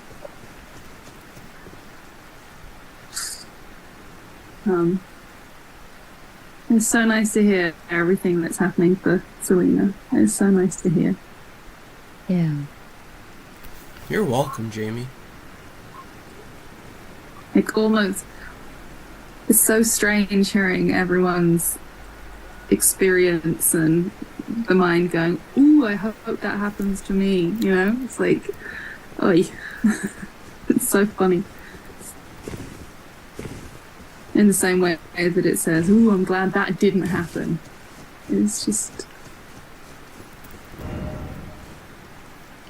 I would try and stream the fight, but I would get obliterated. I also don't know what the hell happened the last week or two, but something has shifted in a way I like, in a way that is preferred. Something has. Thank you so much, guys. Been understood. I think is close, but This not is literally all I want for my life. Is to get to grow with people. I've been continuing to read Log this one, like, baby girl. CPTSD book. That's been really, really helpful. Thank you for returning. And I'm very grateful that I'm reading it now and not before, where I would have taken everything as 100% truth. Oh my goodness, yes, it's all right. I'm like, no, there are pieces that just don't fit here for me in this moment, and maybe they would have at other times, but some of them are just like, no, okay, cool, and I'm so unattached, and I take the bits that work, leave the rest, not a problem. And it's we're watching Suzanne Non-Duality. It's so hard. Well, Suzanne. I've heard different conversations of people who say, she like went through her journey of awakening, and now she's like got this huge community where she like if you're deep in depression talks to people all over the world. Everything is about nothing, their and nothing matters is not useful to someone and we've who's just been watching got deep hers stories because, of I don't matter. Because a bunch of people in our chat, we just had like the same experience of shared awakening. Me and Pinky, and then me and Martin, and the opposite, me and can be true. Jamie. People say, no, if you really understand that nothing is real, we all just like just started to rise in vibration. Disappear, and it's easier Same way to that see. me, you, like, and Roberto again, were the other day when we were laying in the for grass. Some people, not for others. Does that not tell us something? And I can see that for me, it was neither and both. It's been. It's just all full of that of love and none of everywhere, that man. at the same time. It's back and forth, back and It's forth, just back and absolutely forth. beautiful. Nice. And again, why I love these I just wanna conversations just because beam we talk about the radiance body everywhere. and we talk about that the body I just is let it known, be. and I know that I know it. I know that it's here, but also I don't. And how do those things? How are they both true? I don't know. Are they true? I don't know that either. But this book somehow, for me, has enabled me being able to let go of understanding, being the able inner to let critic, go of the loud knowing. asshole voice that I have now fully understand is not, but it sounds like my mother, and it's easier to detach from it. Is I think what I'm trying to say. There's something that's happened that I've understood, which means that it's very much easier to just go, oh look, there's that voice again. I can do that about some things, but the more personal it gets, it's incredibly hard to go, oh look, there's that voice again. But there's something about this book that really, it's essentially a lot of it's what we talk about, like when a trauma happens, a so-called trauma happens in the body, here's the impact. And it's like, the more I understand that, the easier it is to not listen. Beautiful. We welcome her with warm, open arms. And yeah, it's been lovely. It's ascending with the collective as a full-time job. I've had a couple of days where I found a stream of YouTube of it, but it's kind of bad. Not gonna lie, I'm gonna keep the audio off on the stream, and I'll still be talking in chat. Such dramatic reduction in seeking. I appreciate that, Pinky. Wow, you know, these phenomena, like these big shows, they're cool and all. Okay? But they can be a distraction from growth, you know. But these little genuine experiences that we get to share with each other are just so meaningful. It's just so much more than the big spectacular displays of Hollywood. There's always something I've done wrong or something I need to do. This is the true repeat. And for a few days, that's been so quiet or not there or very sporadic. It's like, whoa. Nice. Well, a bit like you were saying, Selena, like, this is possible? I don't realize how scared, I mean, I know how scared I am all the time. And as it drops, it's so much clearer in all the tiny, weeny, incy, wincy, crazy small moments. Like, what? I'm so happy you guys are all. I was afraid of that and that and that and that This up and for myself that a little and bit. everything. That's nice. Just how tiring, how obviously exhausting that is. I know.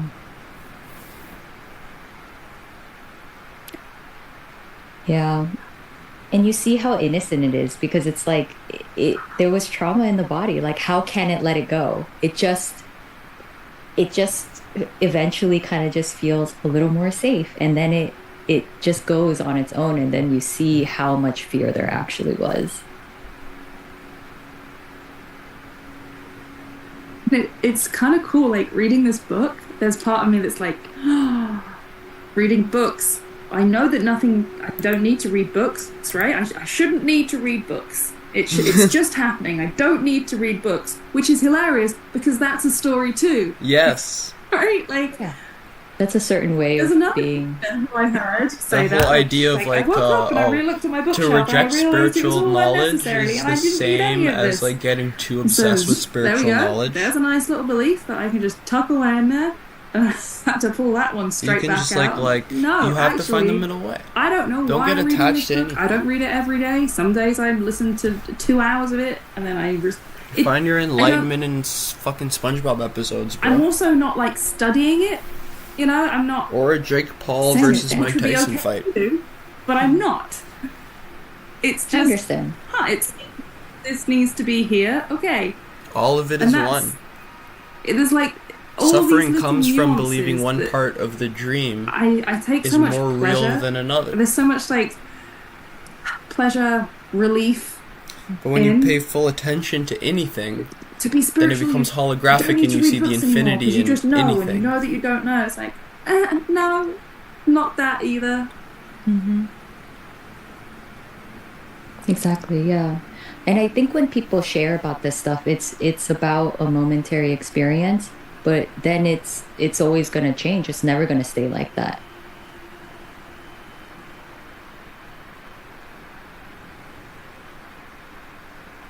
And when you were saying earlier, when you tried to describe this and how it always changes,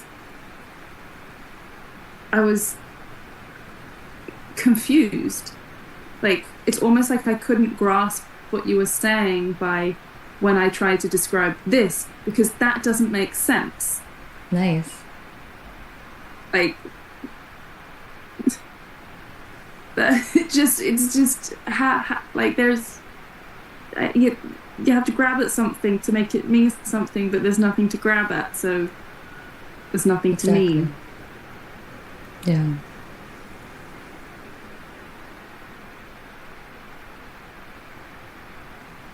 Yeah, reminds me of Alice in Wonderland, and when she falls down the rabbit hole. And I just always remember watching the Disney movie and like when she's falling and having no idea what's at the bottom, no idea that she's even fallen, that there's like clocks and rabbits everywhere, and like, where is up, what's down, how there's no moving forward, there's no going backwards, Right. nothing is anywhere. And Direction that is seems to completely be destroyed. The how it is, and that conceptual whole- idea that whole of movie is direction just like, is gone. what? You know, Just- what? you lose the All notion that's kind of how above life and feels at the below. moment. Like, huh? I thought that The was destination that. That's now not becomes that. the journey. Mm-hmm. The home is where the heart is. Yeah. You can find infinite bliss anywhere. Yeah. It's really fun when things that seemed There's very nothing to real run and away solid from. and the way, it just becomes like, oh, nope, that wasn't true.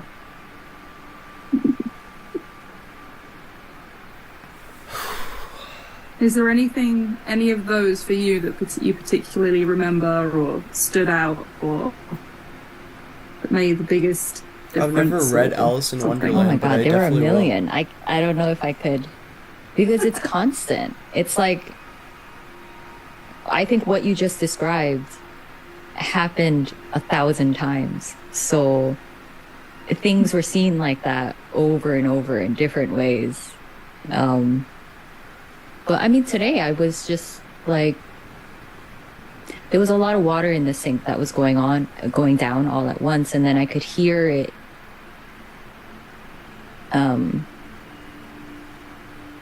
It was like all the pipes were interlinked or something like that. And then I was just looking at the toilet and like, how amazing is that? Like, not knowing what it was, but it's just like, I don't know what I'm really looking at, but like, there's something amazing about it. But like, it's not that it's,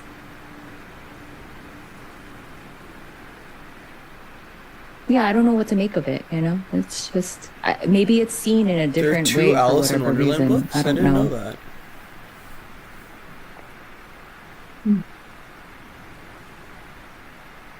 Okay, see you, Izzy. I don't know how There heartful was my like a heart is, moment but where someone said the word rainbow, and I was like, what is that? Like, that's not what that is. the second It's one's beautiful, Alice Through but the Looking Glass. it's so clearly not what that I've is. heard of that, but I didn't know it was the It just second felt so far away from. one. Does Alice, like, become the observer?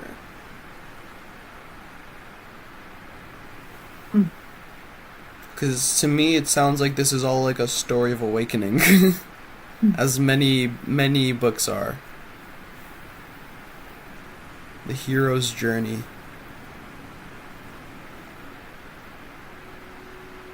Nothing how it seems. No, nothing. I just extrapolating based on the title. There's something in this book that, I don't know if it was this book or some experiences I've had the last few weeks with my mom and my brother and my nana.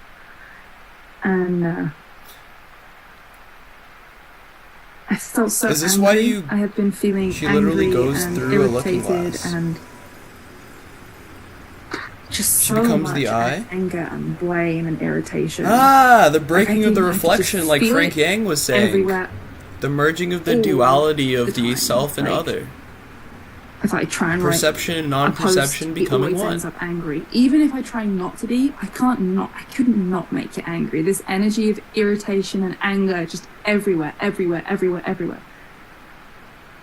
That's And then I beautiful, hated man. trying to manipulate it into not feeling that way. But then there's so much shame around, like, I don't even know what, I mean, I kind of know why there's no, why am I, like, there's too much. What too question much. was I gonna ask? No. And then I have no idea Is why. that why you call yourself Something Alice? in this book, like, just clicked something for me. I think it just kept saying over and over again some things, like how Was we that the feel unsafe all inspiration the time. for And the character Alice that you created? seeing my nana and my mum on 2 days in a row and seeing their behaviour in this context and seeing my just all these things, seeing them at once, going, whoa. That's beautiful. And realizing that this anger is it's just a big Alice is who you protection for are. feeling scared and sad and alone all the time. Like, if I really look at it, every single need to piece want of this to be. behavior, not You every already single are. piece, but a hell of a lot is this very childlike That's me getting energy killed of in Elden Ring. sadness. When the frick did I get Lonely, fucking feeling sent to lonely. Kaled? scared. Just those 3 things back each other. Like, I'm lonely, I'm sad. Dude, I'm I hit lonely, the I'm sad, Zaza, I'm I woke scared, up in I'm lonely. fucking Kaled. Some form of that over and over again, and how that wasn't safe. Jesus And Christ. so anger was let's put up a big wall. And so anger, offensiveness, and passive aggressiveness, just over and over, just everywhere, all the time.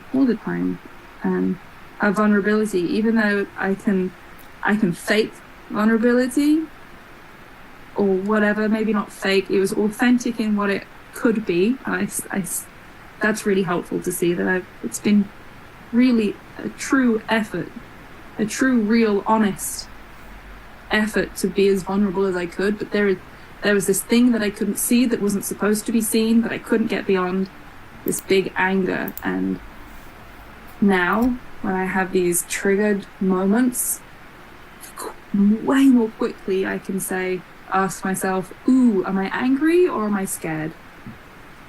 Am I angry or am I feeling alone or rejected or abandoned? And it's so fast. Okay, this time how what I it think I'll moves do through is I'll now. leave my mouse. Just seeing that piece. It's Just bring Nice. the like, charger. no wonder I couldn't, be that And then we'll finish the perfect, tea. peaceful person. And now I don't care so much. Do some more It's- rows. It's really nice.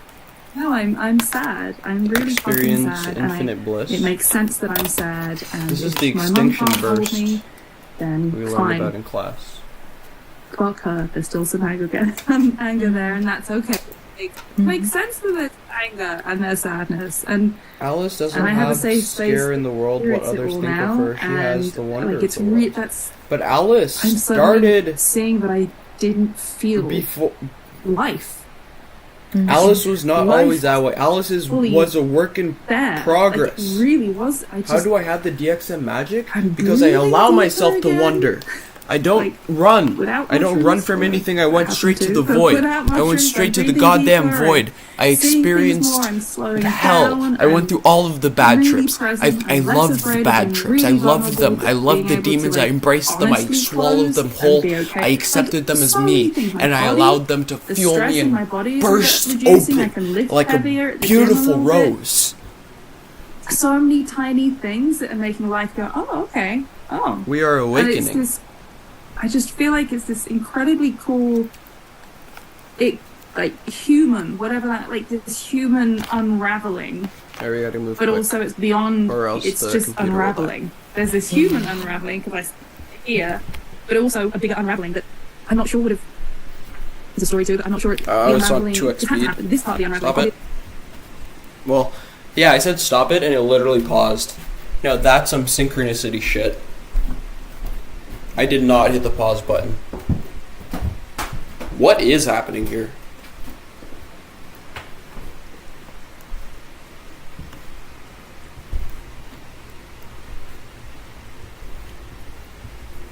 Love in here.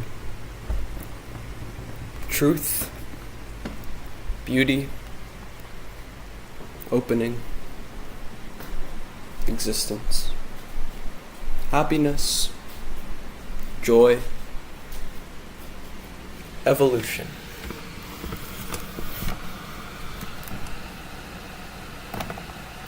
Obviously had to happen, there's no way I could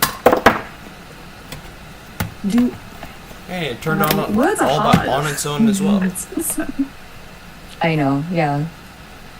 Just Right, being 180. like I don't know. just a person, you can't really I see can't what you're experience seeing the right DXM. now. I It either needed feel a to cold be. dissociation or blackout. If I try to raise the dose at all, it is a completely different drug now. Yeah. I went through that Yeah. phase, brother. And it's so Take wild a break how, and start meditating. like, you have to be the there's, The issue has to be is the that you full- have not for me it's felt like, made okay, the most I have of to the go opening. really be the person This is the dark night of the soul, and know, in a way. know of be it, really. the person There's probably for worse it to all come. to click More or darkness. unravel or whatever But, it is. Like, to really embrace this feels like void. sadness or scared. Like, let it fully be there and to go, oh, that none of that was me. Like you Because I say. didn't have control over one moment of that. Hmm. Of course. Beautiful. It's so insane and confusing. Is this better? How people separate What I'm saying is to embrace the cold. this To embrace the cold and this 4 weeks spiritual, since last. non-dual oneness to embrace the thing, yeah, that's good. That's really good. non-experience. To embrace How the can that cold, possibly even be start at fully lower separated dosages. Try with starting at lower dosages and try to push human, yourself as far whatever as you that can is, into it with your with own mind. the You have to experience learn of to senses open the and door yourself trauma because it's and not body. the substance that takes you there. The substance is only a catalyst. It's I only a don't catalyst. understand. I don't understand anything, but I especially don't understand how they can be separated. Thank you. I can't speak to one without the other. It just they're the same thing. Yeah.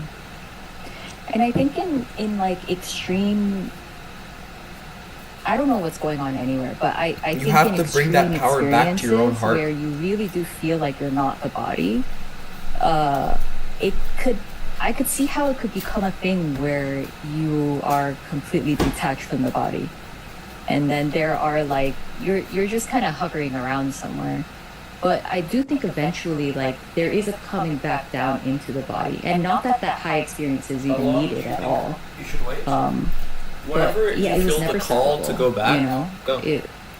Like, it's everything. In my opinion, It's always been everything.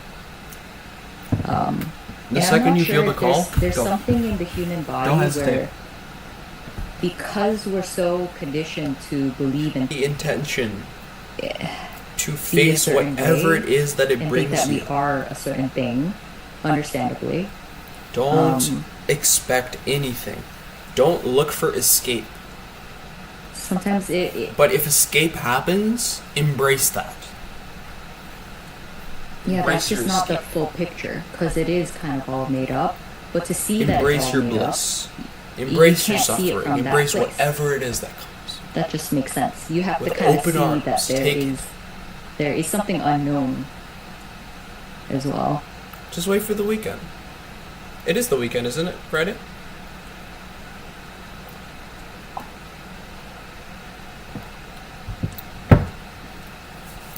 So tomorrow?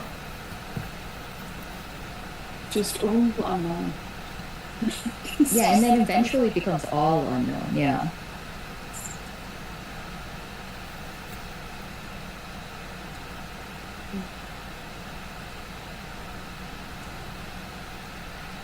Yeah, and then it's interesting because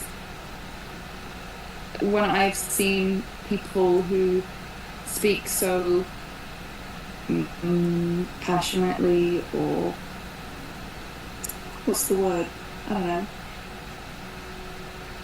Kind of clinging to the out of body experience, like existing but not feeling the sense of the body. It's like, okay, cool, but, and this is absolutely a story, but my mind goes to like, but if you could experience that without having a body, then why have a body? You do have a body. So Oh yeah, true, you're 5 hours ahead of me. there is a Let's body. forget about that.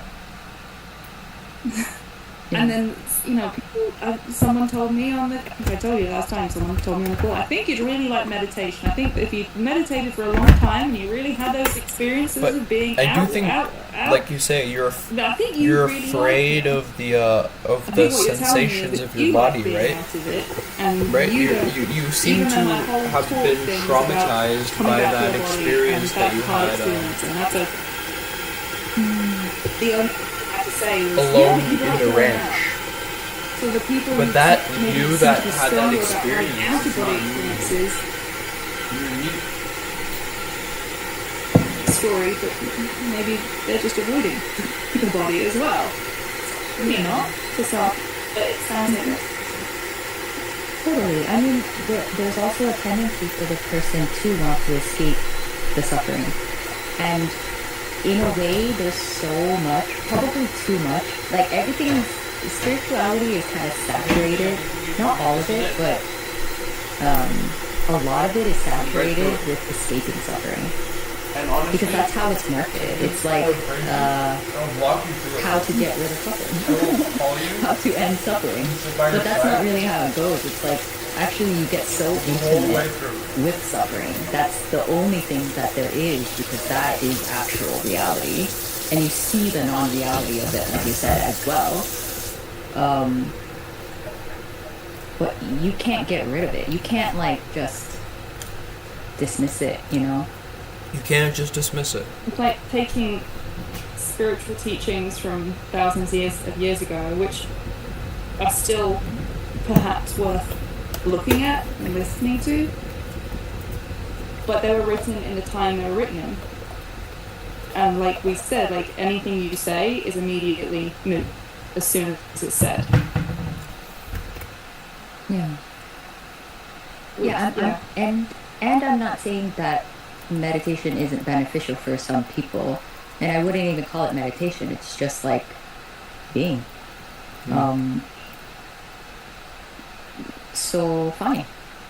But Yeah. but often I think when you're seeing, when there is like, you see the trauma, it's here, you know, it's really full on. Sometimes you Yeah, can't I just get you, be. Jeremy. I get you. Sometimes it's beautiful how you kind of work through it and wanted to get some intellectual understanding of it so that the body has complete permission to feel angry and sad and all of it. Yeah. I've got a friend who I share some of the stuff with, and she's like, having similar experiences ish. And sometimes she'll say, "Ooh, I want to do that." And I'm like, "But I didn't do that. I didn't." Book just appeared, and then I felt like reading it. Other books have appeared that I have no pull. I don't care. Like there's no order to anything. I like that. That's lovely. It's so.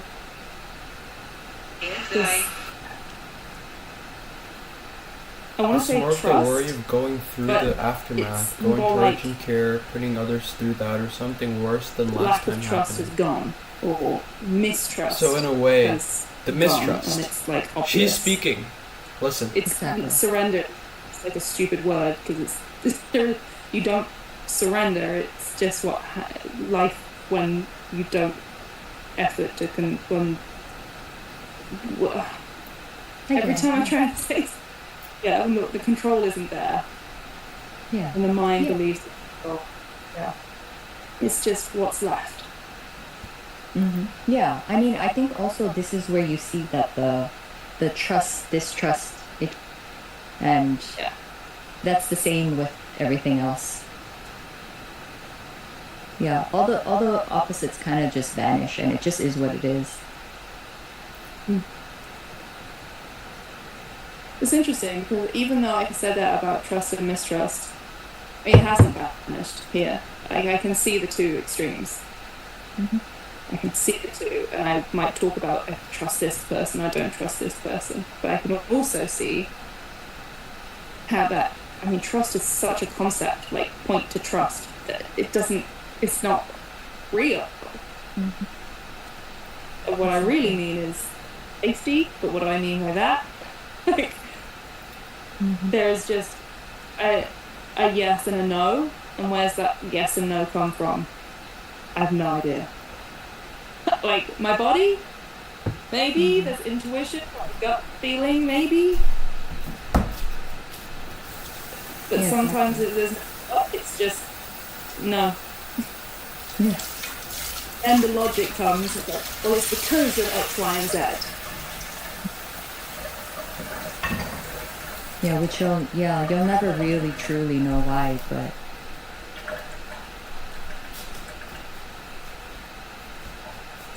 And it's so weird. Like, it's a yes or a no, but then the logic has to come in to prove that it was right or wrong. Why? Martin. And then it feels Martin like needs such a to hear waste of this time. one. There's so much of this, and it's not a waste of time because that's the story too. But it's that But kind I of. think he's got feels it. like there's such I think a he's got waste it. of time on stuff that's just so unimportant. I mean, nothing's. But it becomes, because in that moment, I guess it's just like, whoa, that now feels so unimportant. Why Embrace was I the doing feminine it? chaos. Whoa. Believe the I understand, masculine yeah. logic. yeah. That's often how I feel as well. Like, I've seen that no matter what you're involved with, there will be kind of like a back and forth. Because how can you know exactly what's going on and what's right and wrong and what this and that You can is? just do it's like a impossible to couple know. double taps. Like, you know, like fast forward 10 seconds, fast forward 10 seconds, fast forward 10 seconds. And then I was just thinking, waste doesn't make any sense anyway. Like, of course nothing's a waste. What, so I can do things that are more worthy? To who? Worthy, what does that even mean? Not, like, No, there's Suddenly nowhere to the hide. connection is back. It was down for a while, but it's good again. Really know what's on. Yeah, there was like 10% dropped frames. It's like, I don't know, I thought it But it feels seems like to be back. being in a swimming pool or something and imagining there's a step to There's probably to, like, solar reach activity the going step, or you swim up from the deep end to the shallow end. And you think you're in the shallow end, but it's still really like deep, and you put your foot down, and like that it's actually not there, and you're still like, oh, I'm still not. It's still got. There's nowhere to literally like nowhere to land, nowhere to just. Okay, I'm here now. Nope, you're still not here. You're still on the way, because you're always on the way, because everything's always changing. I'm gonna you're not not on the see way chat for to a second anywhere. because I'm It's- going it's to still just fill my water bottle. here. That feeling of missing something, and that's how it occurs to me. Does that make sense? Like it's imagining something's that falling through. Do you get used to that? That got used to? It disappears. It's normal though. Yeah, sounds familiar.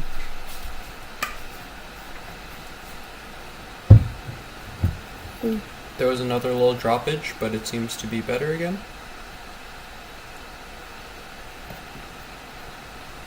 So it seems I'm gonna so. leave my phone here as well. It's so cool I'm just gonna seeing check how chat so real many quick. people Oh my. seemed, again, story that had so many people over the last couple of weeks that I know have had interesting experiences of things cracking open and You caught up? things Perfect. moving It's even and buffering on my having side. good days when I haven't had good days like that for a while, or like just really big things breaking Why don't you open. pause yourself?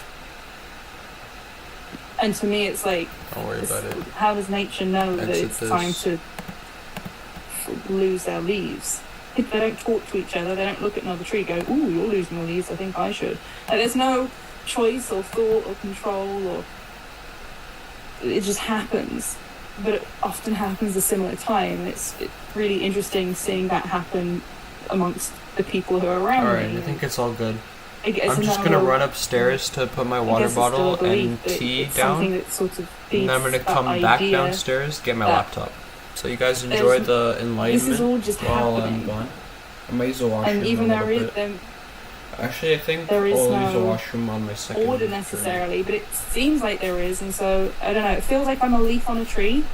Does that make sense? Like it's just happening to me. I think it's important about me and personal, about my mom and my childhood. It's not like, even though those things also are true or real or exist or whatever, but it doesn't mean that I'm not connected. I'm not nature. Everything is just happening, and some things happen together. And it feels a lot more like there's a letting go there as well, in that recognition that, oh, it's similar, and oh, there's no me, hands off again. Nice. Yeah. It's nice not being quite so depressed and scared all the time. Yeah. For sure.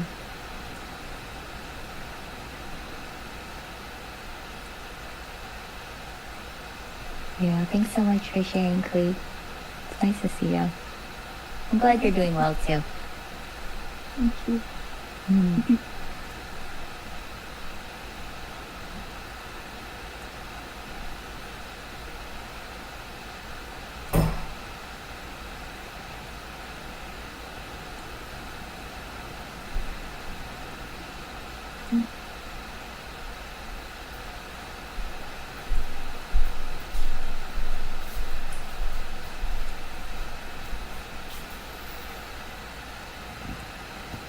I'm back.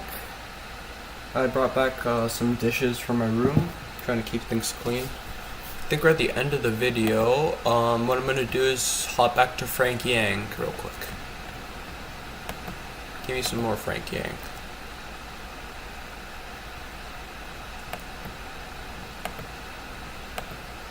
He got some really good stuff.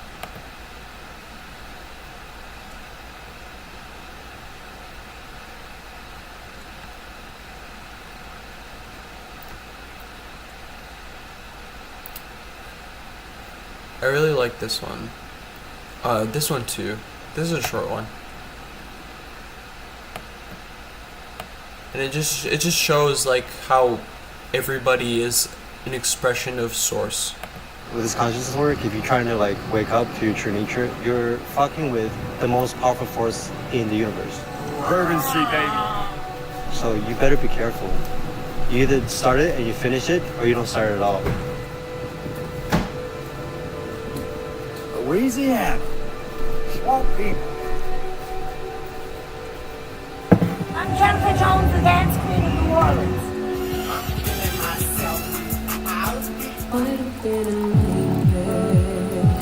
So this video is about the relationship between creativity, addiction, authenticity, sexuality, and truthfulization. Techniques on how to increase the creative power and Myron Gaines in Mardi Gras. I'm happy Mardi Gras, Jennifer Anderson. Welcome to Cafe Du Monde, New Orleans, Louisiana.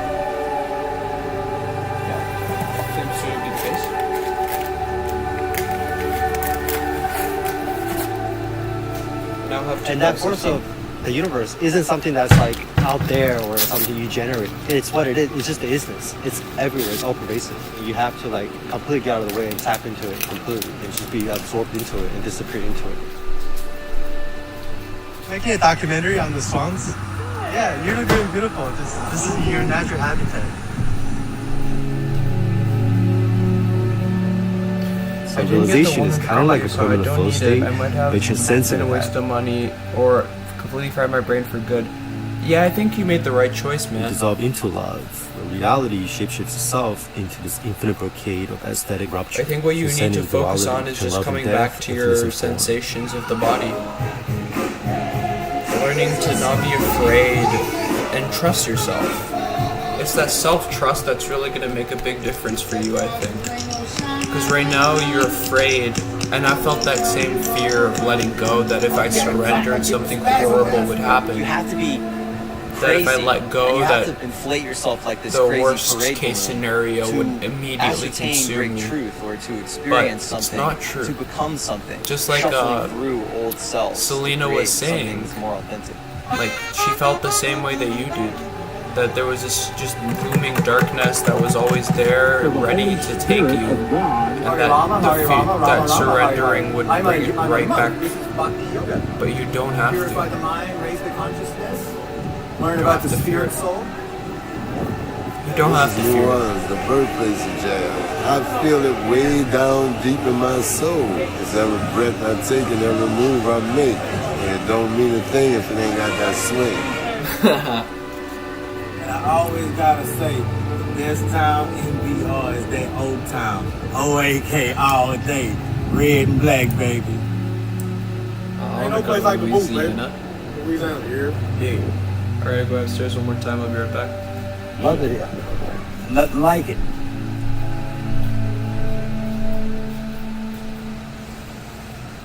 I don't take a real good picture.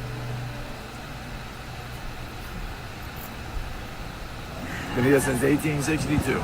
This is the original French Market coffee stand. Hi, how are you?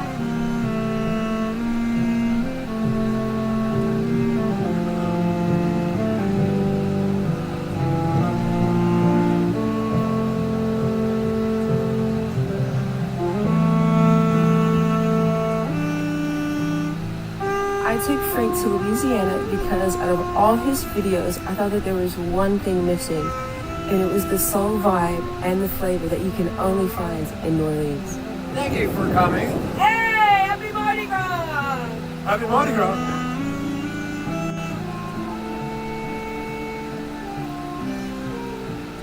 Frank fucking Yang! The infinite meets the void! Fleshy fuckers exposing their buxom breasts and their massive schlongs, flipping and flopping all over the place, left and right, blasting each other with That's just what they do here. I can barely recognize myself! Eating like 10,000 calories, like squatting for an ounce, jumping 40 inches, and then like the performance art stage, playing violin on the street naked. It's the same force that it takes someone to wake up to truth. Life is wild, the force right? of nature. But then there was something It's that was standing in the way intense. for that force to express itself fully. Humanity is intense. Source is intense. The infinite expressions of existence are intense. You can't fear it because they're swinging. A lot of people, a lot of artists and athletes, they have that it factor, right? They have that aura, like Michael Jordan, and they just tap into being or God consciousness.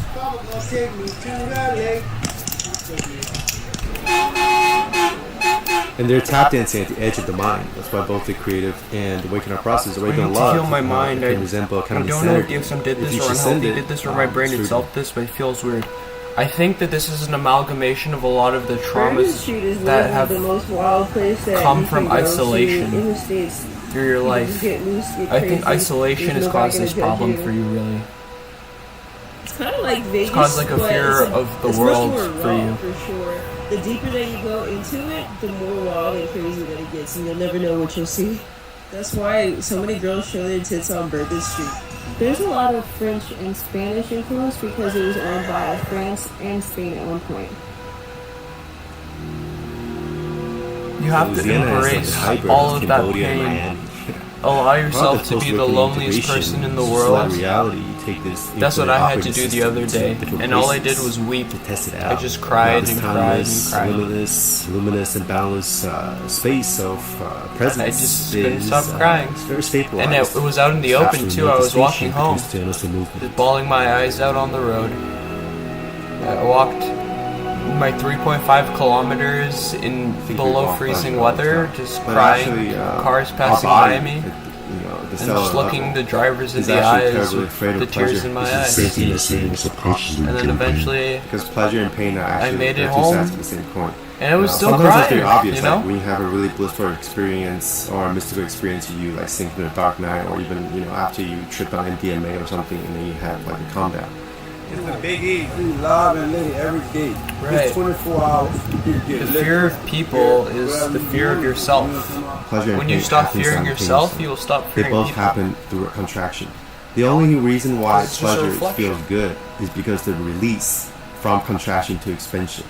One cannot exist without the other. I wish I had that confidence. Even when we Last have time sex, I cried the when I next was effort alone in my manifestation house of was with my pleasure and pain family happens 100 miles simultaneously. If you whilst look on at people having LSD. sex with But one faces step at a or, time, bro, right? orgasms, they look Dude, extremely what led up to me painful, crying but at the same that time, much it's was extremely a very pleasurable. traumatic But the natural experience. state is something that transcends both sides of duality, but also gives rise to both. You can't really get to the expansion without the contraction. So that's why a lot of people before the path, if you look at their lives, they're like drugs or sex addicts, and a lot of them suffer immensely.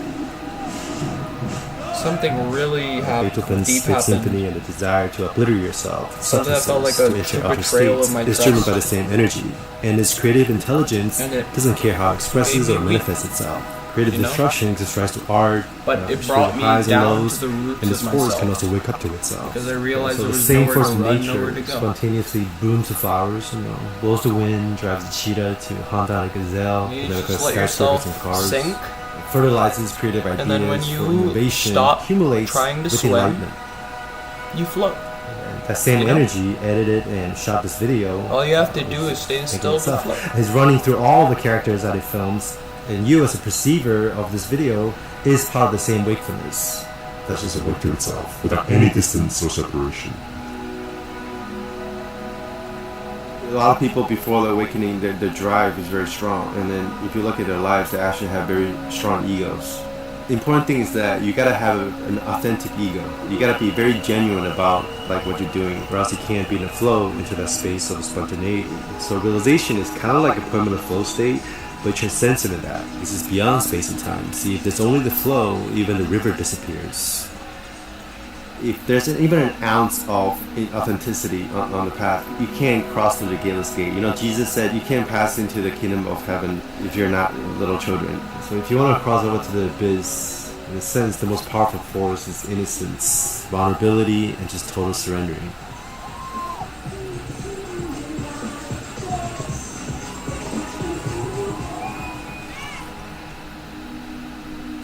In New Orleans, there's a lot of like street performers and even people that live in the swamps. They're very raw and unfiltered. They express themselves unapologetically. The spiritual cons that are half woke and start talking about enlightenment already, they seem cringe. If you walk like a Buddha, dress like a Buddha, talk like a Buddha, and act like a Buddha, you're definitely not a Buddha. And if you see a Buddha on the road, kill him. These are books for meditation yoga. But that's only on the conventional level. On the ultimate level, everybody's Buddha. Like having an authentic ego right is now, almost like a prerequisite. because the deepest realization of unity, when I had it, if you see another Buddha on the road, it's you, right?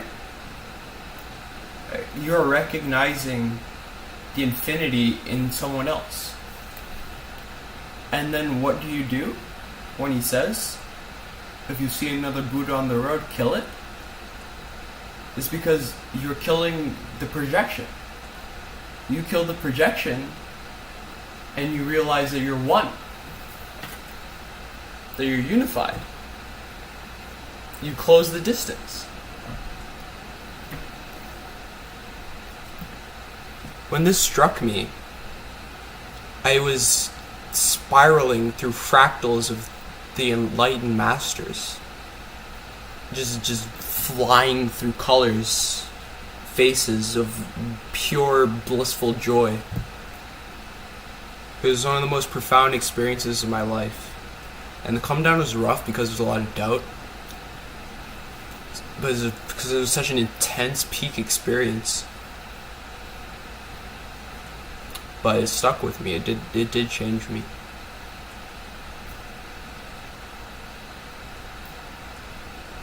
That knowledge was a powerful teaching. For internal duality, because you have to own something completely before you can let it go. You kind of have to go so deep into yourself that you flip yourself inside out and then you become air.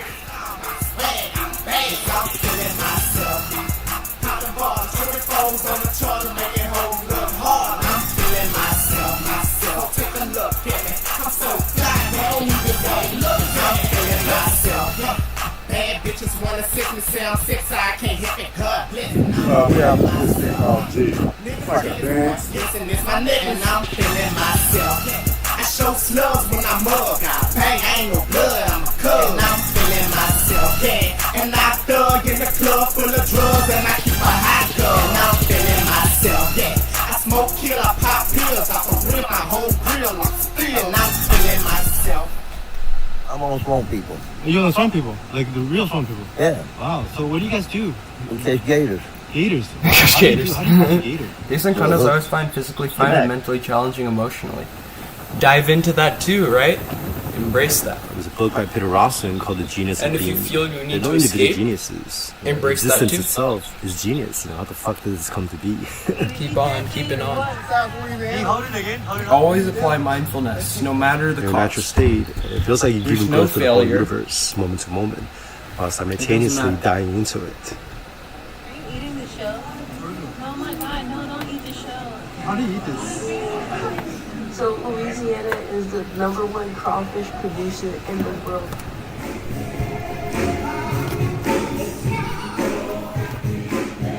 Everything's interpenetrating each other without an essence. And it's beyond coming and going, so nothing is arising nor passing away. Well, the dopamine hits I got from making art or athletics, I can just get it now by doing nothing.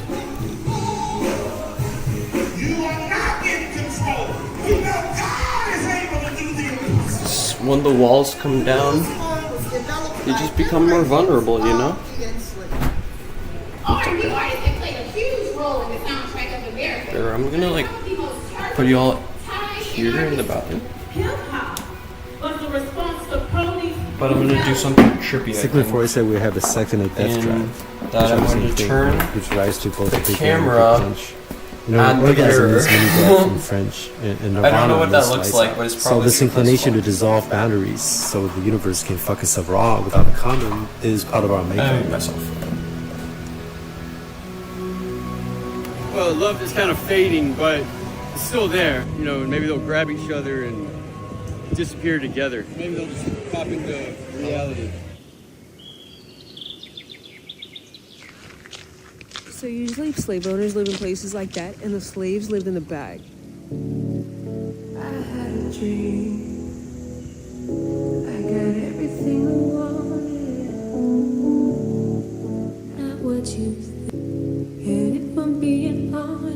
Might have been a nightmare to anyone I might care.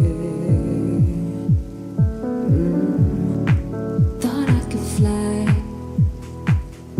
so I stepped out the golden.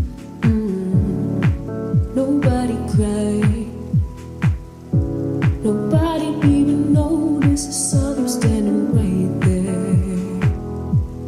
Kinda thought they might care.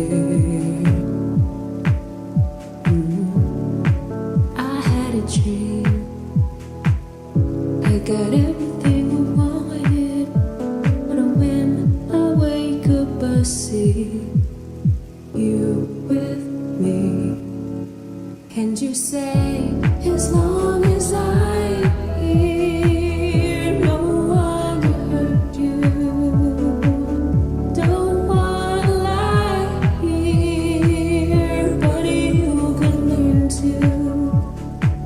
If I could change the way that you see yourself, you wouldn't wonder why they don't deserve you. I've been watching Frank for many years. Before I met Frank, he was like a figment of my imagination. So now I'm looking at my own brain because here he is in the real life. It is very trippy. It's the whole fucking thing. Yeah, hug one of them. It's fucking mind-blowing. You get enlightened. They're like Asian and brown. So now they reproduce by making whole universes. In 1999, I was diagnosed with mesothelioma. They gave me 5 to know my family. But by the grace of God, here we are in 2023. Still going strong. Right now. You're right here, right now. It's perfect. Yeah, you're perfect. Perfect world. That's a CB 900. 1981. That's a bumblebee. Watch. I moved into that house right there. That is so crazy. The synchronicities in life is nuts. Yeah, no, life's about to change. Yeah. Oh my God. We've just been like in there talking about spiritual awakening. How did you wake up?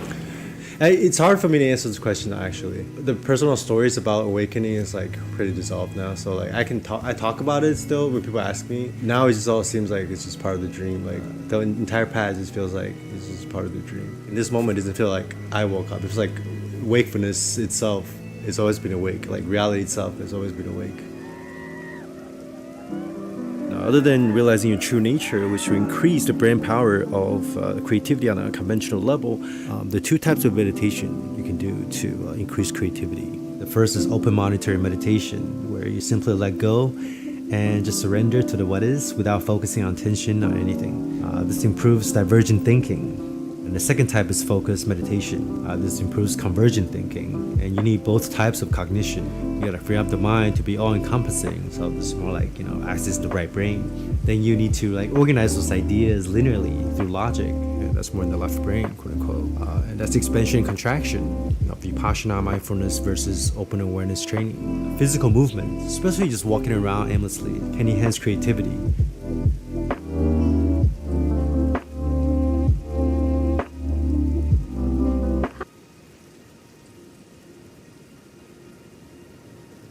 Y'all, this is Asia Sky with 102.5 ULIT, New Orleans' latest music station, from breaking news to underground tunes and insights into the natures of consciousness. Wonderful today as the sun shines upon us.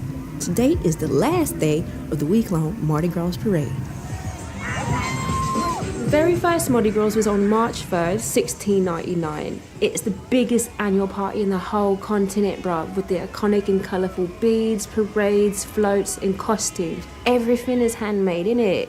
It's to celebrate Ash Wednesday, which is the 40 days and 40 nights that Jesus gave up all the temptations and everything away to all the people that he loves. It's the day before Lent, where people can just have a chance to feast and indulge, bruv.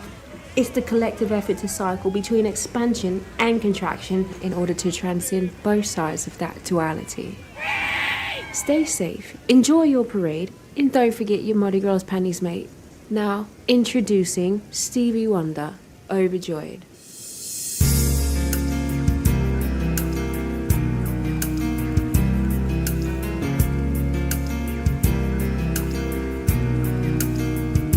Hold over time, I've been building my castle of love just for two. Though you never knew you were my reason, I've gone much too far for you now to say that I've got to throw my castle away over dreams I have picked out a perfect come true. Though you never knew it was of you I've been dreaming.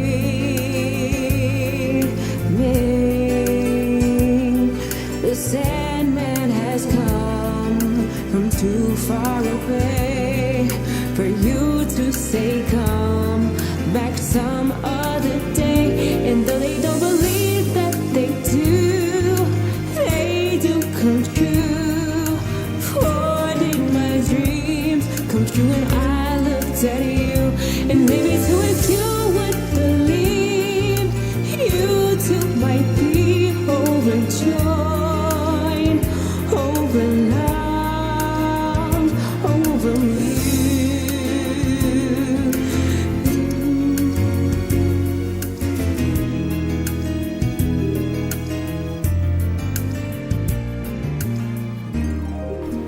Hi.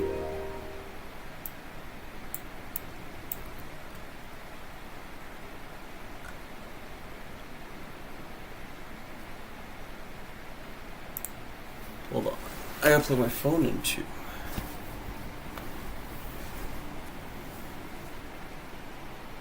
There's one more I wanna see.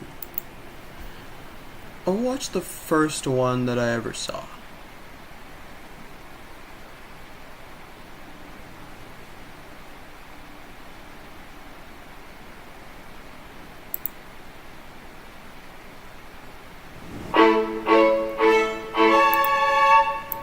See, the eye that God or reality sees me is the same eye that I see God or reality. Same seamless whole, a love without any boundaries and separations.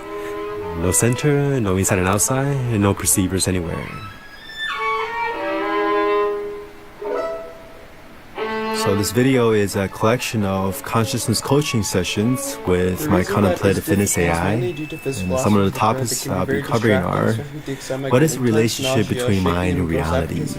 See, one way to look at it is that there is no mind or self. There's just the whole world as it is. Another way to look at it is that there is no reality. There's only the mind or the self with a capital S. Both views are expressing the same truth. You can experience reality from one of these lenses or both simultaneously. Now there's a third way. Both mind and reality vanish. To allow themselves to let go of the lower. I'll be talking about methods and practices for not just accessing but locking true nature from all different traditions and how to merge different practices together. And the role of psychedelics. That's how I ultimately, the natural state is not a meditative absorption or a peak state on psychedelics. It's the fill in the blank that's revealed after you've transcended all meditative absorptions and mystical experiences, and there is just what is, which is prior to and manifests all of existence, including consciousness. Awaken. Now, even though this experience that's been happening right now is what's always been the case, if you give this thing to the Frankian character just a few days before the Big Bang, or to any random avatars on the street who's never stepped out of their minds, it'll be the most mind-blowing experience ever. See, all fear comes down to the fear of not dwelling in the mind. Yeah. Because the moment you step out of it, it's the end of the world. It's the end of your world, the world as it is. So we'll be discussing how, from a certain lens, the whole process of awakening is a purely biological and physical process. So you should approach it like fitness, because you're tampering and hacking the hardware, not the software. And it's very little to do with thoughts and ideas.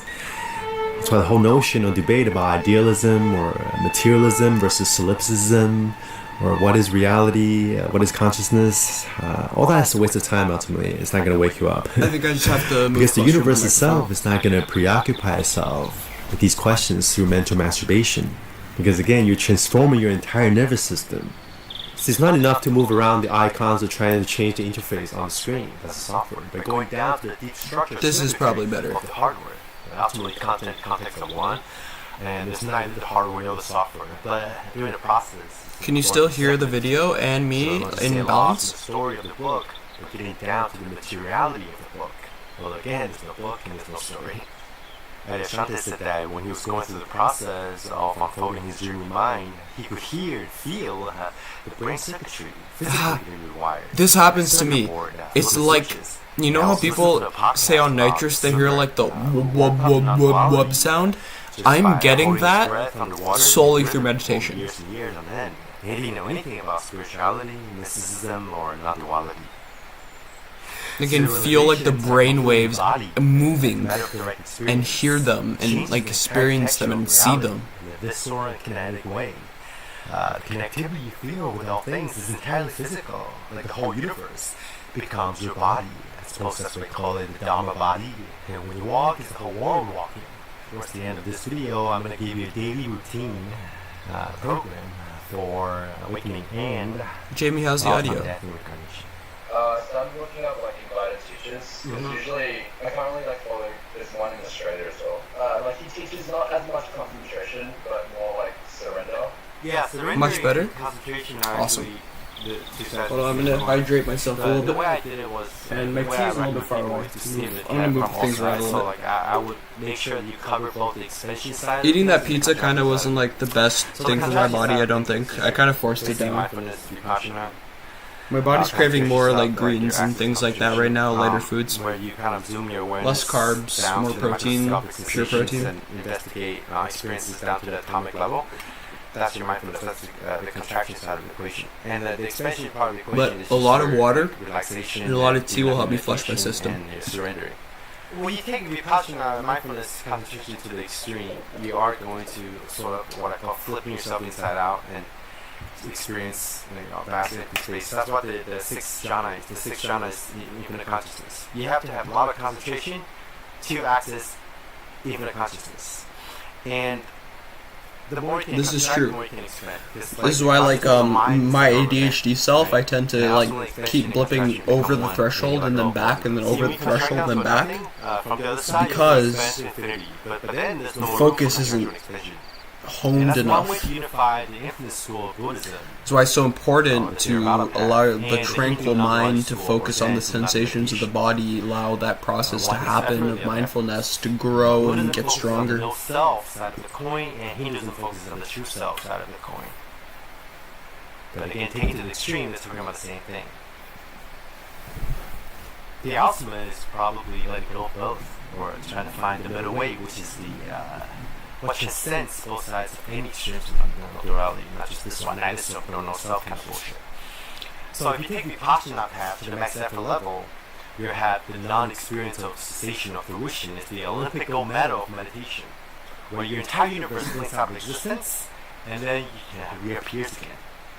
That's when the entire hardware of your being is being rebooted. And you see that, wait a minute, even consciousness is not a ground. It's also impermanent. And it's codependent arising, creating with the object of consciousness. So I said, the mind and the world, they co-create each other. They want the same. I do like nuts. I gotta get some. I'll ask my parents to get me some almonds. So each time you have a cessation, more of your conditions and delusions get rooted, and in turn, that causes a permanent shift to the bite-sized consciousness of moment-to-moment experience. And so a lot of people do psychedelics that have huge glimpses, but you can just tell by the way they move and they speak, their baseline consciousness hasn't been permanently altered. And this has been me for the longest time, right? It was small steps. Every time I went there, it was a small bit, and I came back. And then I did it again, small bit came back, small bit came back, small bit came back, small bit came back, small bit came back, small bit came back, small bit came back, over and over again until my day-to-day experience became a psychedelic experience, and then two sides of the coin started to merge as one.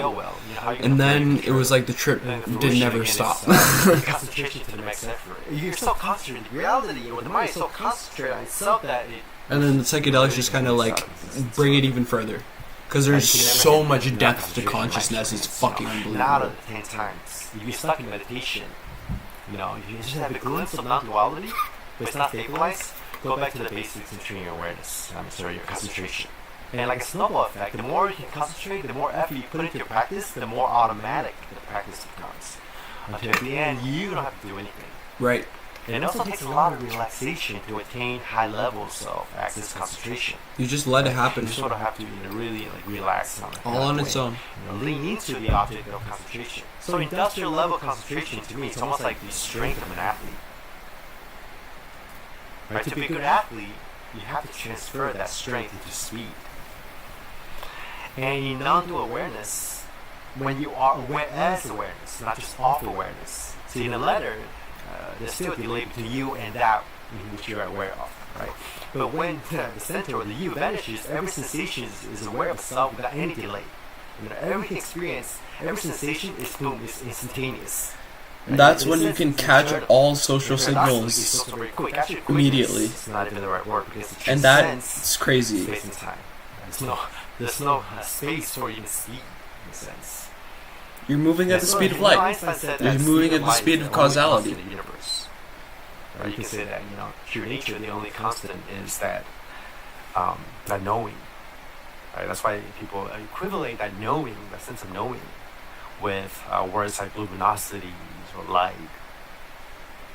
In the end, it's just the universe meditating to itself without a meditator. And by this point, the dichotomy between meditation and non-meditation breaks down. You know, because nature itself doesn't give a fuck about like meditation or how concentrated the character is. All that's coming from the seeker. So that's why mindfulness is ultimately just a tool. You know, there is no mind to be mindful of. Even awareness is empty. Even emptiness is empty. Which is why it's also full for the millionth time. And again, you can sprinkle self-inquiry on top of, you know, both contraction. The thing is that, with social signals, you are getting them, and then you get like, so what he's going to talk about is the two darts of experience. If you relax and just abide in awareness, I think he's about to talk about it. For like 10 years, 20 years, your body might will get dissolved. For the contraction, you're just using it's the basically, you get the first signal, you're using nothingness or you're using awareness, and then a second signal, and then a reaction to the first signal. Okay, and then you can start having a chain of reactions that continue, and then that's how resistance happens. Panoramic, timeless awareness. You know, ultimately you have to disidentified from that too. Because, like, not in your head, how can I really know just by looking at someone?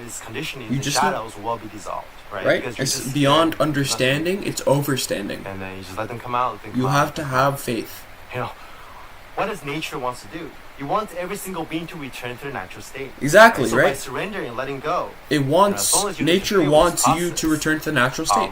How do animals communicate with each other without speaking? God will cleanse you up, so to speak. And with mindfulness, vipassana, you're going in there and investigating. You have to have the trust. The layers of delusions. And this is why body scanning, especially vipassana, is so powerful. Because you're bypassing thoughts and software and using the laser beam of awareness, layer by layer, peeling away the solidity of the body. And in turn, the mind, and like Michelangelo, chipping away the marble to reveal the form underneath. But with this work, there's nothing inside. It's completely formless. And ta-da! What's being revealed is the same condition that you're abiding when you do the do nothing meditation or Dzogchen practices. And as you become this boundless space without any locations, directions, you're not even trying to abide in it anymore. You see that everything is a modification of it. The body, sounds, thoughts, the visual field, objects and phenomena, even space and time and quote-unquote nothingness are just difference in contraction and expansion of sensations. Wait, so I don't really do much do nothing meditation. The only technique that's required for the do nothing meditation is that you find any kind of solidity or contraction or resistance within your body mind. How do we communicate using nothing but our eyes? With the sound, whatever. Right? That's another like thing that we're not machines, right? Michael Taft calls it It's the observer effect, right? Imagine you're a When you dog, think you of just quantum spine mechanics, out how to a like when you look at clench into a something, ball it really tight and you just let it go. That's it. loses superposition, and then Imagine clenching your fist. So you can do this exercise. Clench your fist and your face and your whole body really, really tight. enters and let it go. And that feels exactly macro like the cosmic state. from the separated state to unity. And see, most people spend their entire lives walking around, clenching their minds and their hearts so tight that they don't even know they're doing it.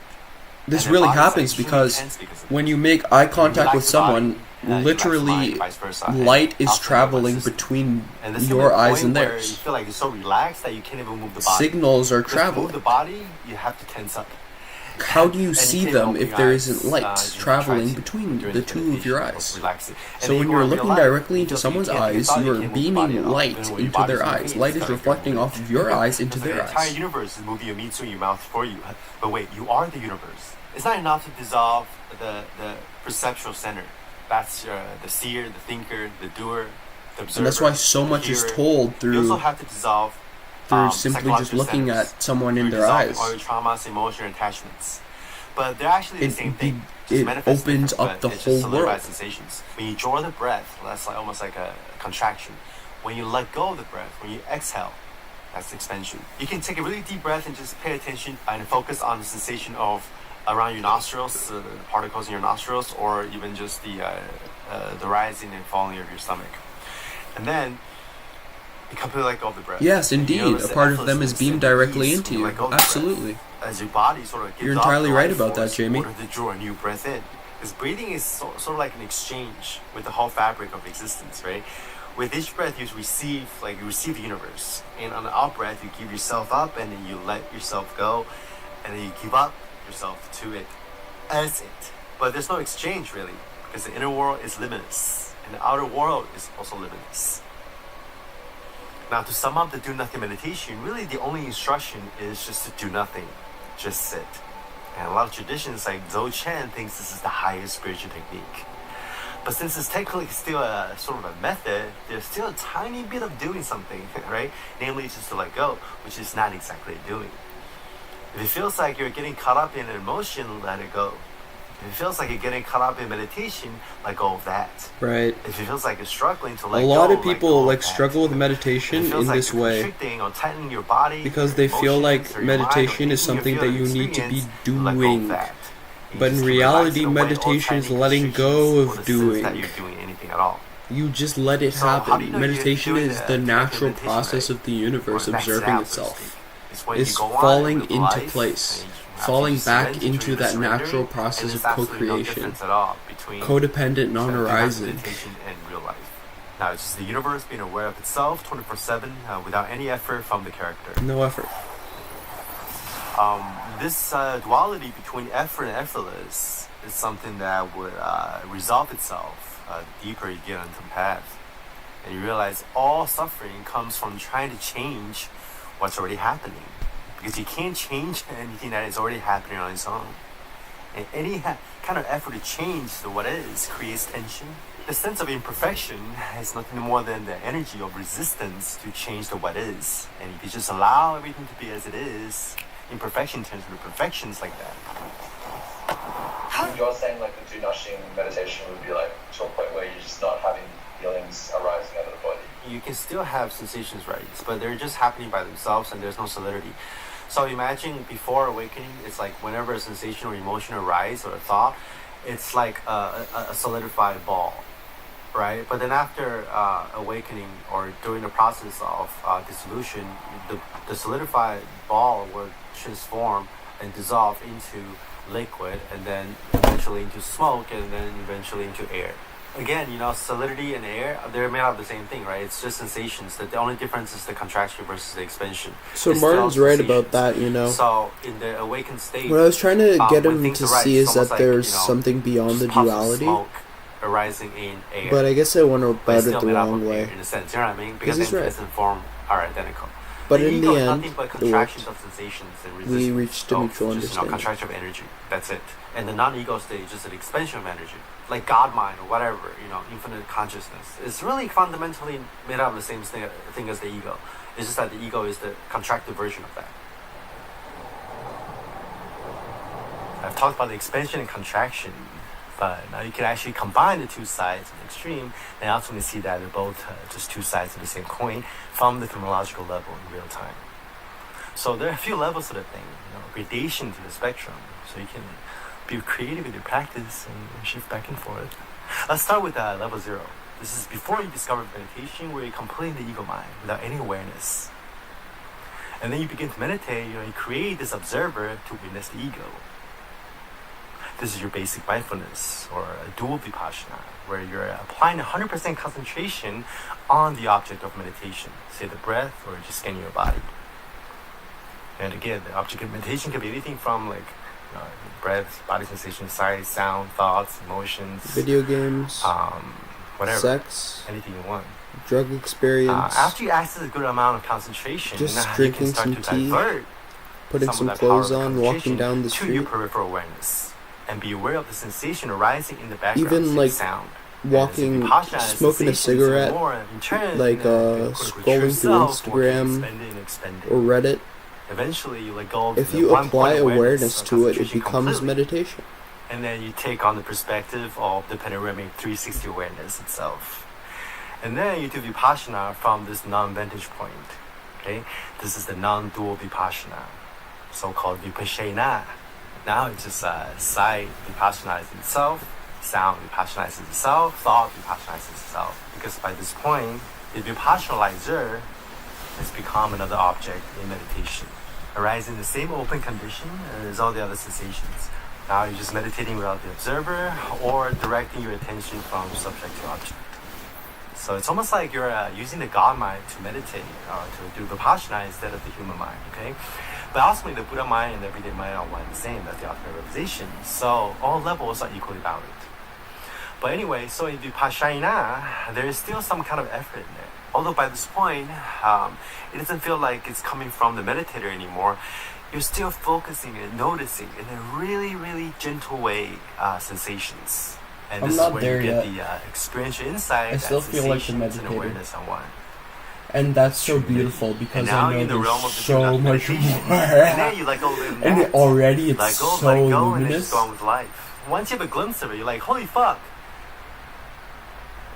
Oh, I never noticed that what I really aim is faster than the sky, literally.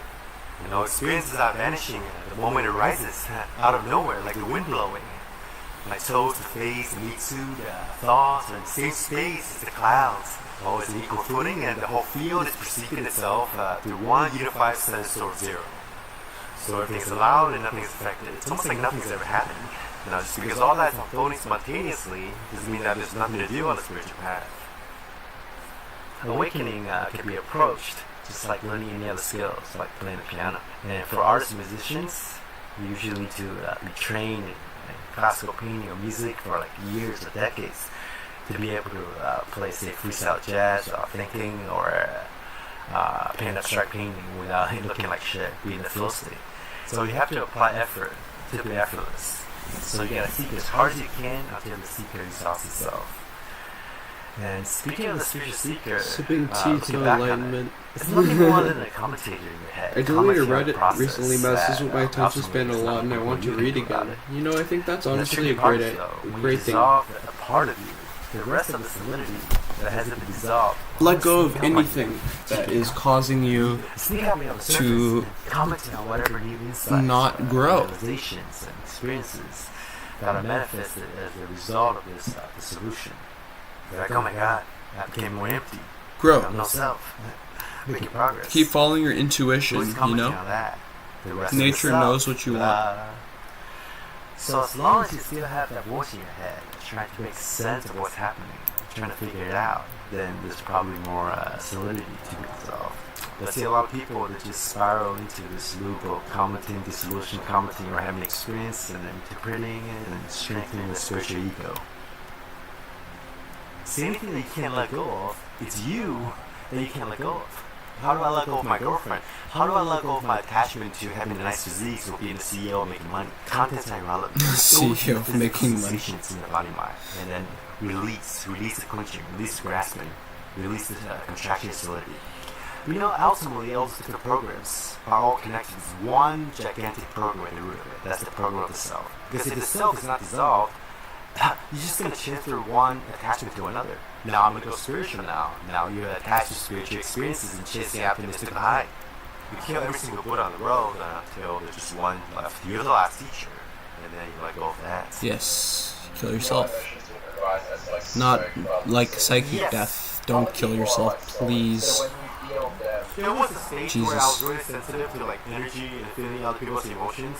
Like I'll go to the temple maybe, or like, you know, oh my god, this temple has good vibes. Following my intuition led to a destructive addiction.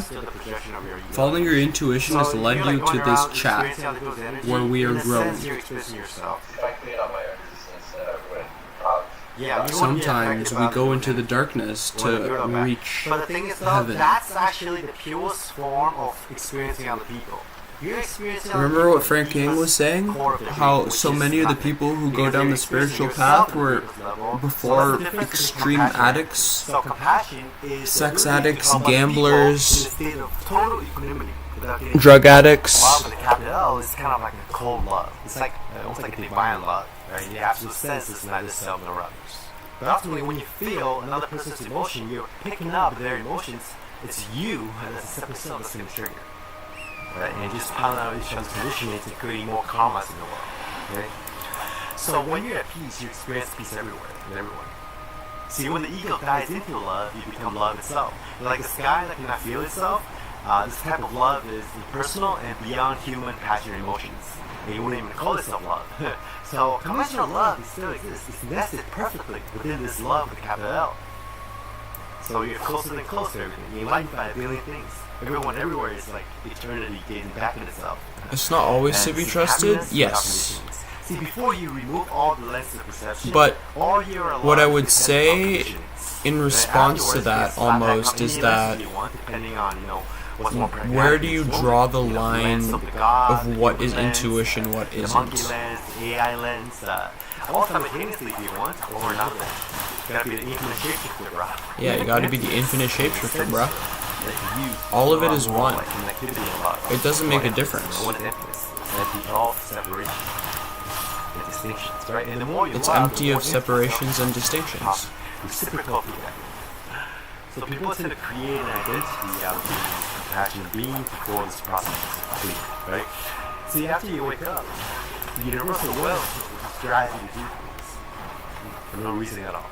It's neither for self nor for others. It's not for this mission or that, because everything's perfect. Everything is perfect. Even when people that feel like rupture and bliss in front of like gurus, most of that is still your own projections. So I Right. preach that to realize people who's It's okay, completely and it's out, okay to have your own feel projections. rupture, some kind of solution when they meet each other, because there's nothing to transmit in a sense.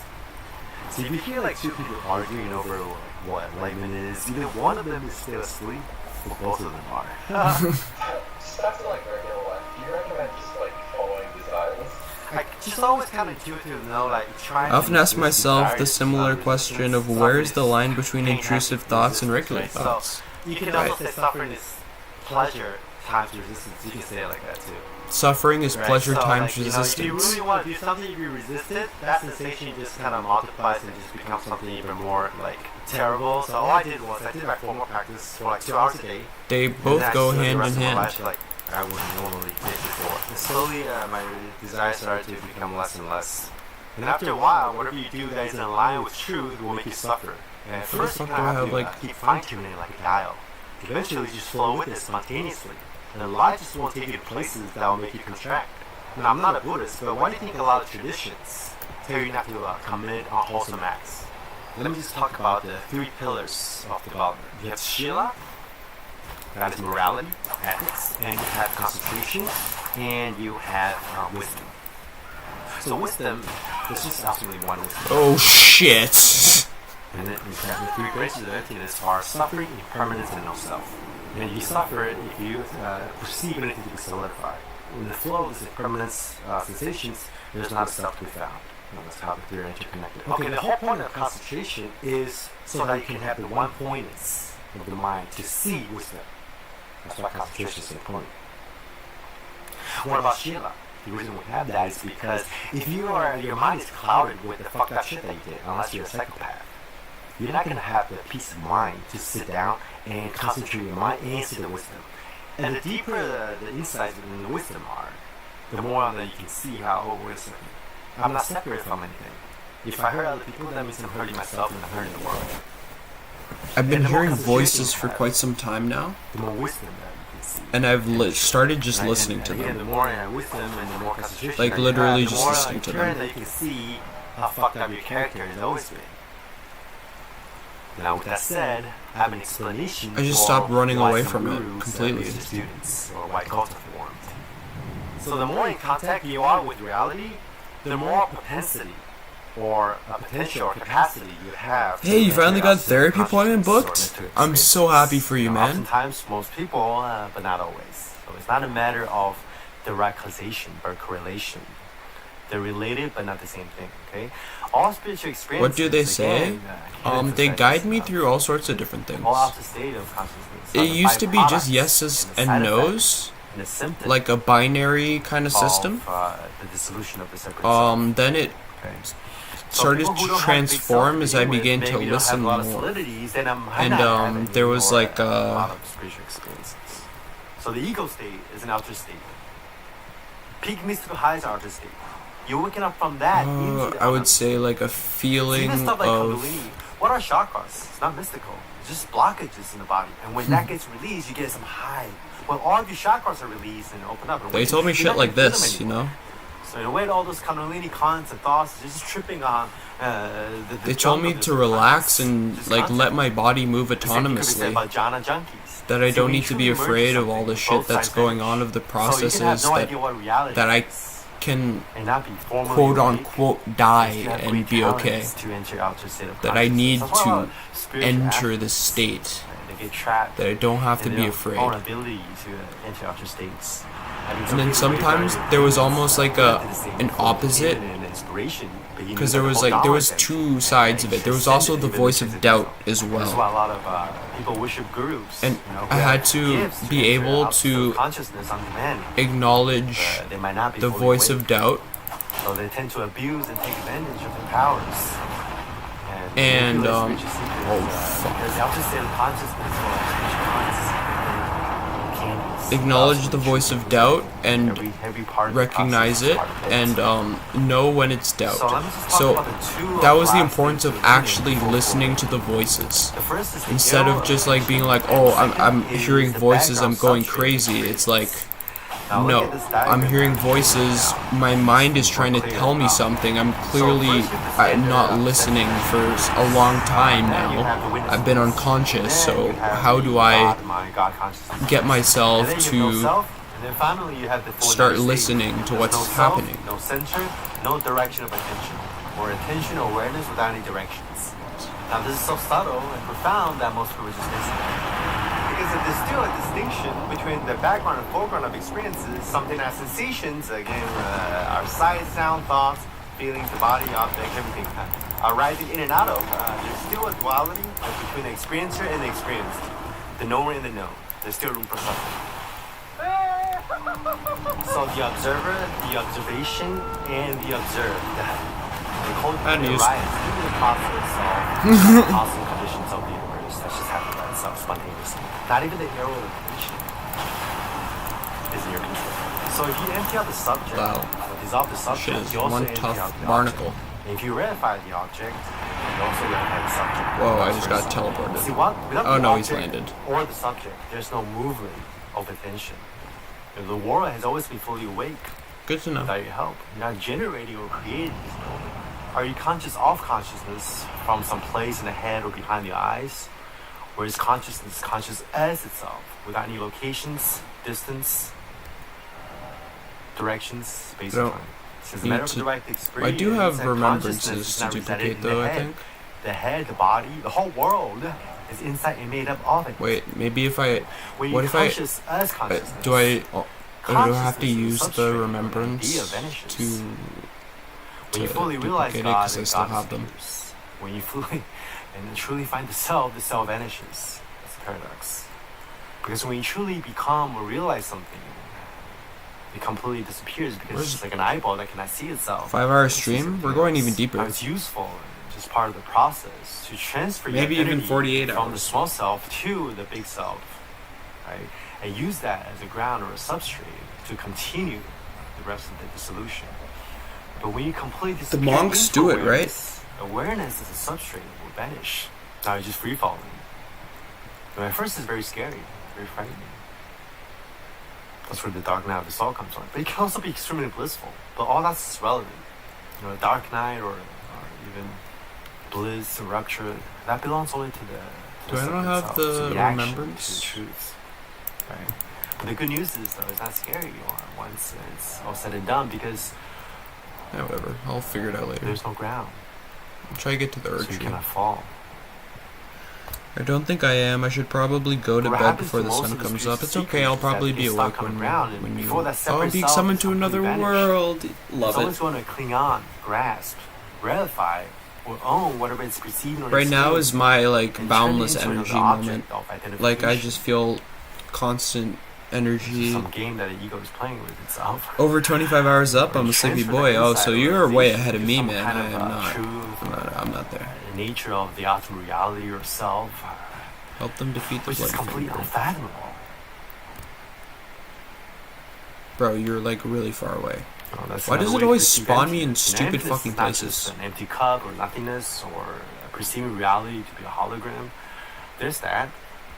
It's also empty of conceivability. What the fuck am I supposed to do if the guys are really not far even away? Singularity or a point. You know what I'm saying? Once you see throughout the last speck of tension that you're still trying to hold on to, it's not even in your control, then the last speck of the doer dies. Paradoxically, it's the lack of agency that gives you complete freedom, because now you transcend the duality between free will and determinism. Nature itself doesn't give a fuck if it's free or not. I suspect that maybe a lot of seekers or even gurus who This talk guy about has Scarlet Rod is I gonna am die. awareness or merging with some source haven't completely emptied out the subject, so they make a thing or an object out The there. dumbass has died of Scarlet Now Rot. the object isn't just something that's out there. It could also be Invaded by Bloody Finger Why Shabaroro. do you think you're identifying with Again? your thoughts? Another Because one? you're creating a thinker Hold or on. an observer looking Hold at on. a thought when all are void. Now it's just God fucking itself raw. I haven't been up without any this gas long distance. in a while. Hold on. So Invader don't defeated verify anything I again. say here. You Okay, gotta we're empty trying out to your world. Okay, emptiness. cool. Haven't been up for this long in sense months. I of took some creative responsibility gummies that allows earlier, you to and they deeper were into very reality. mild but a That's little reality. stimulating, which probably has And fill in the contributed. Oh, blank. that's It cool. feels like the separate entity is not aware at all or paying I lost a attention bunch to of it. runes somewhere. This is why I always say true nature is like the merging of a permanent cessation with infinite consciousness. Because you're totally dead, that's why there's only life. So again, no subject, no object. Therefore, no subject, no foreground, no object. background. And no energy is needed to direct attention from one to another because there's no here or there. Alright? And after this knots of perceptions is untied, I get an average of 34 hours of sleep at night. And I don't get tired when I live because we spend so much of our energy creating You see what he's saying? this false sense of entanglement and separation. Now I have a much cleaner way for reality to experience itself. A much more natty way. A brand new operating system.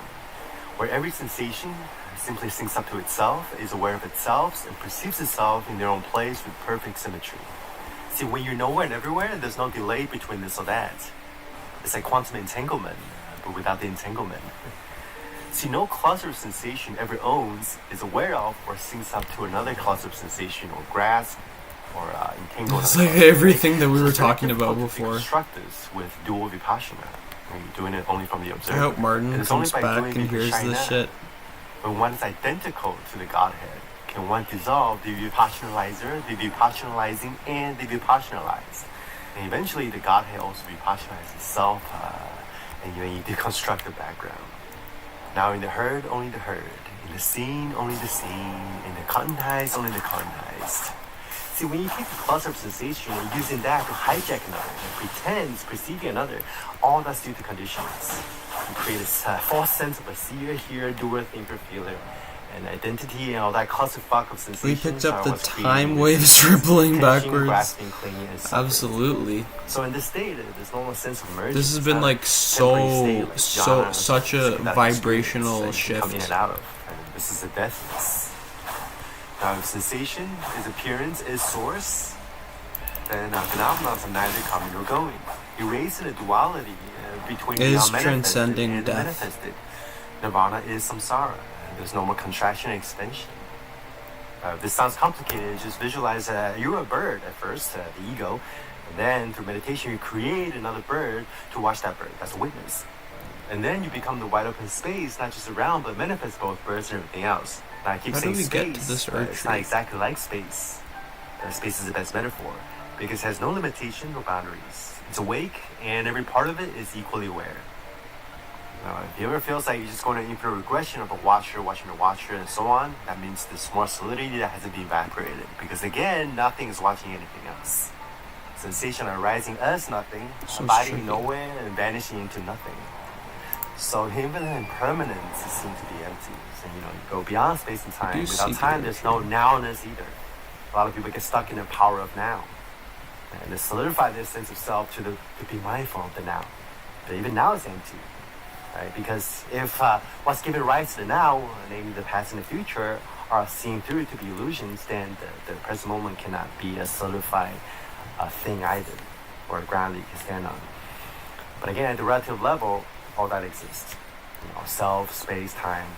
You can ratify them to interact with the world, the pragmatic relative level, but ultimately, when you empty out those things, those phenomenons, and you ratify them again, fabricate them again, you do so without any attachments. And you see that the entire paradigm of spirituality is another fabrication. But everything's still there. It's but still not there. Like the rainbow. Even perception is fabricated because you don't know what the fuck you're perceiving, right? There's another one? Even fabrication itself is yet another fabrication. But if everything is fabricated, then nothing is. You're missing out duality. They say, wake up, clean up, grow up. Now, why in that order? Because Now this is like real trippy it's like shit. putting a lipstick on a pig. You replace it with better conditioning. Really The worst one, but still trippy conditions. shit. It's like creating a new avatar that's doing the cleanup. Just like creating the observer to become a better meditator. But once you wake up, early conditionings and traumas will get sucked into the void. Right, Ashante said you wake up in the head, in the mind, in the heart, and the gut. Eventually, your entire nervous system is cleansed out. And throughout the process of this unfoldment, each layer of the dream is going to manifest in different sets of insights, realizations, and experiences. First, you dream that you're an ego. Then you dream that you're a witness, observer, or awareness. Then you dream that you're a god or some kind of infinite being or creator. Then you dream that you're nothing. And then you merge into transcend all previous stages. And there is just this, which has no levels. Right? So if you hear people talking about accessing different levels of consciousness, they're just unfolding the conditionings, right? It's not like consciousness actually gets higher or lower. It's just that the more you unfold and evaporate, the bigger the opening seems relative to the mind. So the key is You know what we do with the eagles. to the source of consciousness. But on the way to the source, you can go horizontal. So most people it's like a zigzag like now. In the But horizontal realm, really what he's conditions saying is that even the experiences eagle or is an sense illusion. powers. Now it's easily sidetracked. There's no eagle to Some people kill. get stuck on The one level eagle's and then they just go horizontally. is neither dead nor alive. It's Schrodinger's eagle. Going deeper into the dream that way. The whole point is to wake up out of it. Because the awakening experiences are the temporary Schrodinger's descendants eagle, of the my self. man. But it's still contract back unless you permanently drop away the self. That's liberation. Now, what happens after you merge out of the source? You become an absolute normie, depicted in the last picture of the 10 ox herding picture. The ox is a metaphor for enlightenment. The man writing it is the metaphor for And the I'm sea. being summoned First, to you another learn world, of the course. The ox, and you catch it, and you tame it, and you know how to ride it. And eventually, you transcend both the man and the ox. Like you complete the hero's journey, and now there's no hero, there's no journey. You become an absolute normie, no neither journey. physical nor spiritual nor mental.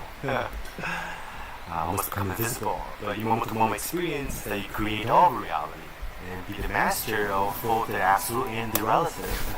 Oh, they put me in fucking Kaled Return again. to what you've always been as a biological organism before all human karmas and conditions started pile up. And you see that all thoughts are just brain secreting.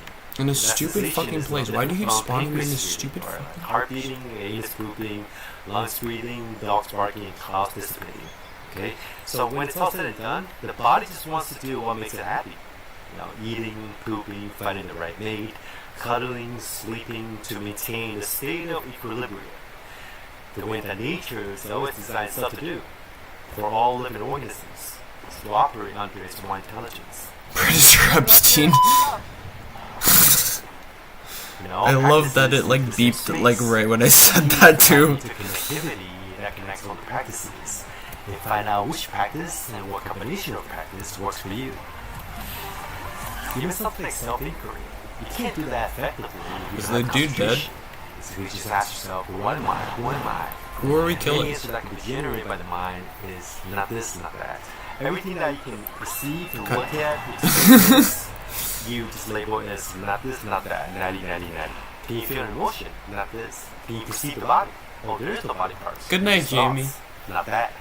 Can you observe thoughts? Oh, the thinker is just another If thought. you'd like, you Not this, can not leave the that. stream on. Where and what is the mind? And who and what is doing that? If you are like capable of like sleeping without with stimuli, I understand if you So you basically objectify your entire field of experience. can't When do you that, objectify then everything, the don't subject do vanishes. that. Now, Jim McKenna has a technique But called happy social to analysis. have you here. Basically, you're writing down. This is probably the best stream I've ever had ever. Honestly, I don't think I've ever had such like a profound shift in myself and in others.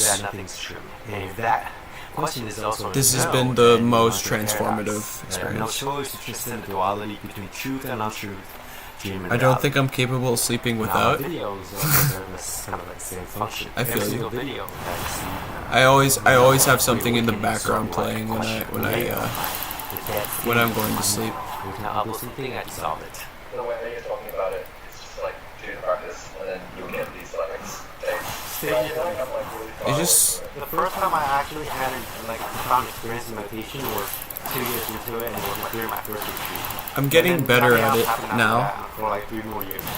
And the But first real major yeah, it's trip hard. was, like, during retreat, 'Cause the my first the level mind was gets happened loud, 5 man. years after I had meditating for like 2 or 3 hours a day. So it takes time. It usually takes about 5 years of like daily practice, 1 to 3 hours, usually. Do you think it's good to alternate, like one scanning one day and then do nothing? Yeah, I think that's a good idea. But I would say you should always have one core practice that you hit every day. A basic routine for me back then, I'll do an hour practice of just body scanning. I do two. This guy definitely does not like fire. The second session, I would do body scanning for like maybe 15 minutes, 20 minutes for warm up, and then I'll move on to other sensors, and I will depersonalize the sight. Good night, visual Jamie. And then sound, and then I'll go inward again and depersonalize and pay attention to thoughts. Just watch my thoughts, and then I'll move on to emotions, feelings. Emotions and thoughts are actually coupled. So if you just This sit guy and watch hates emotions fire. without disagreeing with them, without trying to change them, without judging them, without labeling them, and just let them come up, they'll be released. And the thoughts that are attached to those emotions will also dissolve. And you can do that from thoughts to be dissolved, certain thoughts or beliefs, the emotions, He is not traumas, prepared for the whatever fire. feelings that get attached to those thoughts will also Oh, Jesus. And with thoughts, you can further divide The Elden subdivide Stars. thoughts into mental talk, mental images. So basically, you're kind of My like daggers taking under part shit. of the congealed and bundled up Oh, version panic of rolling really yourself, saved me there. And then taking them apart and see that there's no center anywhere. There's nothing, no one's holding all those different sensors together. Ultimately, see that inside and outside, no distinction. But the last 20 minutes, I'll be doing that meditation, I'll do the total relaxation, and just bring all the different sensors together as they merge as one unified sensor of zero. If you're gonna have an hour to do your meditation practice, that's what I would do. So you get both the expansion and contraction side of it. The equation is covered. If you have like 2 hours, I'll do 1 hour dedicated to concentration, all concentration, all vipassana. Where are my Second friends? half, do complete relaxation, surrender to the meditation. Go to retreat. He's up. That's very important. You go to retreat Good every play. year or every 2 years. Because you get more out of one retreat than you do sit an hour a day for like 6 months or a year. Because at the retreat, you just keep going deeper into more subtle of the mind because there's no chance for you to follow more conditionings because there's no external stimuli. Now with psychedelics, if you choose to use it under the right set of settings and use it safely, a heavy trip once a year, superset that with a retreat or once every 6 months, 3 months with moderate dose, that could potentially speed up the process. The way you use psychedelics now is to not focus on the content, but then just let the dissolution happen because everything experienced in psychedelics is just a byproduct and a symptom of that dissolution. Also, 99% of people who are into psychedelics have it backward. Oh, okay, so it's coming from the subconscious out into like a Psychedelics is basically shadow work on steroid. When you completely stop dreaming, the psychedelics won't do much for you anymore. So when you Exactly. unravel the condition very quickly, of course you get insight into reality, right? Because what Yes, is this is insight? The so insight is just true. the way reality is. Without Something that I really had to learn, and that's like the pinned comment right now. I think if you change the intention from experiencing the drug to experiencing experience, you immediately get there. I saw my past life, you know, lives before me, my ancestors, my mom, like whatever, even back to the dinosaurs and the Big Bang. When there's no self, there's nothing to reincarnate. So when you stop dreaming, you also stop dreaming about your past life. That's why they say you just stop being reborn. That's why nobody wants enlightenment. They just want a spiritual experience. They just want to have a better dream. When I was creating, I had no idea. You're not going to have any idea until you finished it. But it wasn't until after all my dreaming stopped that I realized that's that some was deep just shit. dream. And then to get from there to here, that's not your choice. Because an ego can never want its own demise, right? The ego can never imagine its own annihilation. So from the shift to This just goes to being the peak of Black Knife spirituality, having all this crazy vision to now, ultimately, it's not my choice. It wasn't my choice. It just happened to. But there's be a that way. castle. So it was sort of like an accident. Yeah. Upwards. Yeah, it's just a cause and effect of the universe. Yeah. The thing is, you I don't can think I've never ever been understand there. something unless you lost it. That's why you can't understand the ego until you lost it. You can't understand what God is until you let go of God. It's only through the next level can you understand the previous one. Like, what happens after This is death? so true. Just say someone points a gun at me, without knowing anything about brains or bodies or consciousness or reality. He asks, what would happen if I pull the trigger, do you think? Based on my own direct experience right now, which is out-of-body experience 24/7, I'll tell him for sure, experience will continue to experience itself, even if the body is destroyed. But that doesn't tell you anything about consciousness. I'm not making an ontological claim or about where consciousness comes from or what is reality. And that is the way he ends the video. This video was the first of his that I ever watched. And it was probably the biggest mind-blowing experience of my life because it clicked everything, all the little experiences, all the little awakenings, the glimpses. He coherently put them all together, stringed them all together, and gave them to me on a silver platter. And that was beautiful.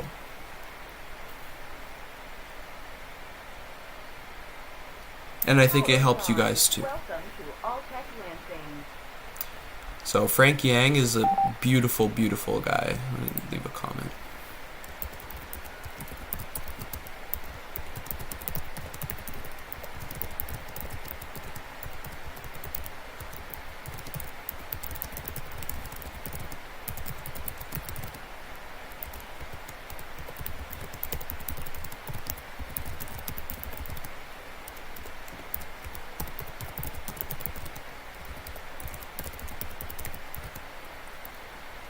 Conditionings. Comment.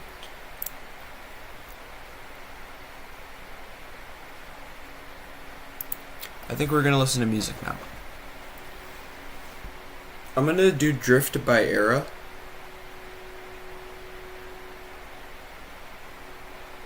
It's just in my head right now. I'm gonna play it quietly though. I'm not in the mood for a lot of music.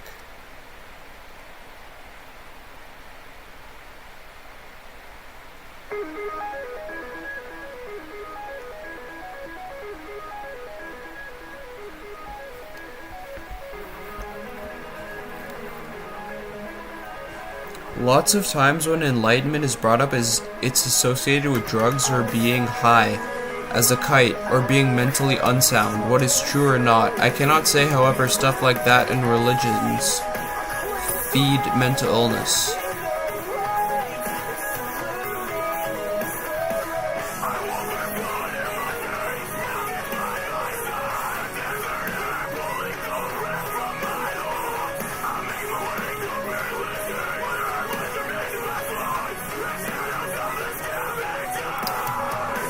I'm trying to understand exactly what you mean by this.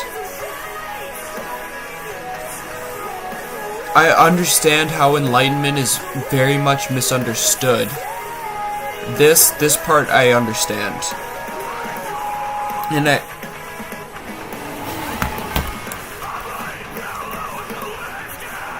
right.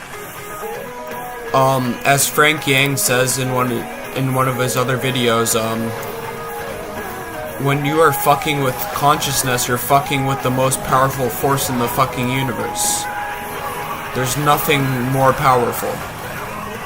You are tearing apart the golden seed that keeps you together. It is something to be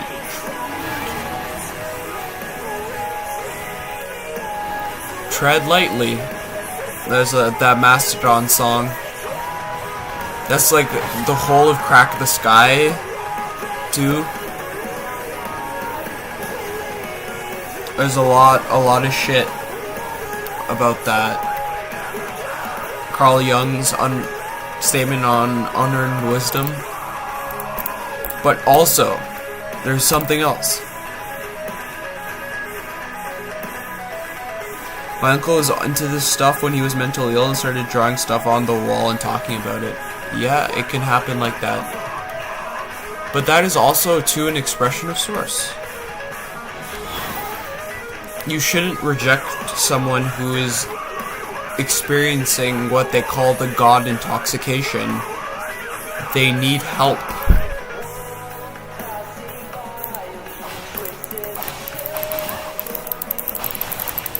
They need help.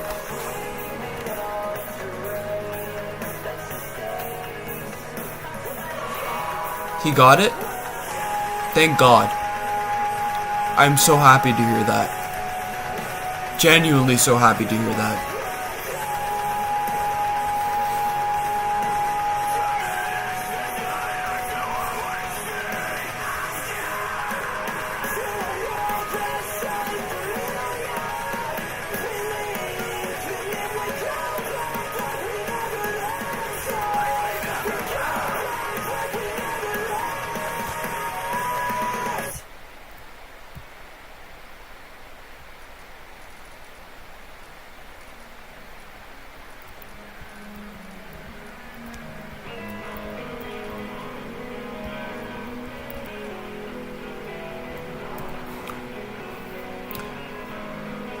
It's hard to deal with the fallout, especially when you experience the big glimpse of enlightenment, and then the fall. Bro, that shit destroyed me. I spent a year, like, basically incapable of doing anything. I just felt like voices, darkness devouring me constantly. I felt so much shame because I felt like I was given the greatest gift ever, and then I lost it. It just bothers me that religion and stuff like that tries to butt in and say what they need is spiritual help when they need mental or physical help.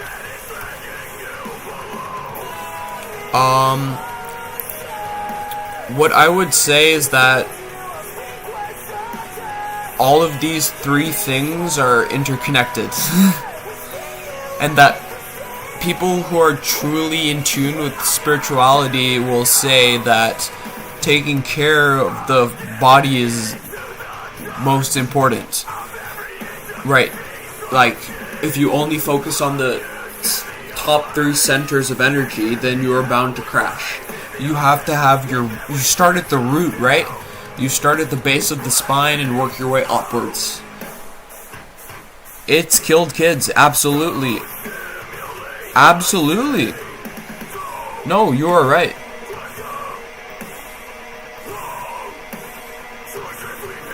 But there's also another side to this. To people who experience spiritual awakening and then people call them insane. And then because of it, they start doubting themselves and they kill themselves. There's 2 sides to this. And both sides are horrible. Both sides are horrible. Both sides have killed kids and adults. And torn apart families. So I am fucking alone right now in a strange place.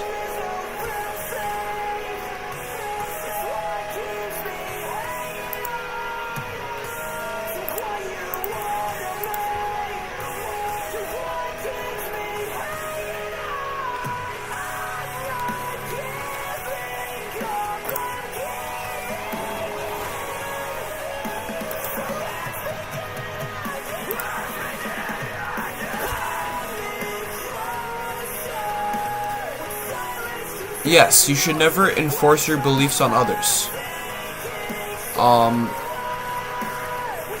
I agree.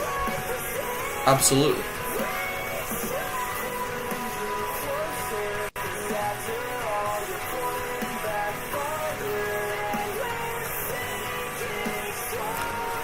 Everyone should have their right to their own direct experience, right? I think that's the most important thing.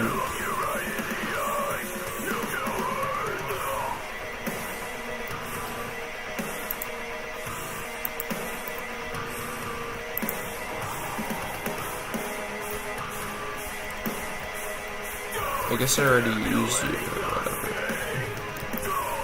Truthfully.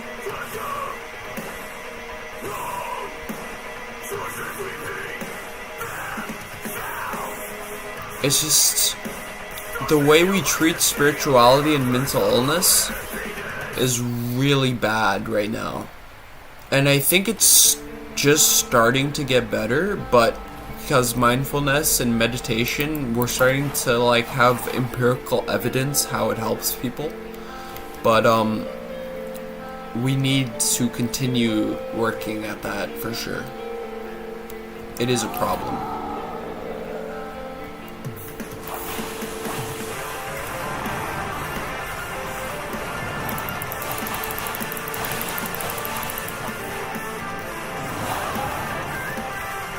Because if we only look at like external behaviors, then we will never heal. Truly, we will never heal. This stuff should also be watched though, to try to prevent the ill or very susceptible from contacting it. This I disagree with. I think this is doubt. I think that those who see will see, and those who do not see will not see. If you believe in some sort of higher order, then you should believe that it will take care of that. The same way that it took care of your uncle. He got the help he needed.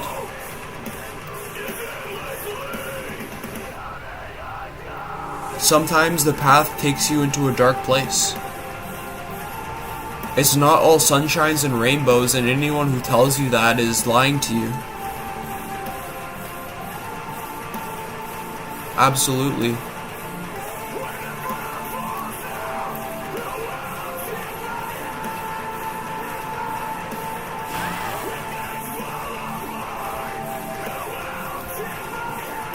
It is much deeper than that.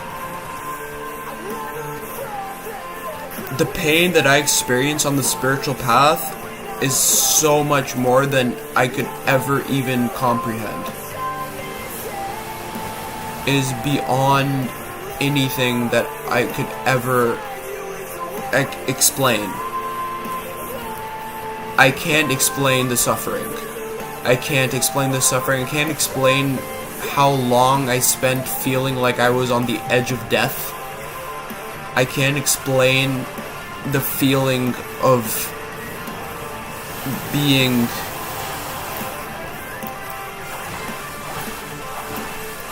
like realizing that everything is just empty.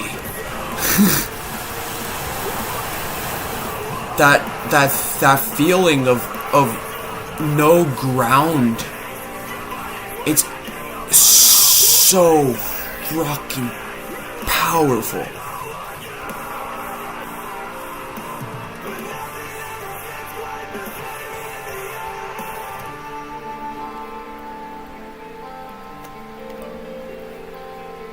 Where do we go from here? Pills helped in his case. I fear if he was born 50 to 70 years ago, he would have fell into the abyss and died in a ditch somewhere. Well, let me tell you something. He went where he needed to.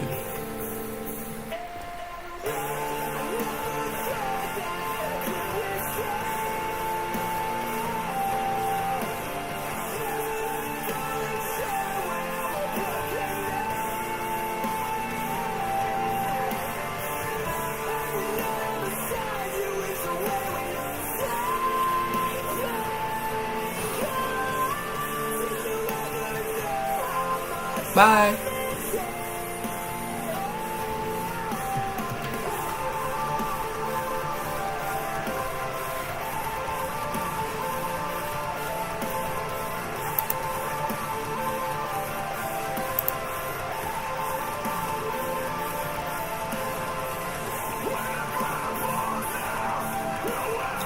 Say like my uncle killed himself because of a manic episode after stopping his medication.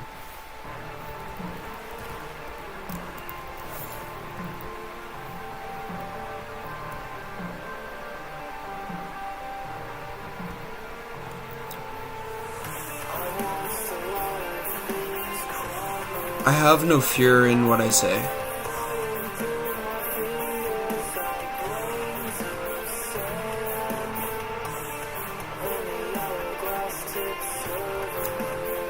Because I truly believe that I'm telling you, people will not listen. They will not listen. There's like a Alan Watts specific like video I remember where he goes like, he tells them all there, you're all God, and I can tell you this because you won't believe me. It's not an info hazard for that reason.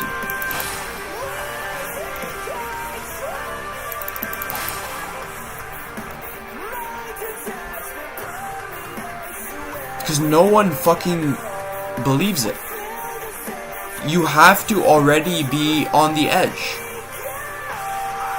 Some people may hate you, but I'm not saying to fear what people may think. That's no way to live. You're right.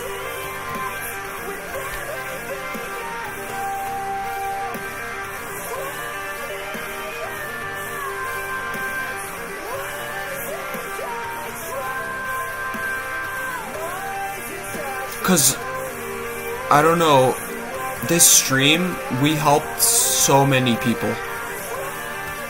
They grew so much, it was unbelievable.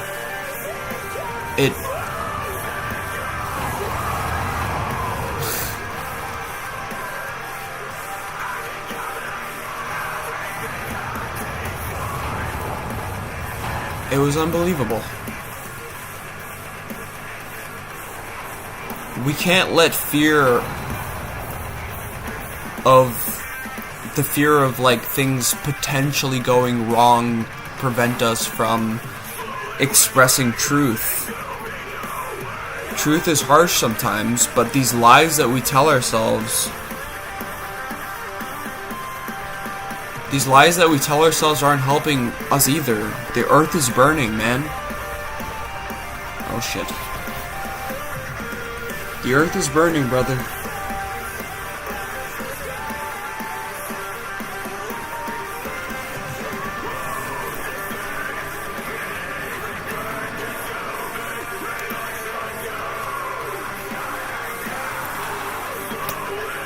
They return to their world. That's nice of them, I guess. I guess they caught the vibe that we're just trying to cooperate.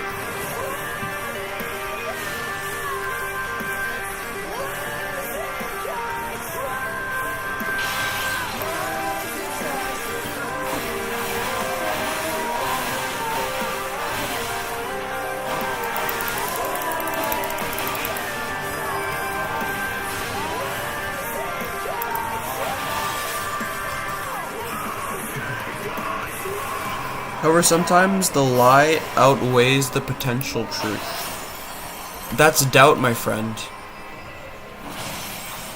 You don't have to be afraid. Because knowledge is always a concession, man. There's no absolutes in this world. Only the Siths deal in absolutes, man.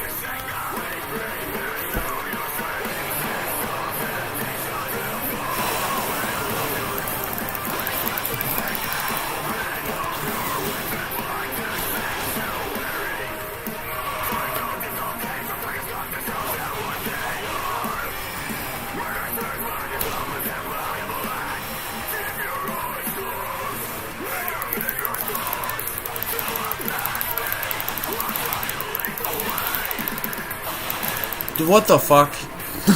Nah, I'm sorry, Meow. I'm sorry.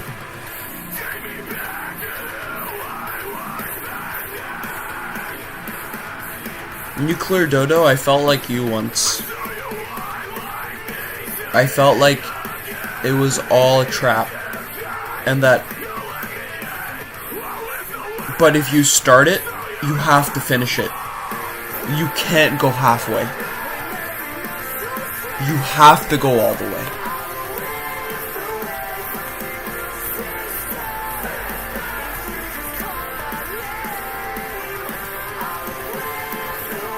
I thought you were a merchant.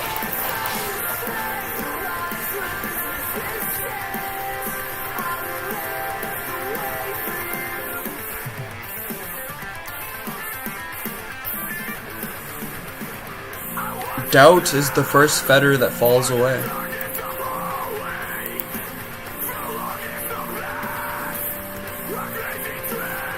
Doubt is unnecessary.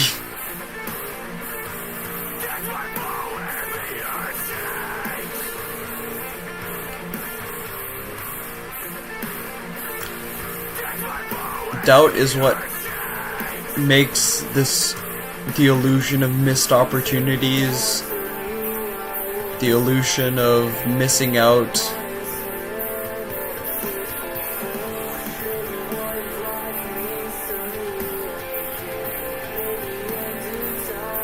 When you replace that with faith, something beautiful comes. Something truly beautiful comes.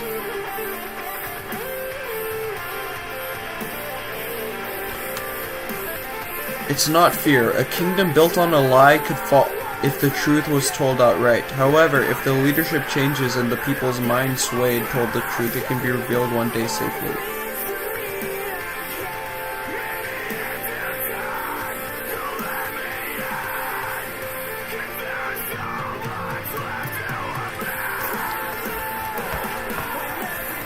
Right. I understand what you're saying. Honestly. I hear you. It takes time. It does take time. And there's no forcing in this path. It is the path of least resistance. We just let things happen. We allow them to happen. But we don't run away when it happens. When this growth happens, we embrace it.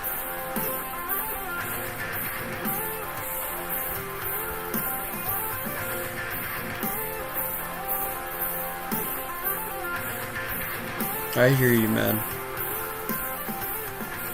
And honestly, that grounded me a little bit.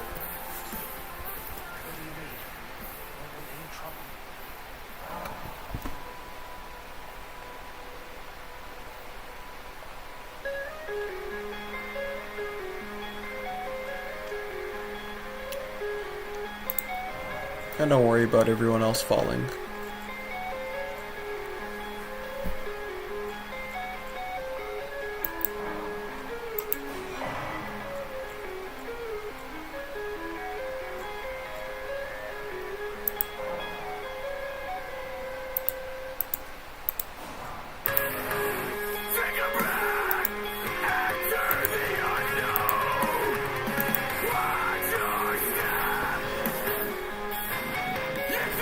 I don't think everyone will fall.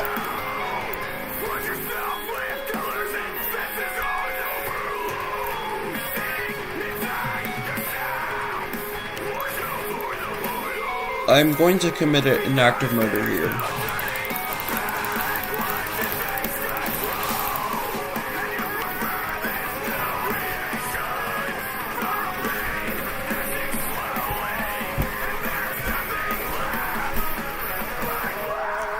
No one saw that.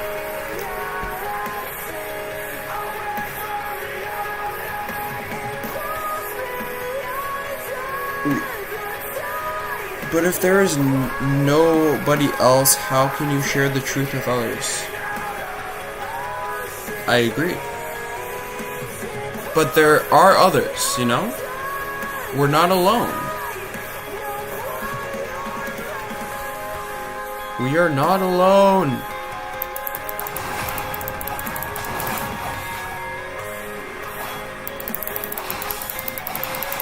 We are not alone.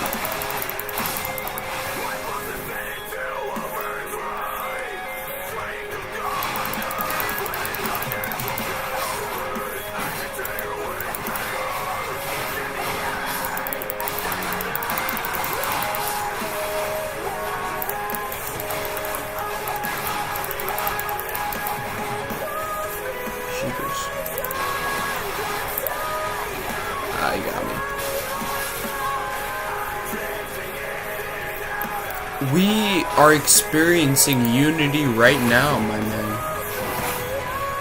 We are sharing an experience.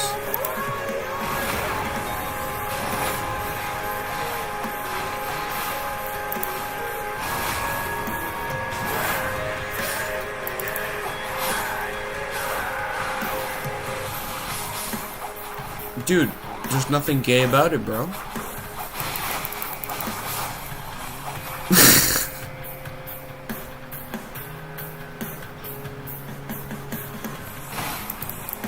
You just gotta get over yourself, man. That's okay.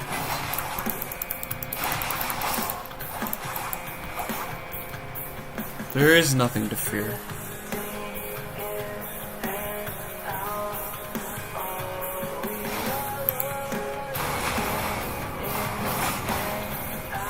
Don't have to worry. Do you know what gay really means? Happy?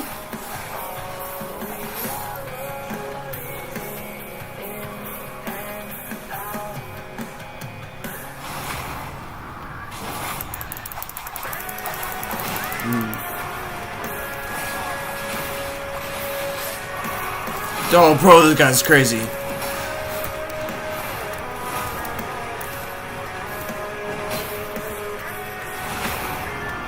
Backstabbed to death.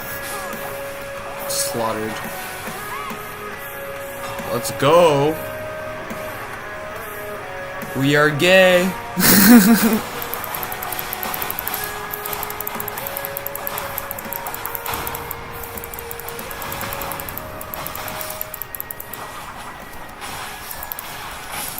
You know, I think there's some depth to that, actually, the whole being gay, being happy. Because you kind of have to love yourself to experience unity, and that is kind of gay. in the most fundamental, stupidest way, you know?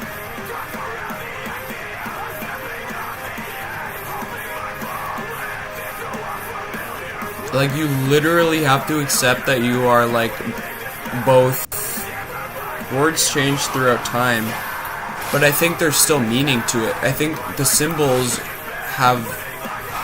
You can trace the symbols.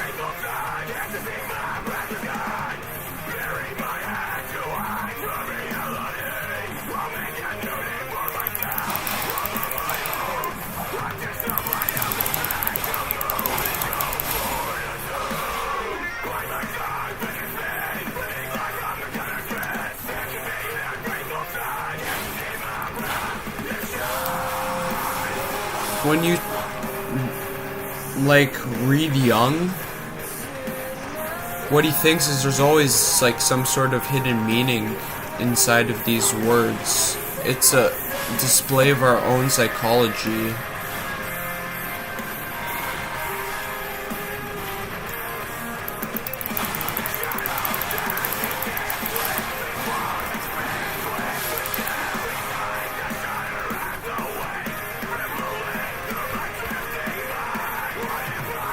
Oh, jeez.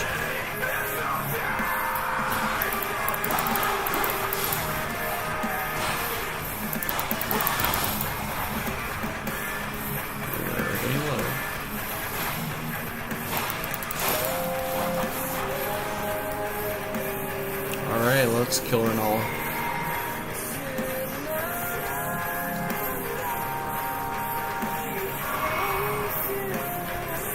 Is our friend okay?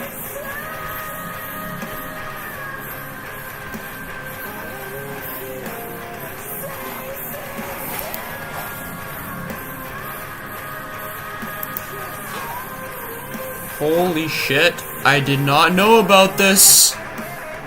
I did not know about this. Revealed, revealed, revealed. Revelations. Holy shit. I'd never seen this place before. Words are just a manifestation of human creation. Absolutely.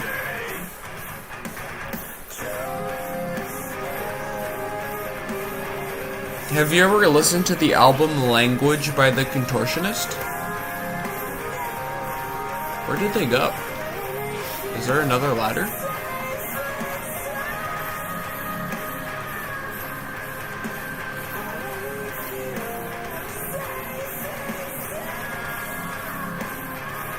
There's another wall on the Grace.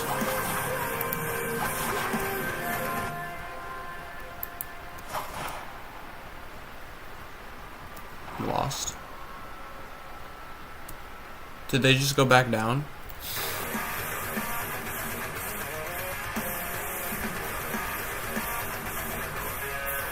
Yeah.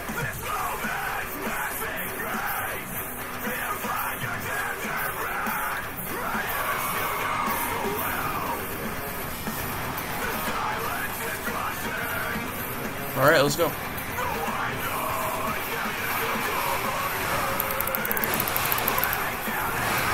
Jeepers. Bad start.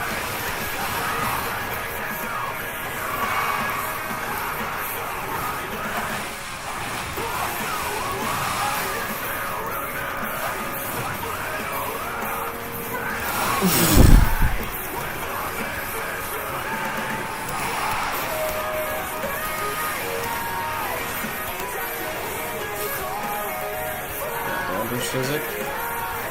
Drink that shit, bro. Drink that shit, bro.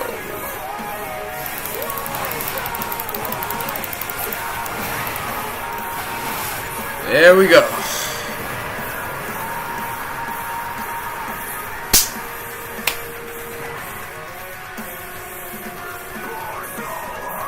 Epic.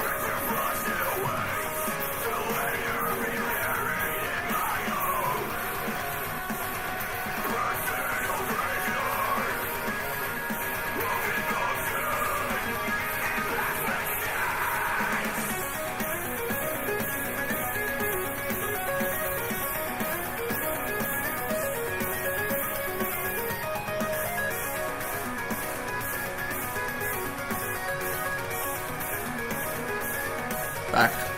Right. We got a bunch of runes. Coastal Cave, yes, that's where we're headed. Which is outwards.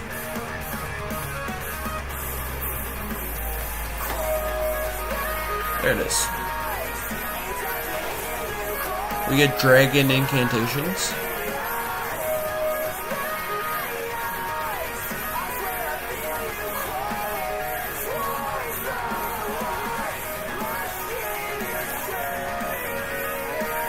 They'll rush and beat you to a pulp. You'll end up just like me. I do not subscribe to Doubt magazine. I subscribe to Faith magazine.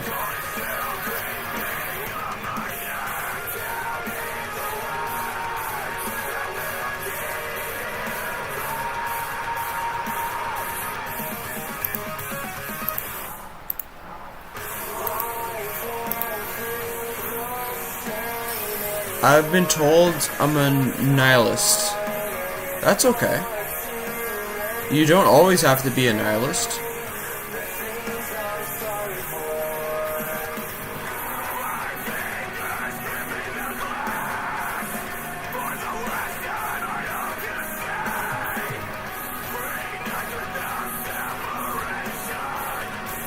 It's just a stage of being, you know?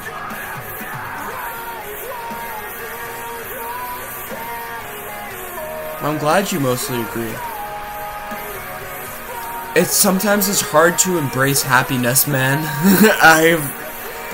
Dude, happiness was one of my biggest fears. To be happy was like truly one of my biggest fears. I was goddamn terrified of it. But you know what? When I finally let it be, you know, there was just boundless joy. Euphoria. Everything is destined to end,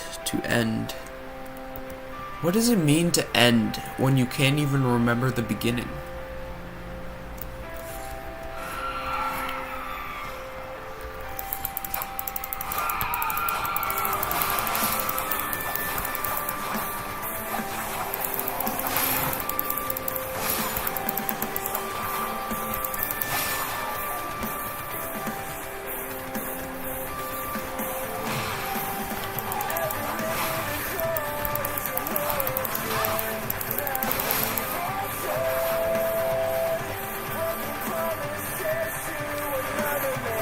I think this song is very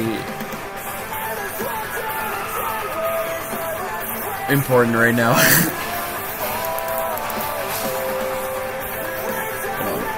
Annihilation of what was, what could have been, and that never was. I'm going to offer you a bridge.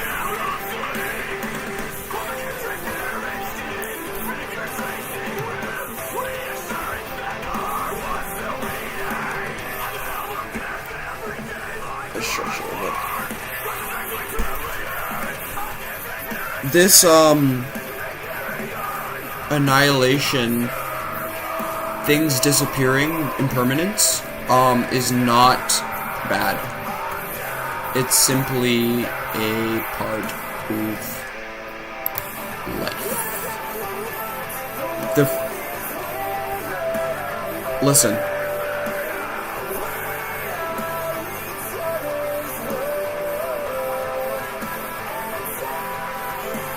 And really feel.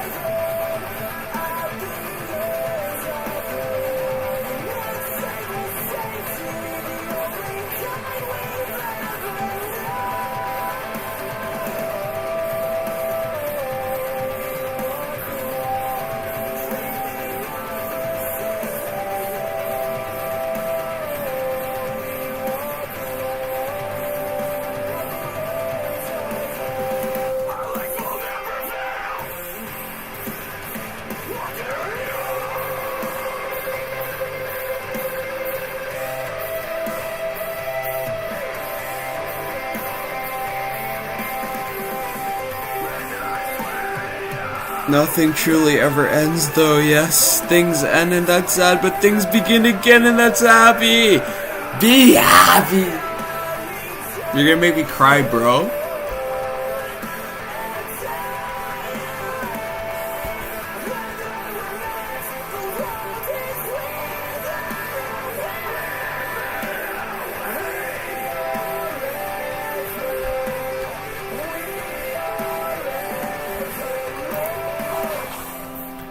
Istvan, you are blocking the door.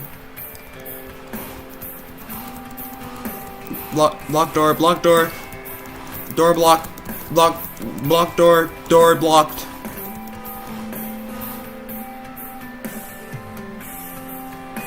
You feed on the despair of others. Yeah, that's okay. I do too. It powers me. It makes me feel more powerful.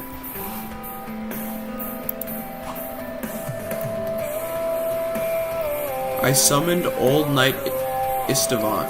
Okay, he's teleported away from me.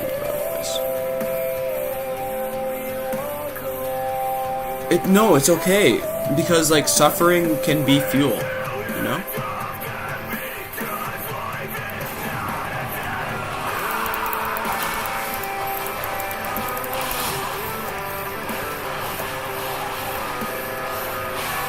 Suffering can be fuel.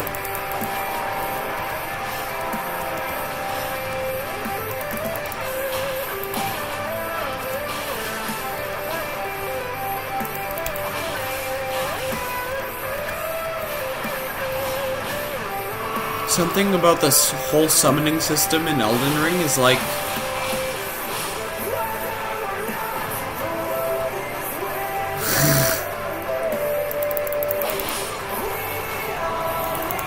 our willingness to help each other.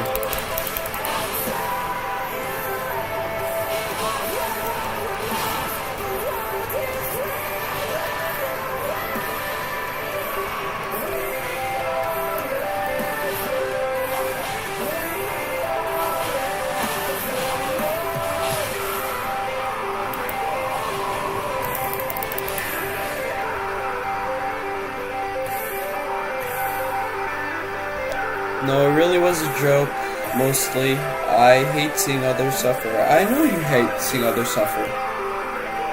I know that. But that hate is love. It's because you love them, right?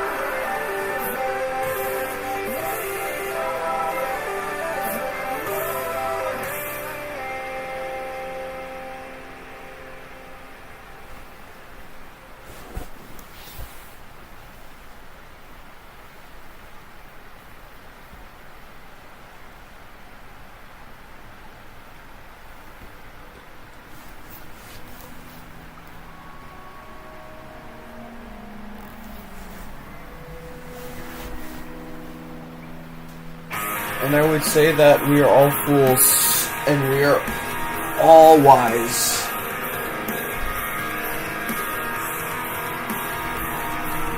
We all have a little bit of everything. There's no extremes and absolutes. You have to let those go.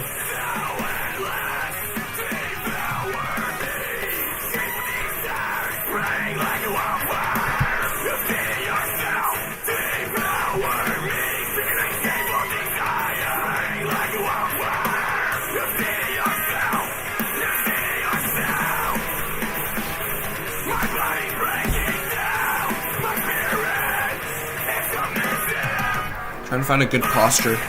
My bed's a little bit sinky. I need to like lean forwards.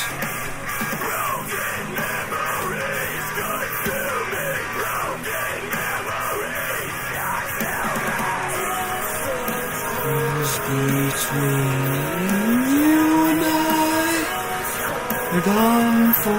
unforeseen. Won't you just say what you mean? Last time, say what you mean tonight.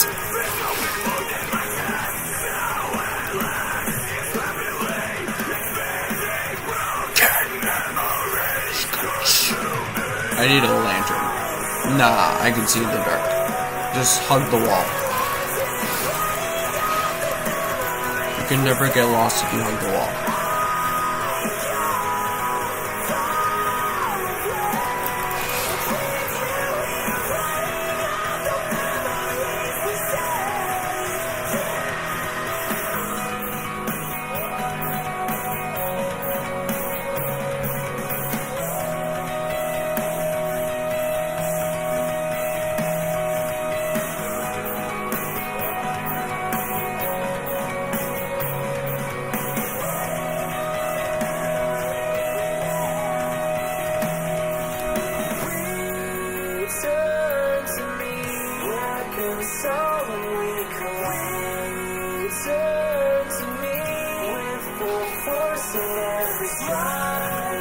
Look at this.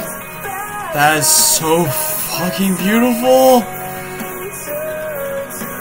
That is a sight, man. Human creation.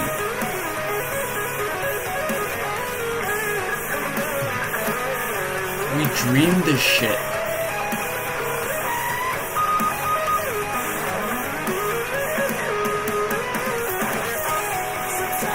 Even in war, when the button of war is pressed, you have no clue how many will die, how many families will burn, children screaming for help that will never come, those who suffer while everyone else has fallen.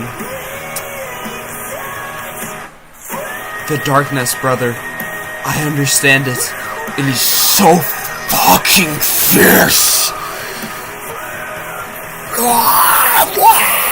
Time slips away.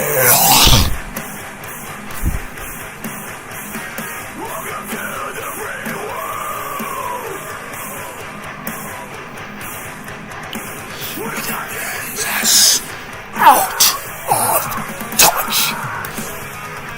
You know what love so good fades away. Your nice life when I die in this hollow city. I'm not gonna break my laptop, brother. But I feel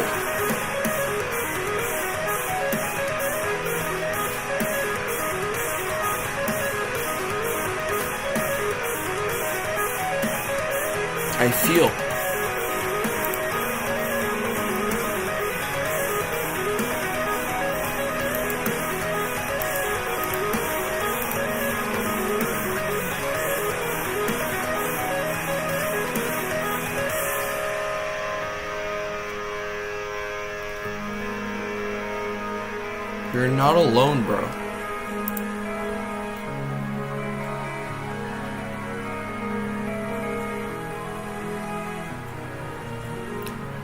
Only 15 arc? Or 15 faith? Sure.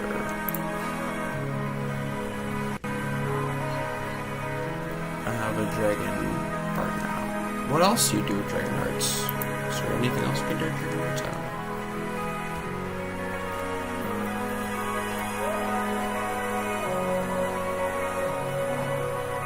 I think there's an item behind this. Just the spells. Okay.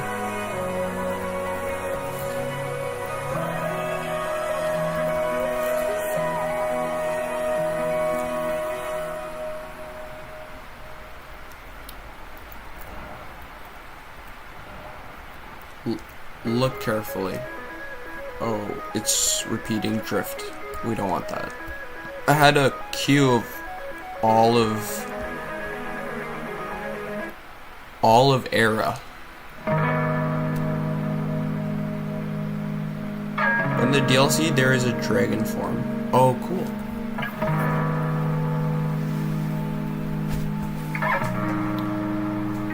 Stretch break.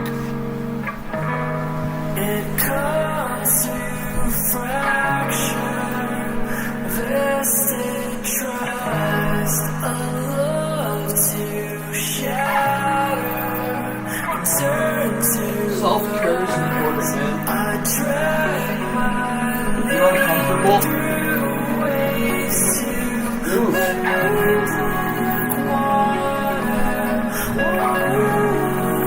dehydrated, drink. I need to feel the vibes.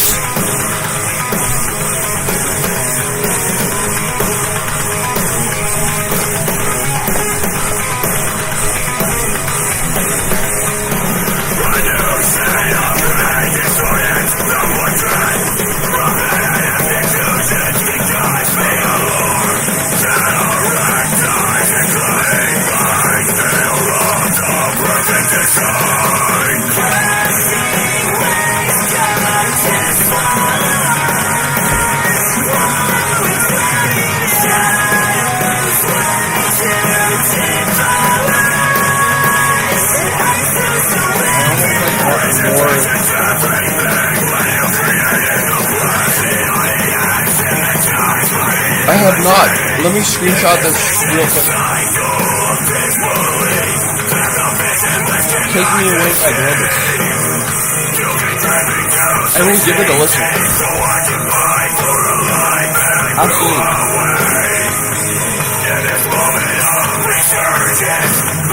I'll even play it right after this song.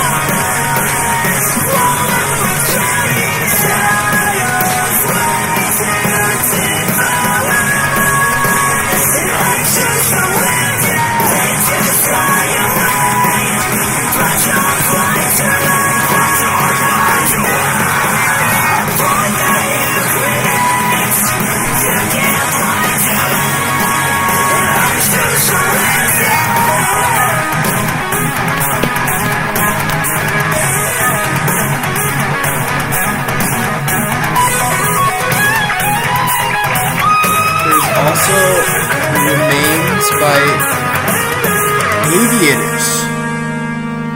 Aviators.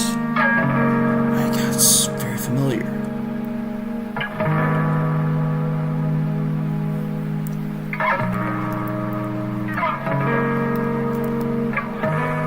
It comes to fracture, vested trust, a love to shatter and turn to rust. If words could carry my pain through the busy street, I wish I still had Spotify Premium.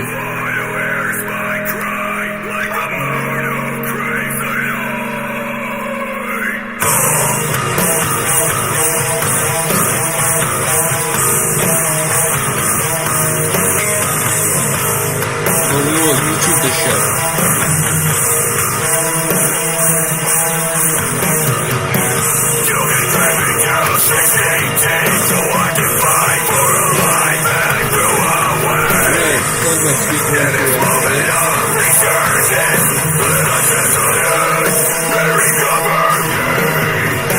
Okay, that's one song, and then we'll cue yours. It will prevent me from seeing chat for a while, I think, because I have to look it up on YouTube, and currently I'm using YouTube to look at chat. So I'll play Elden Ring and listen to the song. Take Me Away by Globus.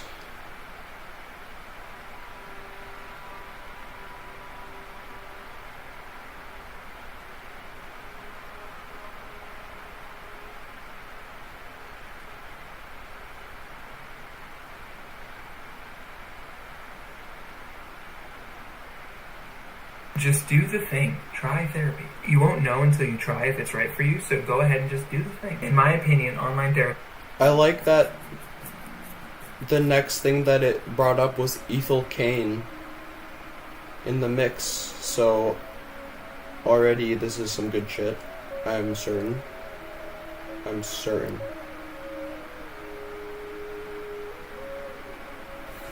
I guess I can pull up chat on my computer.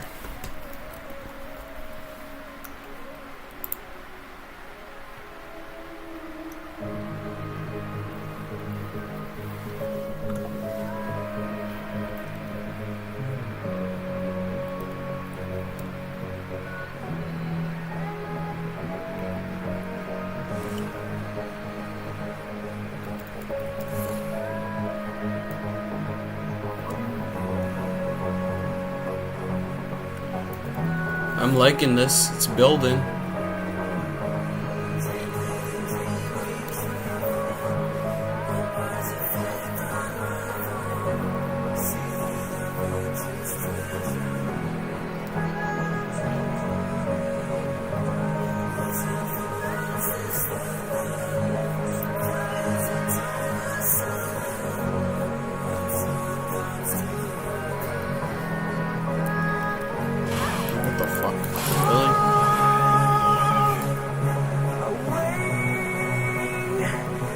minor urge you somewhere. This is it.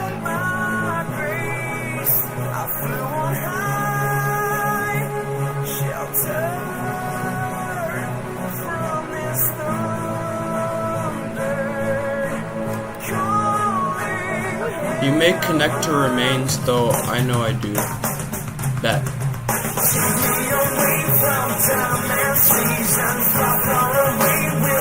I really like the song already.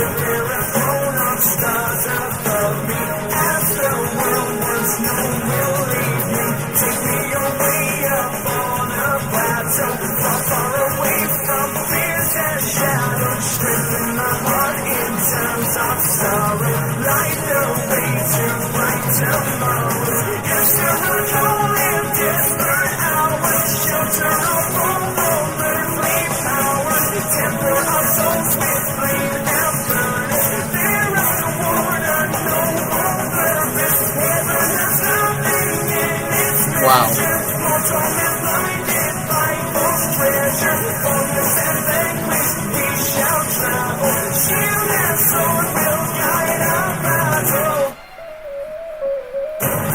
Incredible.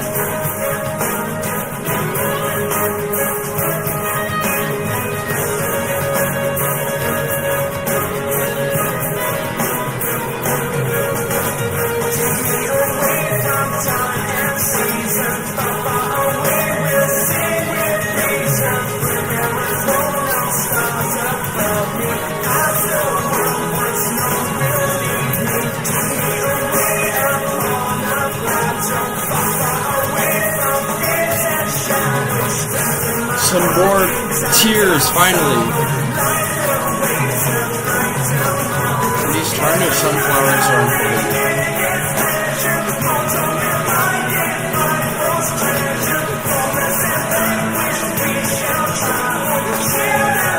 This is awesome.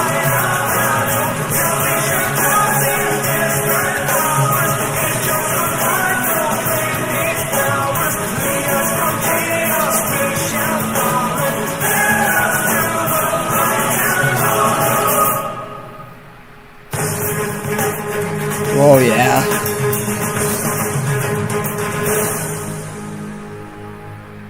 Ah, damn.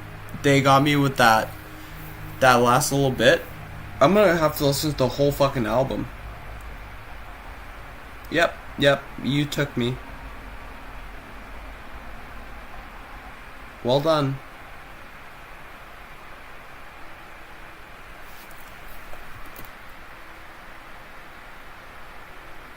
I felt like I was being lifted in light. I felt immortal and eternal. Absolutely. Remains by Aviators. I believe I know Aviators.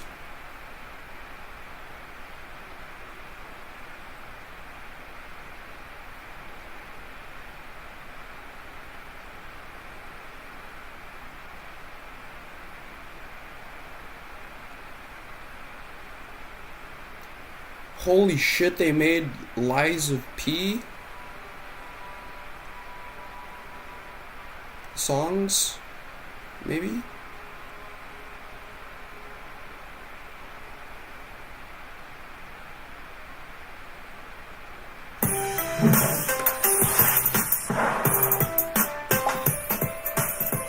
With that yes to credit from Capital One, I was able to rebuild my life the way that I want.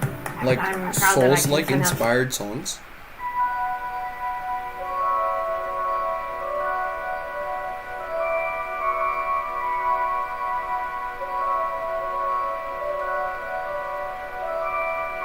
I see. Yeah, the ads do be adding. Well, they get their money. I'm happy for them. May they spend it well and further the evolution of humanity.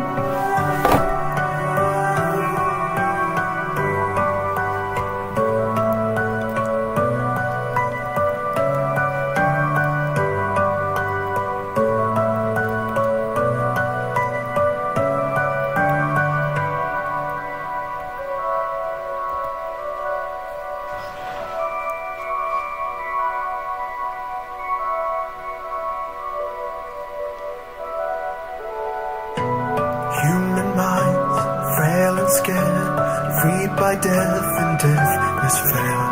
Hopeless souls play a part in my wicked work of art. Such relief every time, taking life to take what's mine. At the end, here we lie, here we're killers, or we die. When the world was turned to grey, I think I need to change my position. Resentment and shame. In the coldest of our hearts, a voice descends, the night departs. Madness remains.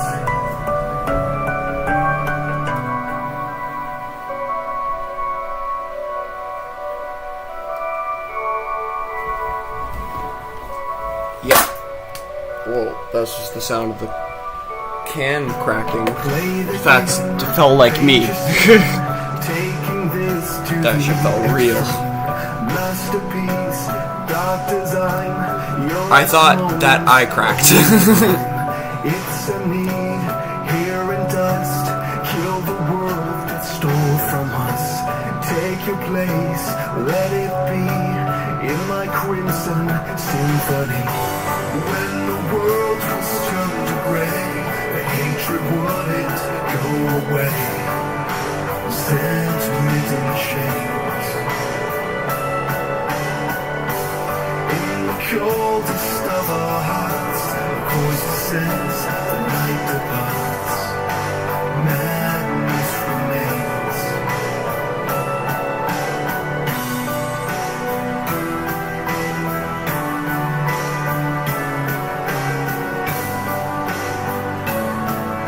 Dude, I honestly thought something exploded. We're good. We're riding.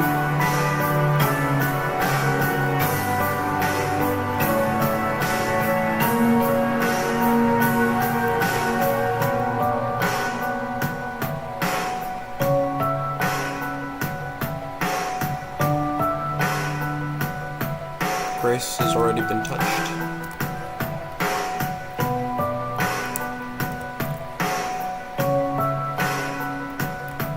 Well then, we don't need to make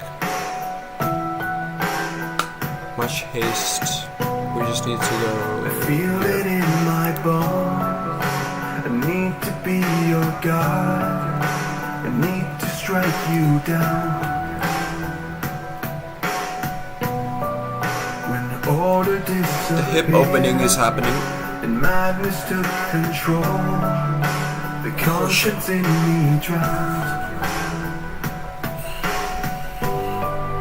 I want to be your God. Dude, trauma is all stored in like your bones and shit. It's a gift, but past the pain, like I do. I want to see your The muscles. eyes, just Gotta before move. your demise. Only fear Longest ass elevator in the game. Fucking for real. When a track is popping. Is that the end of the song, or did they literally give me an ad in the middle of the song?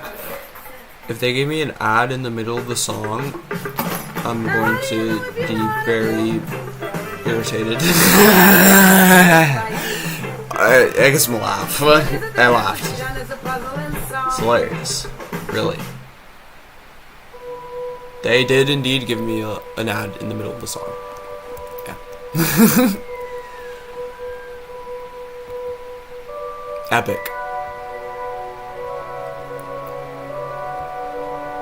Stream's still going? It's like looping around for me. I'll assume it's working.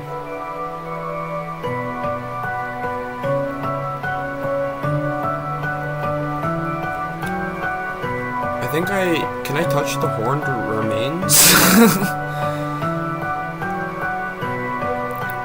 I don't know.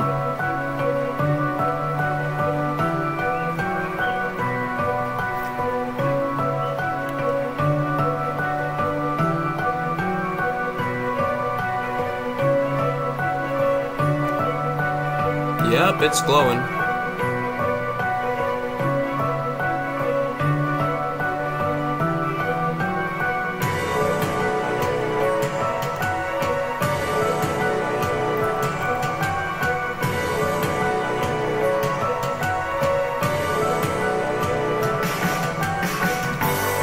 probably gonna want my boys here. I guess Christmas. We'll see if we need him.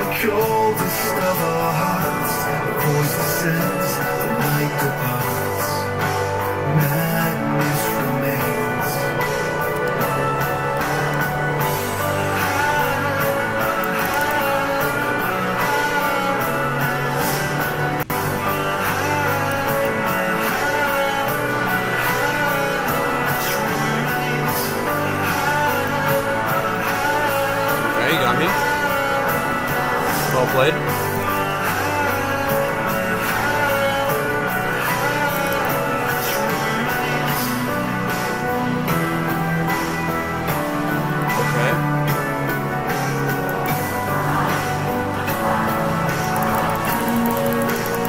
Get some hits in.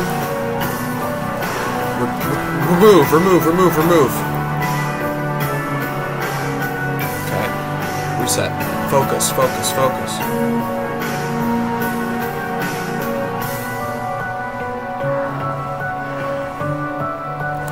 Woof! That's a solid attack. No, this is a lock-off boss for sure. We need every single ounce of control. This is not a boss you lock on. Treat it like a dragon. Or be... Oh yeah, of course. I saw it coming. What does a deer do? It fucking kicks you in the fucking spine with its hind legs. I know you're Miyazaki.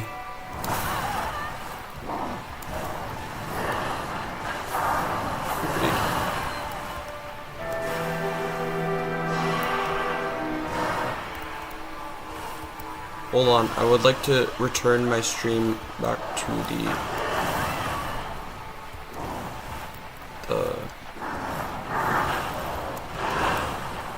solely through meditation.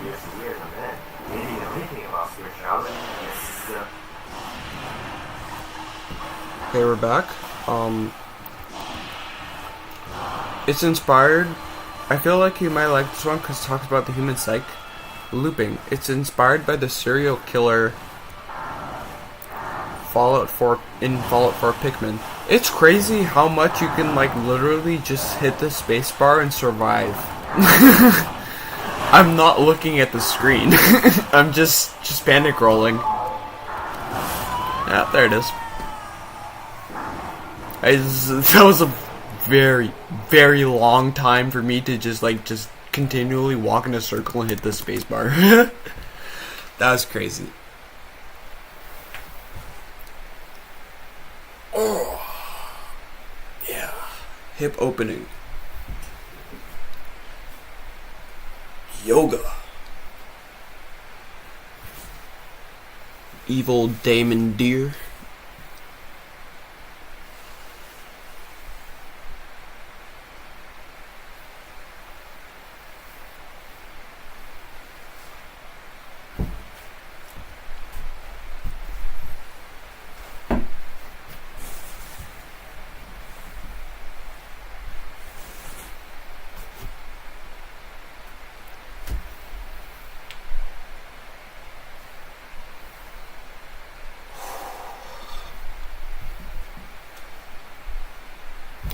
I think we're better. I liked the first one better.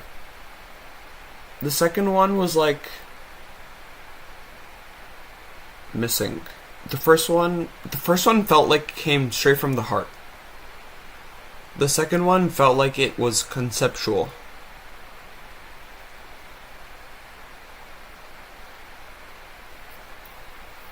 That's the best way I can put it. For real.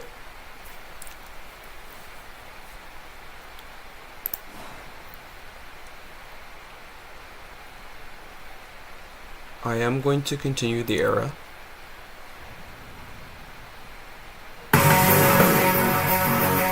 Quietly.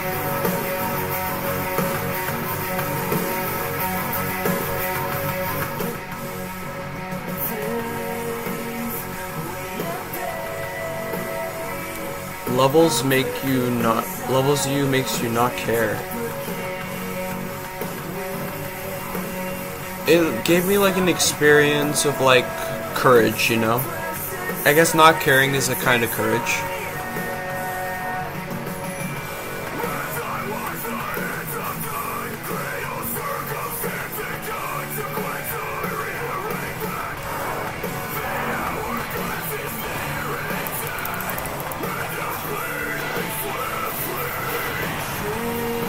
Burn, dear. We are in the flames.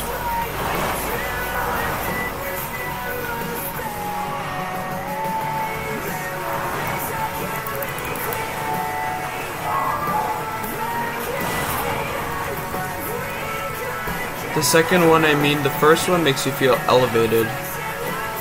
Yeah, I feel that. But like the cutting of the soul to me is a form of elevation. Because like destruction and rebirth are one.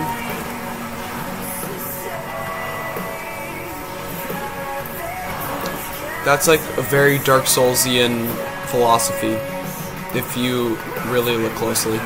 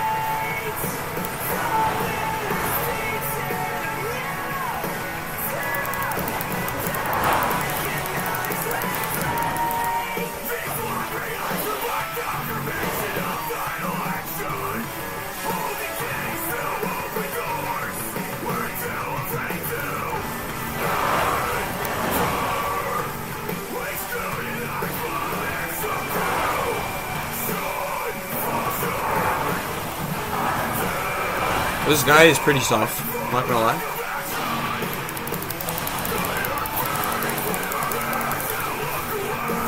Ramangeli talks about knowing his mind is twisted, but he craves it. His voice is talking him to do these things. Interesting. To me, that is like, I interpret that as like a splitting of the consciousness.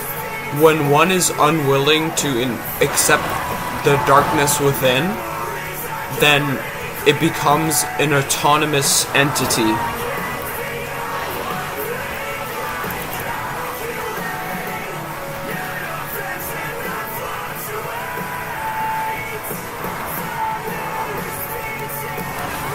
Got me so.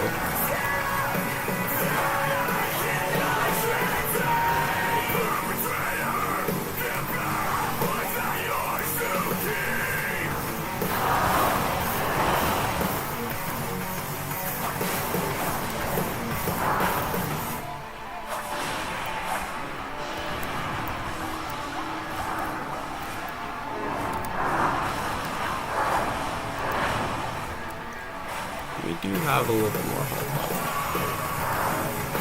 Two. Roll! Yes! That's okay. He's gonna kick, he's gonna kick. Ready?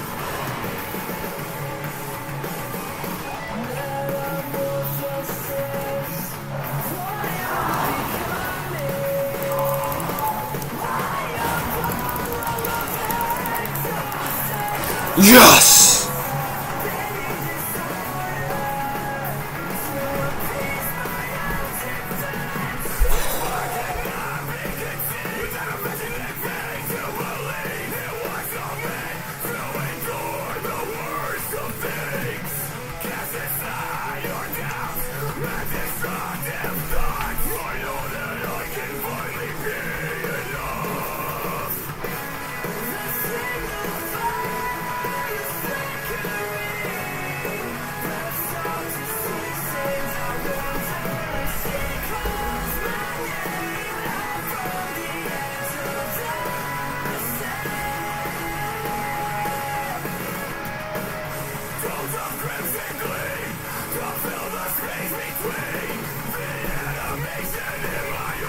The way he handles it in the game is killing raiders and slavers, evil people to make his art made in blood to justify it.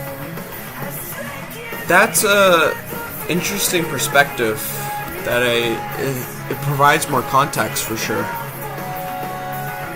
Very cool.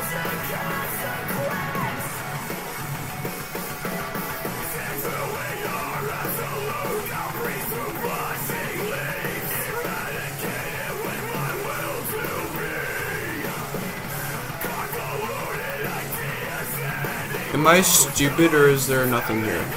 Try guard counter. Tears. If only I had a horse. Yes, agreed. It'd make things much easier to observe. No treasure chest ahead. Okay, thank you. If you ever play Fallout 4, you should stop by Pikmin's gallery. I will.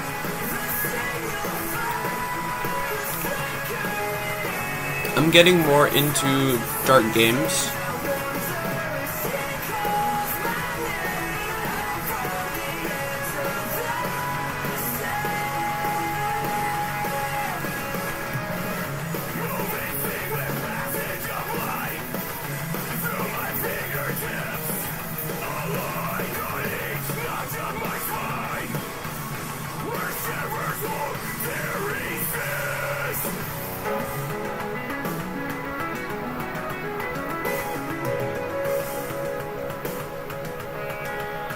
Where'd the string go?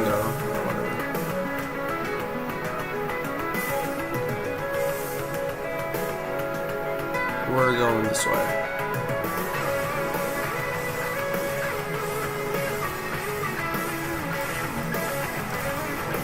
What the fuck where are we? Oh, okay, I'm lost. I'm lost.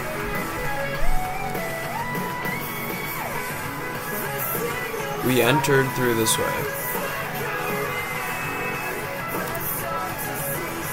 We can just teleport out.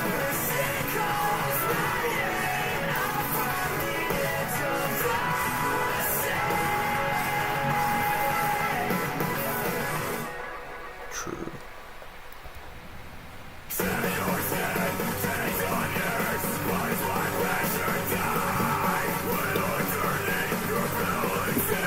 This arena is too big.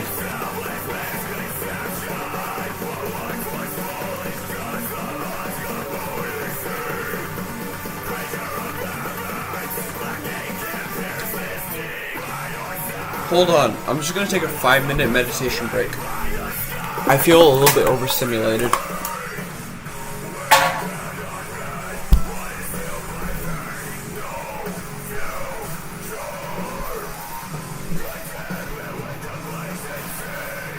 I'm not gonna fall asleep this time. I just gotta let go of some tension.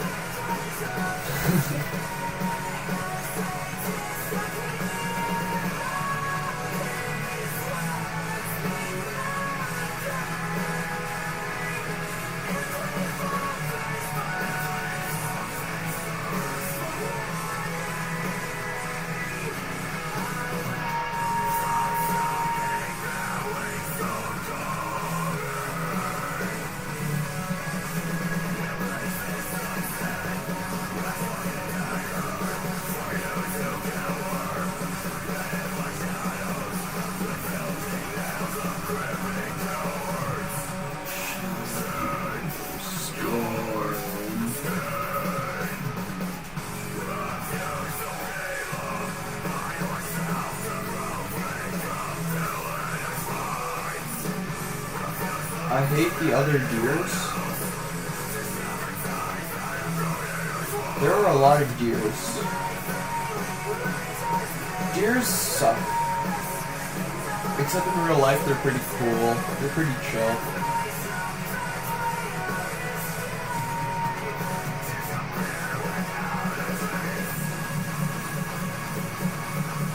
There's two. There's another deer.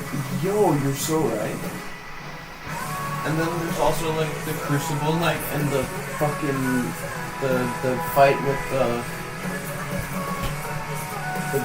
bitch, and then the Lake of Rot. This place goes deep, bro. Dude, Elden Ring is fucking insane. Astel, yes! Holy shit, man. This game is fucking crazy.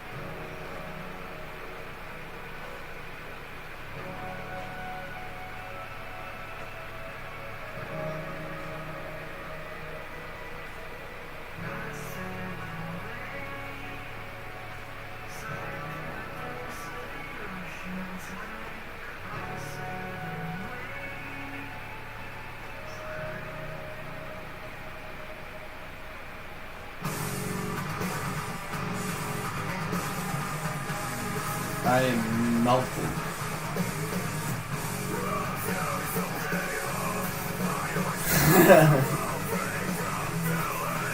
Oh, now I feel much more airy.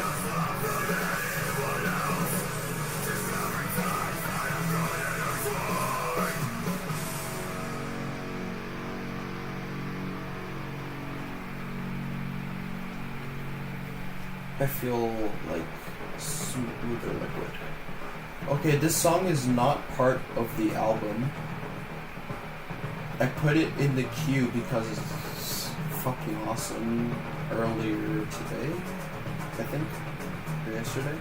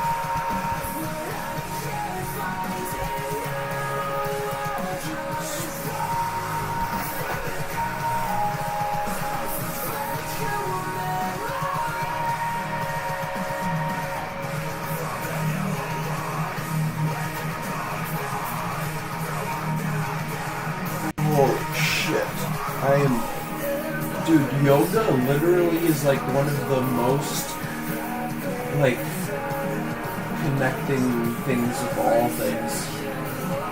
If you just let your body like stretch, it's crazy what you do.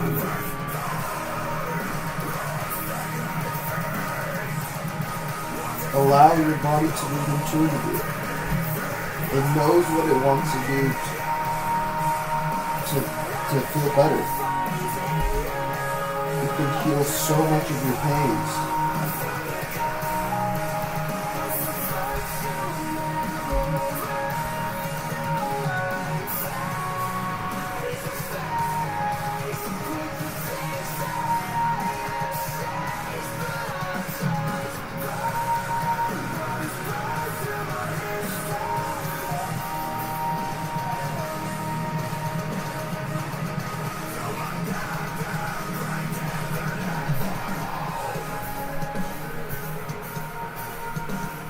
my right arm is misaligned.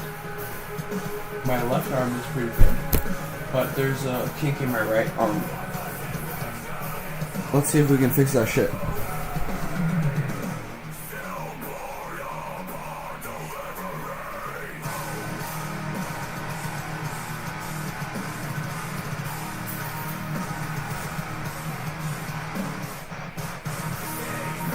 Co-pilot rejected me? It's not you, it's me. Something went wrong.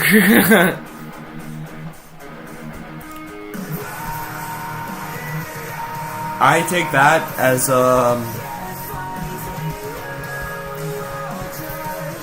proof that I'm not a machine.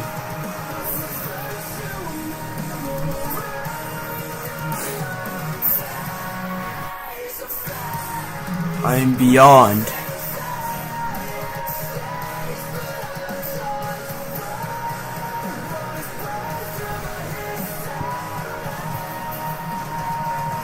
Holy shit. Oh my god. Dude, the cracks in my spine. Holy fuck.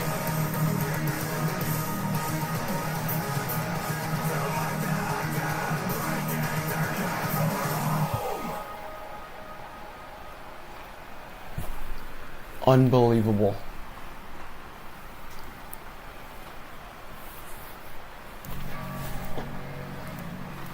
Okay, back to our scheduled programming of Neon by Era.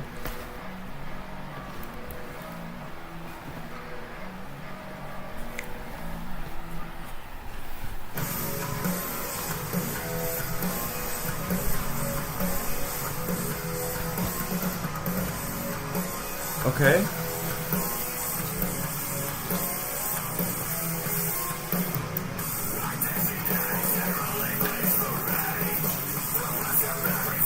I think eating my spine is cracked, yes indeed. I fix my own scoliosis with psychedelics and yoga.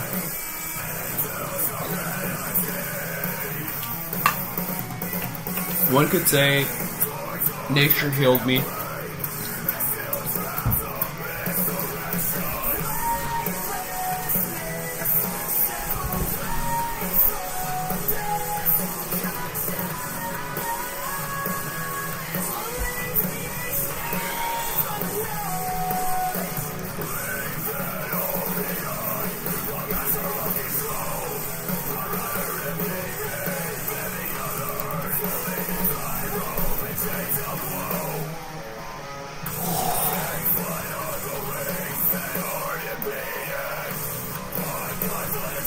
Shoulder range of motion. Open. Open. Like a butterfly. Get them fucking blades back. Yeah, that's right. Shit puts everything back into place.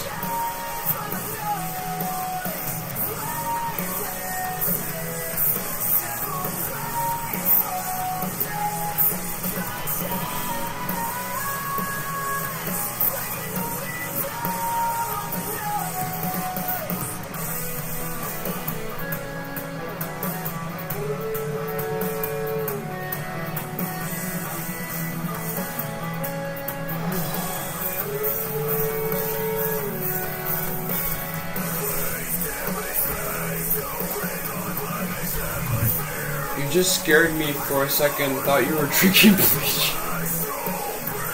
Nah, bro. I love life.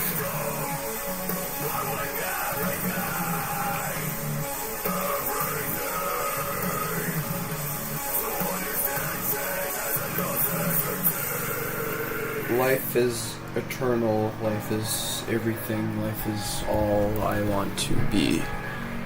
Life is life.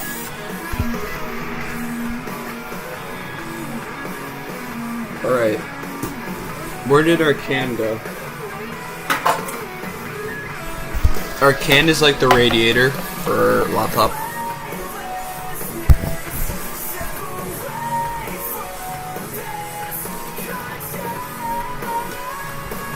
There's still a little bit of tension on the left side. I say left, but it's the right side because contralateral control is very tricky. What is left and what is right, it depends whether you're looking in or out. Your bottle looks like a bleach container. Yeah, it does. I'm sorry I scared you, bro.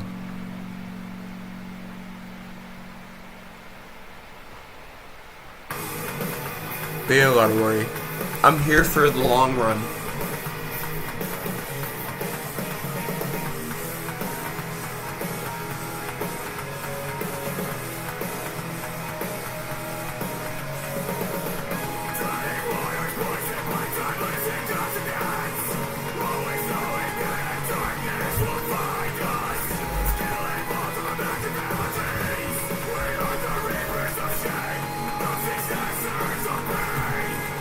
Okay, hold on, I think I can actually open my hip fully.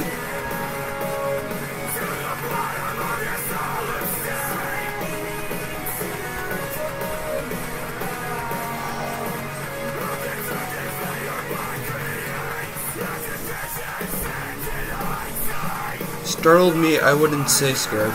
Understandable.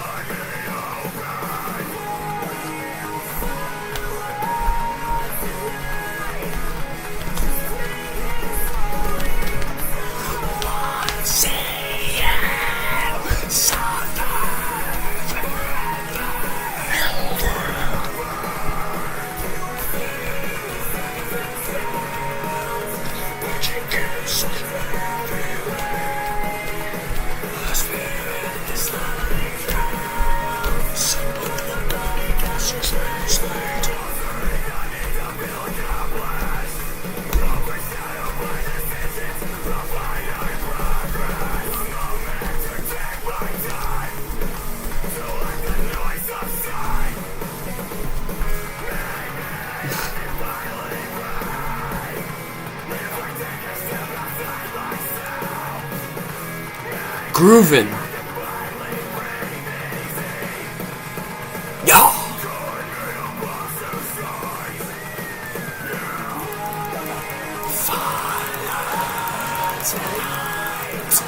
Just breathing slowly. I don't wanna see you suffer forever. There's a golden seed somewhere around here, right? Did I get it already? There's a golden seed somewhere around here. Oh, for fuck's sake.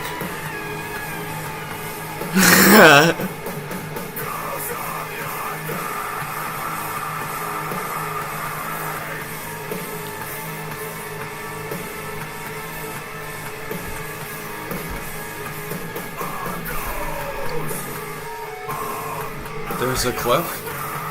There is always a cliff.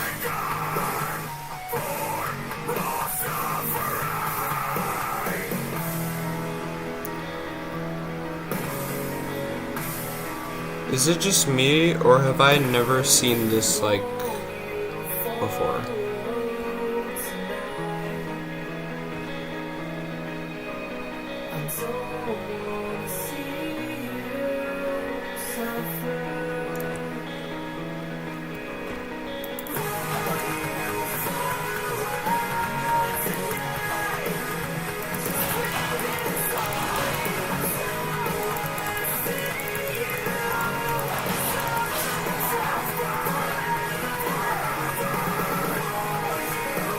Holy shit. Nokron, the Eternal City. And Mogwin's fucking palace. I never took it in.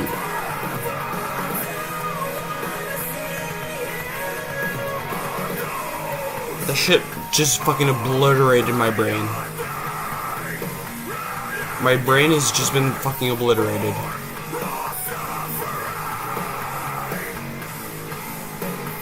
I'm actually like nauseous almost from like the level of like gravity. That's huge, man. Miyazaki, genius.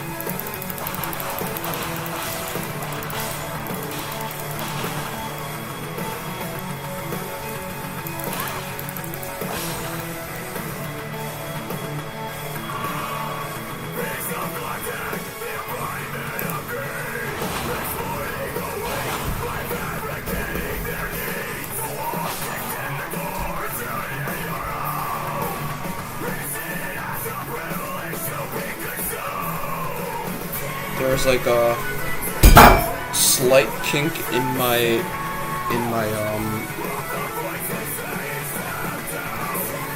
left. Yep.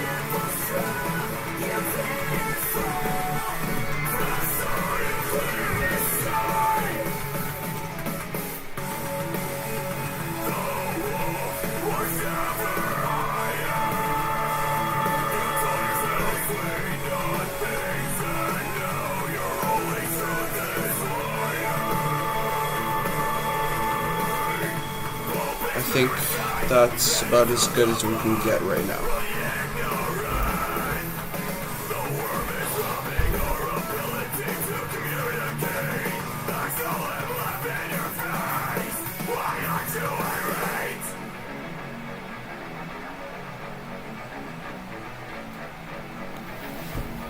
My lord. Let's go.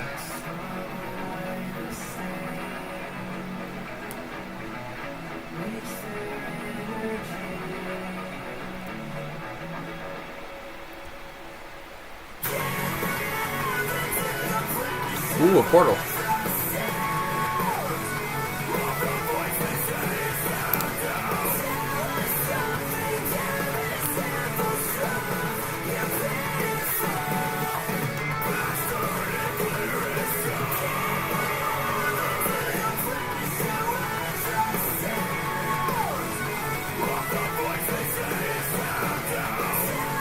We are now in the old place.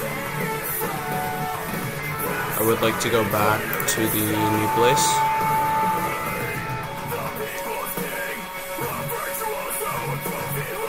Holy shit. I am once again experiencing overstimulation, but I am going to conquer it, I think. I think I have it in me to conquer it.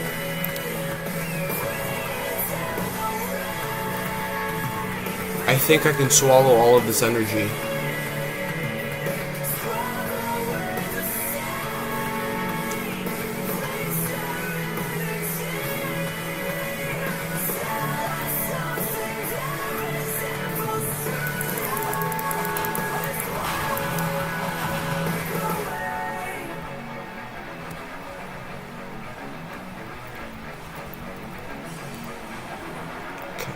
There's a golden seed somewhere, I think. Yeah, I see, it's true.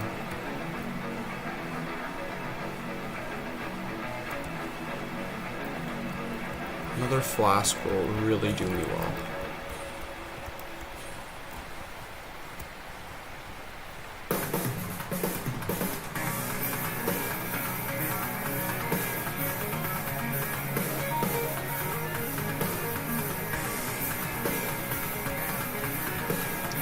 And I have looted it already, as I suspected.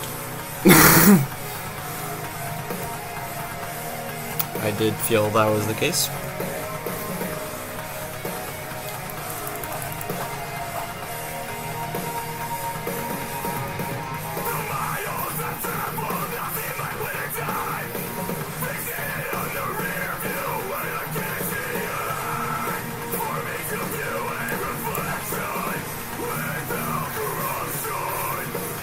Yeah, I guess I'll just take a break here.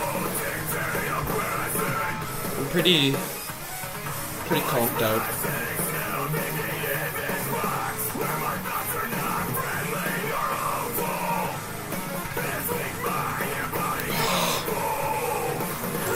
This was a legendary stream. Never like never will there be a stream like this stream until the next stream. Namaste for all.